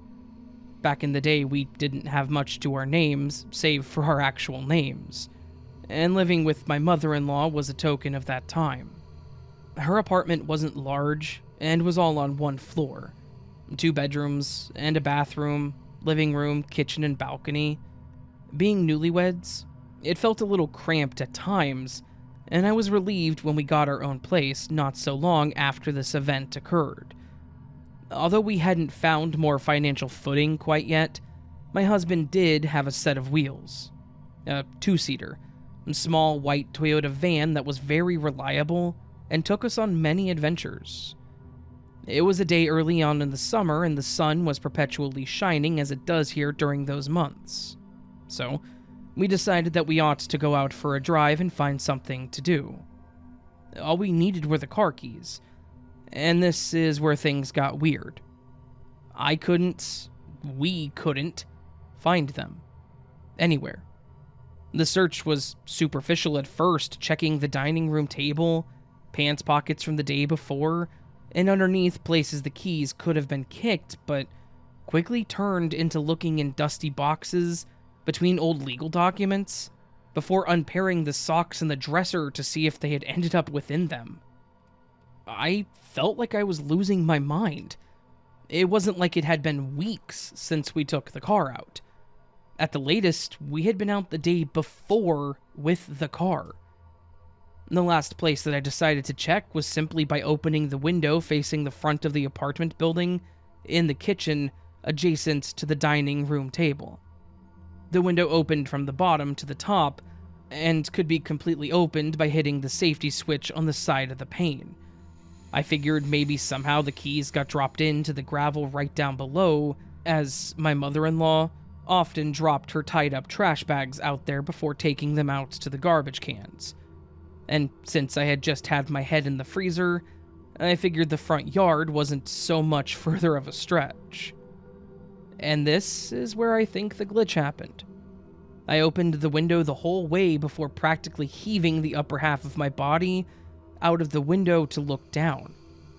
And as I did so, I felt everything spinning.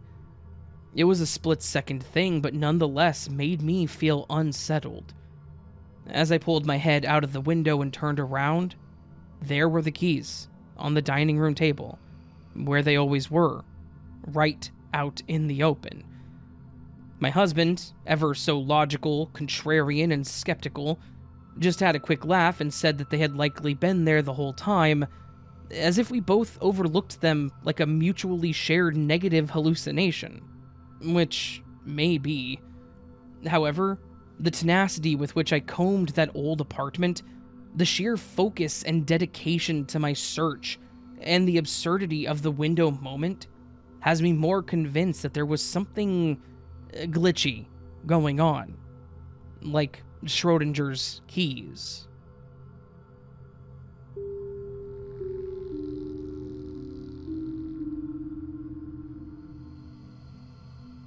I'll try to keep this short. I used to travel a lot for work, and that involved flying out of O'Hare Airport in Chicago. It's always so busy, especially in the mornings. Some context. In the United Airlines terminal there is a separate Concourse C that requires you to go down a long escalator through a 300-yard tunnel and then up another escalator onto the concourse. This is the only way to get there from the rest of the airport, and it takes roughly 3 or 4 minutes to make the trip from one side to the other. One morning, I had just gotten through security and was running a bit late, so I was headed straight to my gate on the C concourse. As always, there were tons of people, but as I was walking to the entrance to the tunnel, I saw a couple walking towards me. They had just come up from the tunnel on the escalator. The guy was shorter, in a bright yellow flat bill hat, had thick black glasses, and was wearing bright blue sneakers. His girlfriend had very bright red hair and was slightly taller than him, so they stood out to me as being more memorable. I didn't think much of it. I immediately continued down the escalator into the tunnel to get to my gate. There are moving walkways in the tunnel that I used just to be quicker, and as I was coming up on the other side, and stepping off the escalator, I saw the exact same couple walking towards me to get onto the escalator to go down. The hat, the sneakers, the glasses, the hair, everything. They were so unique looking to me that there's no way it could have just been a similar looking couple. There is no way that they could have turned around and gotten back ahead of me either, or gotten back to the other side that quickly any other way. So, was this a glitch? A replication in the simulation? Did I jump back in time a couple of minutes, or did they? I still have no explanation for this.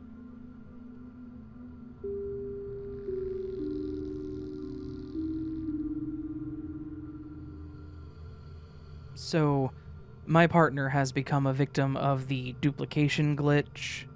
Let's start at this last Christmas that's just gone by. Myself and my partner are doing some last-minute gift buying for each other. I bought her a couple of beauty tools, like makeup brushes, hair ties, and a set of tweezers.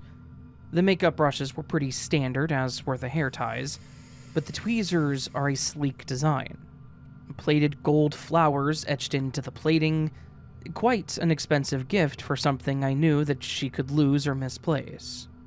So, for that matter, she always left them in the bathroom on the side of the sink so that she couldn't lose them. Fast forward to around 30 minutes ago, I'm the only one in the house as she has already left for work. I go for my morning shower, nothing out of the ordinary, and whilst I'm in the shower, I hear a clinking noise like metal hitting a tile. I pop my head around the curtain, do a quick eye of the room, and nothing seems amiss, so I return to enjoying my shower.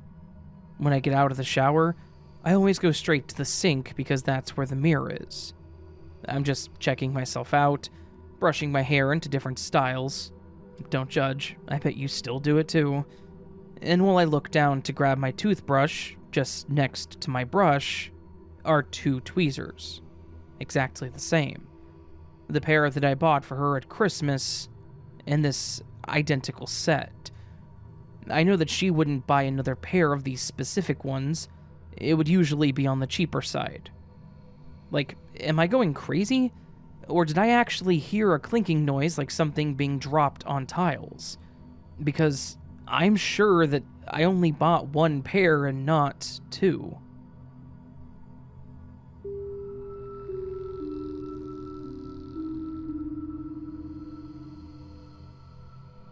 Hi, Raven. This is the second of my really weird experiences that I've had, and this one happened just this past Friday evening. Our daughter is married and lives not that far from us, but since she has 2 children under the age of 2 years old, with the youngest being only 3 weeks old, we don't get to see her too often, as her hands are full. So, we often WhatsApp video call each other. That way we get to see the grandchildren, and she gets to see that we are doing well. Anyway, Friday evening she gives me a WhatsApp video call, and she's on loudspeaker. Only her voice is not coming from my phone. It's coming through my clock radio. Now, my clock radio is about 5 years old. It is very basic, as we only use it to check the time while getting ready for work and to listen to the news and traffic reports in the morning before leaving the house. The rest of the time, the radio is off, as in totally switched off. Not with the volume turned down, but totally off. I'm trying to make this as clear as possible, as I'm sure there will be people who think the conversation could be heard through the radio because the volume was just turned down, but no, it was off. Over and above this, my clock radio does not have Bluetooth. It doesn't even have that as an option. As I said, it's a very basic model, so there's no way my phone could have connected to my radio. I was so shocked that I called my husband to the room to come and check. He stood next to the radio on my dressing table and could clearly hear our daughter's voice coming through the radio. Once he had confirmed this, it just stopped and came through the phone speaker, almost as if the programmer suddenly realized the mistake and corrected it. So, if there's someone out there that can offer a better explanation, I am more than happy to listen, as these glitches seem to be happening more often and have become more noticeable. But thank you again for your time, and please keep up the great work that you do. I love listening to your podcasts as they make the day so much more enjoyable and reaffirm that I'm not going crazy, and that these things don't only happen to me.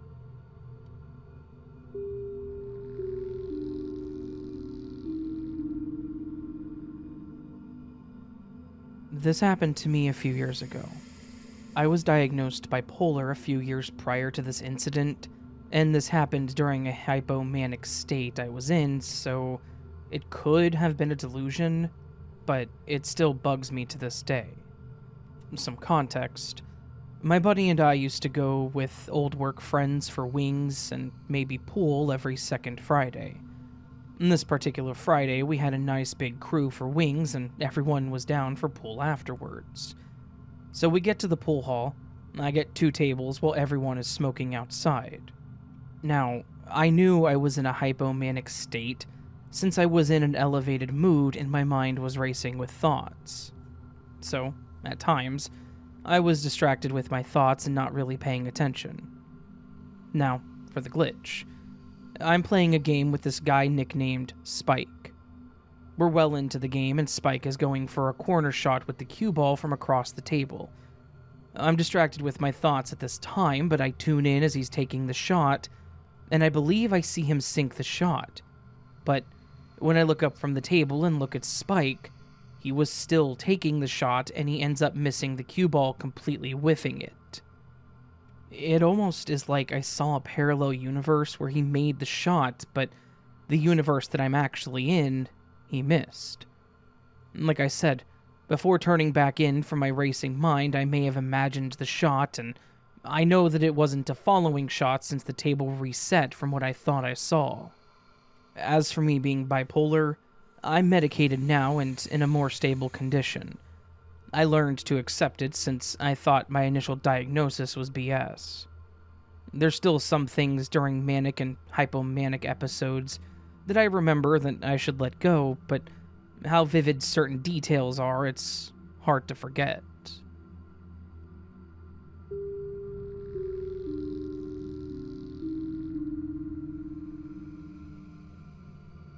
It was a cold and snowy winter's day in Wyoming back in 2019. The wife and I had decided to go Christmas shopping for our daughter, who was 5 at the time. The wife loves to check out the clearance aisles every trip to Walmart. She loves a good deal. As we're walking down the aisle, we see 2 of the toys from Toy Story 4. We then found a few others on sale from the movie, and decided they would be good additions to the ones that we previously purchased. They were plush ducky and bunny figures that had quotes from the movie when you pressed the hands. Anyways, we finished checking out and unloading all the grocery bags into the back of my wife's car. I remember vividly putting the large bag with both Ducky and Bunny in last. We made our short drive home and we unloaded the grocery bags into the house, taking a few trips back and forth. So, here is where the glitch happened. I distinctly remember bringing the bag with the plush figures into the house, setting them on the fireplace, before going back out to grab the remainder of the bags. As I'm unloading the bags, my wife yells from the living room and asks where the plush figures are. I tell her that I left the bag on the fireplace. She responds back telling me that they aren't there. After searching the house and the car, my wife gives up and calls Walmart. They tell her that they found the bag with the toys in a cart outside. My wife went back to Walmart and picked up the bag, and sure enough, they were there. Clearance tags still attached. I have no clue how something that I know was sitting right there on the fireplace moved 2 miles away back to the store. Side note, wife and I both agree that this was a glitch. However, she tells me that she was the one to set the bag on the fireplace. So, we both remember setting the bag on the fireplace, and neither of us know how it ended up back at the store. It definitely made me a believer in the Matrix after that, and it still confuses me.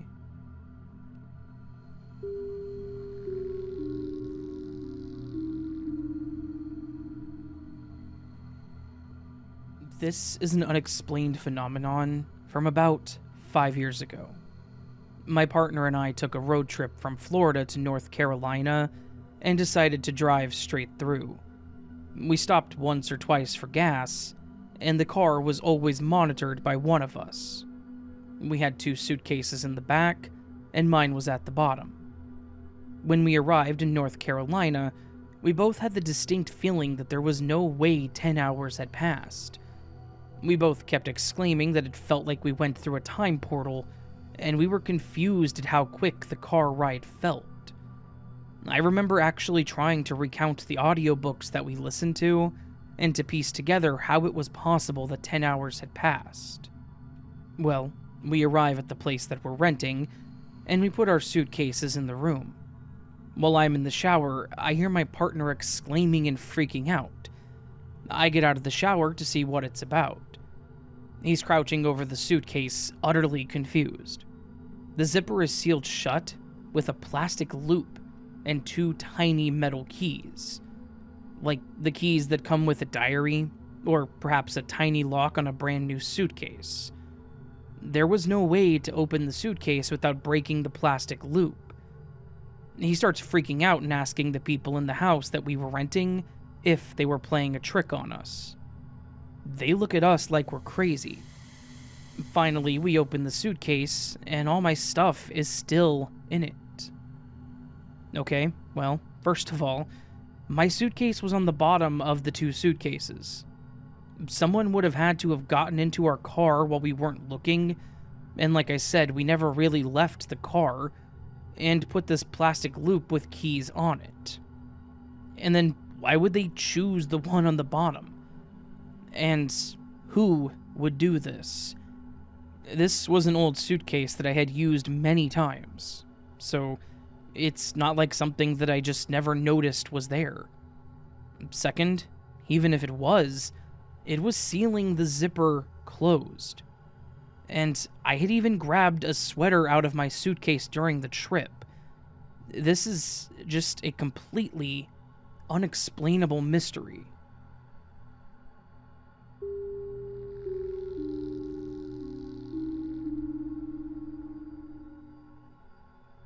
Today, me and my friends went to Carl's Jr. after school for some food. My friends and I are 16 to 17, by the way. This isn't a childhood story, technically, and I needed to use the restroom. So, after we all ordered, I went to the bathroom and did my business, and when I first walked into the small bathroom with the 2 stalls, A lady who was washing her hands complimented my shoes. I said thanks and she left the bathroom after that. When I exited the bathrooms and walked over to where my friends sat, I mentioned the lady and the compliment that she gave me. I was wearing some wacky shoes, so it was notable. They all proceeded to say that no one left the bathrooms, which makes sense as there was no one else in the restaurant at the time, and this lady had a pink shirt on and was not an employee. One of my friends gets up and goes to the bathroom to check for the woman, to no avail. But they did say that they experienced some oddities, like the music and the smell being off. I then get up to investigate for myself and walk into the bathroom again and look around. I couldn't have spent more than a minute in there and I didn't notice anything amiss. I walk over to my friends and they ask what took so long. Apparently, I was gone for 10 minutes. I get confused and say that I only spent a minute in the bathroom looking for that woman, and all my friends proceed to get more confused and tell me that I didn't tell them about a woman of any sort. At first I thought they were joking. I told them to quit it and give it to me straight. They then gave evidence of me spending 10 minutes in the bathroom, and they kept to their story. Even many hours later now, they haven't caved, which is a very impressive bit, or they are being truthful. I believe the latter, because my friends know very well that I got distressed over this, and one of my friends started doing their own research into what was happening too. None of my friends are good at lying. They have huge tells and crack after very little effort. Needless to say, the entire situation was odd, and I'm not entirely sure what exactly happened. The lady disappeared, my friends acted entirely different, and I lost time.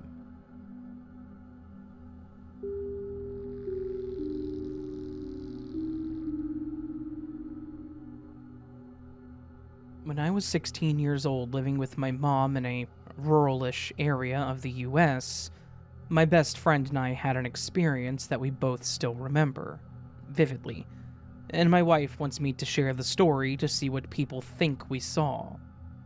My buddy and I used to cut through this farmer's field between my mom's neighborhood and our local mall, maybe a mile or so long. It rarely had crops over the years, maybe 1 year of corn in the few years cutting through it, if I remember right. The field was barren on this day, and we were headed to the mall to hang out. We didn't notice anything unusual on the way to the mall through the fields. We stayed at the mall for about an hour or two and went back through the fields to get back to my mom's. We didn't drink or eat anything in the mall that I remember, no drug usage or alcohol either. When we get to the tree line between the field and the mall, we saw a handful of people, all dressed somewhat similar in overalls of some sort, plaid shirts, collecting things off the ground. I figured they were harmless, and we knew the old guy's name who owned the fields, so we probably wouldn't get yelled at if we name-dropped. As we made our way through the field and got closer, I remember feeling a lot of static energy. It looked like they were picking up smoking coals off the ground and throwing them in a bucket. It was weird, but we didn't say anything to these folks and just kind of skirted around them until we were nearing the tree line, back to my mom's neighborhood. We heard a loud whooshing noise, sort of like an air compressor. We turned back, and there was a group of 6 identical white-suited men with Daft Punk-esque helmets that seemed to be shooting, silently, like their weapons made no noise, at the folks that were picking those things up off the ground. Their sidearms looked like the guns used to spread weed killer or a paint sprayer, really long and thin. They didn't seem to notice us watching until my friend went into a panic and started freaking out. I grabbed him by his shirt and started dragging him toward the tree line, but he was in some sort of shock. I looked back as we were running and they were all facing us, but not pursuing. My friend went home and we didn't talk to each other for about a week. Everyone we've told to date has said that we were mad, minus my wife and my father. I will say that after the initial whoosh, we never heard another noise, not even a cricket, for the whole encounter until we made it back across the tree line. I'm curious to know what Reddit thinks we saw. I'm new to the platform, but my wife said that this was a glitch, and that other people have strange encounters and that I should share them here.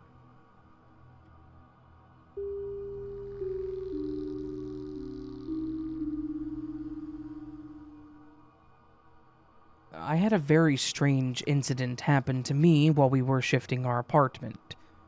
Due to some financial issues, my family of 4, mom, dad, me, and my older sister, had to sell our old apartment and shift to a rented apartment not far from where we used to live. And this incident didn't happen very long ago. I was 19 and was about to turn 20 the next month. I had this perfect pair of black high-top suede shoes. In fact, I still have them. I haven't thrown them out, but I don't wear them as they're in rough shape. I wore those shoes throughout my junior college, and they were my go-to pair for outdoors, so I always had them on the shoe rack. We were packing our individual stuff in polythene bags and cardboard boxes, and I remember picking up all of my shoes. And the first one to go into the box were these black ones. After finishing all of the packing, we had all of our stuff, including all the furniture, in the new rented apartment. The first thing I started to unpack were my shoes. And, to my surprise, the shoes were not there. I asked my mom and my sister if they had seen them. They both denied seeing them. I thought that I must have left them back at our old apartment, so I went back to check. And I couldn't find them there, as there was nothing left there. I was pretty sad. I loved that pair. I went to the store to buy a new pair, but I could not find any similar shoes. After some time, I just accepted the fact that I had lost them, somewhere in the boxes, or the packing, or the moving crew must have stolen them. These are the only possibilities that I could think of. Now, my family and I visit my grandparents every year during the holidays, and sometimes go there in the summer as well. So we did visit them that year too. The holiday season was great, and we had so much fun. When we started to pack our bags to go back, my grandma came to me with the same pair of shoes that I had lost. I was shocked to see the same pair with her. It even had the stains that my previous ones had. I asked her how and where she found them. To that she replied, "Oh, you left them here when you came here last summer." I'm damn sure that I did not leave them there in the summer, as I wore them so many times after that summer. And what about me remembering packing them in the box? I still can't explain how this must have happened. I told my mom and sister, and they were also shocked to see them there. My mind cannot digest the fact that when I put these shoes in the box, they somehow ended up at my grandma's place.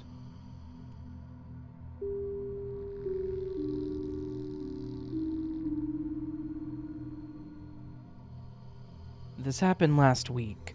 I intended to post about it immediately, but I'm glad I didn't since I had another glitch later the same day.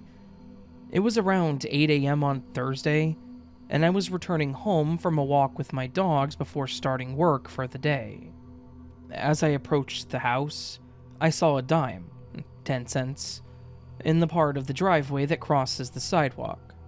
It was tails side up, the torch with branches on either side. I hadn't seen it on the way out. I don't usually bother to pick up anything less than a quarter, but it looked weird. Either like it was scratched or maybe had some tiny dewdrops on it, so I bent down and picked it up to see. The dime had 4 deep scratches running diagonally most of the way across the reverse tail side, almost like furrows. It was dated 1986 on the front/head side. I put it in my pocket and went inside and upstairs to my bedroom to get ready for work. I looked at the dime again, wondering why I bothered to pick it up, and I placed it on top of my dresser, where I keep my watch, my rings, and a few other items, but no coins. Deeply furrowed, tails side up. I was working from home that day, so I went about my work from home routine as usual. Shortly after lunch, around 2 p.m., I went to my bedroom to take off my watch and ring, which were randomly bothering me. I saw the dime with the front/head side up, which was weird, because I definitely left it tails side up with the scratches visible. I specifically didn't want it to be tails side down, because I didn't want the ridges of the furrows scratching my dresser. I picked it up, flipped it over, and the tail side was a normal dime. No scratches. I checked, and the front side was still 1986. The scratches were literally the only reason I picked this dime up in the first place. I wasn't alone in the house. My wife and dogs were there, but I hadn't mentioned the dime, and my wife isn't in the habit of touching stuff on my dresser. I wasn't on any substance, I wasn't sick, and it was otherwise a totally normal weekday. The dime just seemed to heal itself sometime between 8:30 a.m. and 2 p.m. I did discuss the dime with my wife, and she confirmed that she wasn't anywhere near my dresser, which is in my closet. And just to add at the end here, see 2 glitches in a single day, part 2, the teleporting dog, for the event, seemingly unrelated to the dime, that occurred about an hour later, which will be immediately after this 8-second sound effect that I play in between my stories.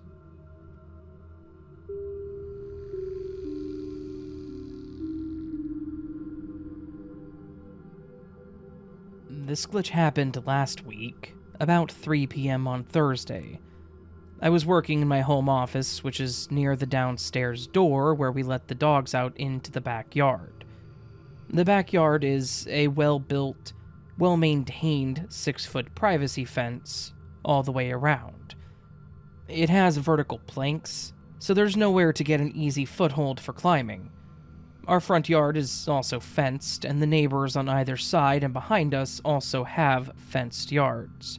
So, if you were to leap over our 6-foot fence in any direction, you would be in another fenced yard.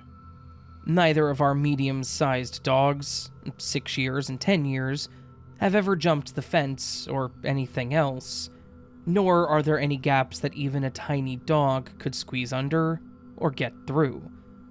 My wife took the dogs out to the backyard for their usual mid-afternoon break. It was a nice day, so she stayed outside with them. She came in to tell me something real quick, but she kept the back door open the whole time, and was essentially standing in the doorway, looking at me to talk. She couldn't have been looking into the house for more than 30 seconds. That's being generous. I think it was more like 15 seconds. And then turned back outside. I hear her calling for our 6-year-old dog in a confused manner, and then she yelled out to me, "He's not in the yard." I ran out back and he wasn't there. I opened the gate and ran into the front yard, out the front gate, and into the street. And I saw him 2 houses up the street, sniffing a tree in a neighbor's front yard, about 210 feet or 64 meters from our backyard. He looked up at me and happily trotted back when I called, but I have no idea how he crossed 2 fences and got 2 houses up in such a short amount of time. Being generous, only a couple of minutes elapsed between my wife coming in to say something and me seeing my dog in my neighbor's yard. When we go for walks, it can take us forever to just go beyond our next-door neighbor's house, because of all the interesting smells in our front yard and the neighbor's yard. My wife and I checked every part of the fence to see if the dogs dug a hole or if a plank was missing, but the fence was secure, as always. So, yeah, it really seems like my dog teleported from our backyard to our neighbor's front yard, over 2 fences, and 210 feet away. Between that and the scratched dime that fixed itself earlier in the day, I don't know what to make of Thursday, January 12th.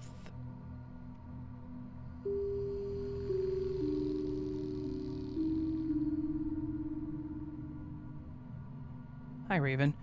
I'm a 47-year-old female who listens to your channel daily, if possible.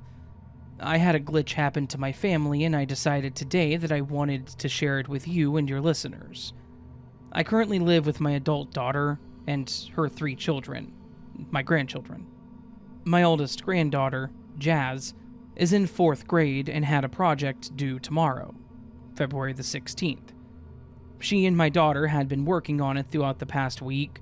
They had put the finishing touches on it today and put it together. FYI, it was a recycle project where they had to use all recyclable items to create anything they wanted. So, Jazz thought to make flowers in a pot. Everything was made of plastic, cardboard, aluminum, etc. The one thing my daughter bought from the Dollar Tree was a small oval-shaped aluminum tin for the actual pot. This tin was printed with the words, flowers and garden. She had a place on our kitchen table while they all got their supplies together that they were going to use. So, the whole family had seen this tin, with those words printed in English. They sat in the middle of the living room, putting this all together right in front of me. The other 2 grand kiddos were in the back room playing.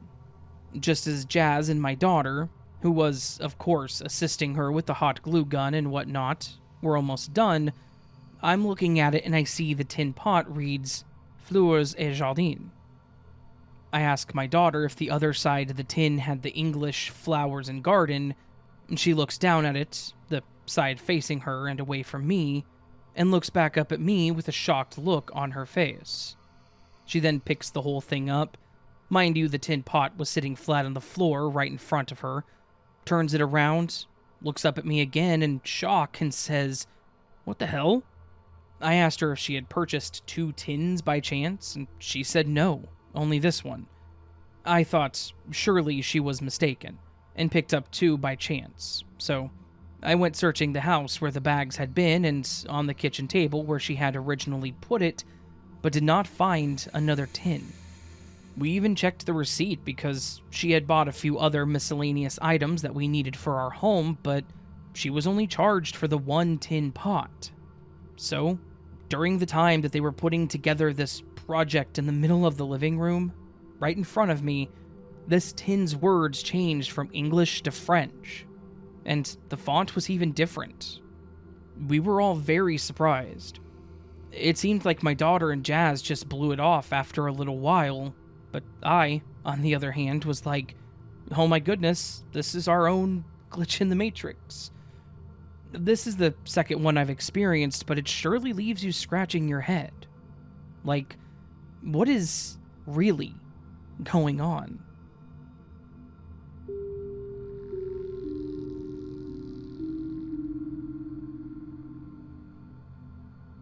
Hello, Reddit. I've been quietly biding my time and waiting for my glitch.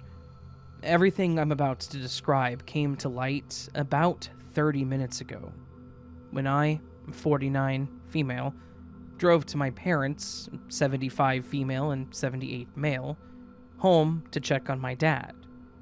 He was in the ER with chest pains earlier today and had been discharged. On to the glitch. My parents do not use Reddit, and do not know about glitches and matrices. After the dust settled on Is Dad Okay?, my mom presented me with an envelope that was in their mailbox this week, with my writing on it. There's no debate. This is my writing, and exactly how I would address a card to my parents. Front and back, including Shirley Temple stamps for my mom. Glitch 1. Postmark is from July 2016, Los Angeles. That tracks with where I lived in July of 2016, but how did it take 6.5 years to get to my parents' mailbox? Reasonable answer. The card was possibly stuck in a postal bin or inside my parents' mailbox for 6.5 years. Okay, then riddle me this part. glitch too. Yes, it's my handwriting on the envelope, but the card inside is a card that I have never seen, and based on the pop culture references on the card, is not a card that I would send. The message inside the card is in my aunt's handwriting with her signature. Yes, the card that's been in transit for 6.5 years is from my mom's sister, yet addressed and sent by me. Possible explanation: my uncle, aunt's husband, my mom's brother-in-law, and my favorite uncle could have handed it off to me for mailing when he passed through LA. This explanation isn't totally wild because he travels a lot, and we always find a dinner together at whatever locale he's passing through. However, I have zero recollection of us getting together during my 7 years in LA, nor any sort of card handoff, nor any prior card handoff that seems like this. Plus, why would my aunt in Georgia give her husband a card to give to me in California to mail to my mother in Virginia? So, Reddit, how did my mom receive a 6.5-year-old card mailed in my writing, but from her sister, on a day when my dad was in the hospital for a near-death experience? Also, I just noticed that the happy birthday mom makes no sense. My mom's birthday is in November. Postmarks are July of 2016. So, this birthday wish is 8 months late?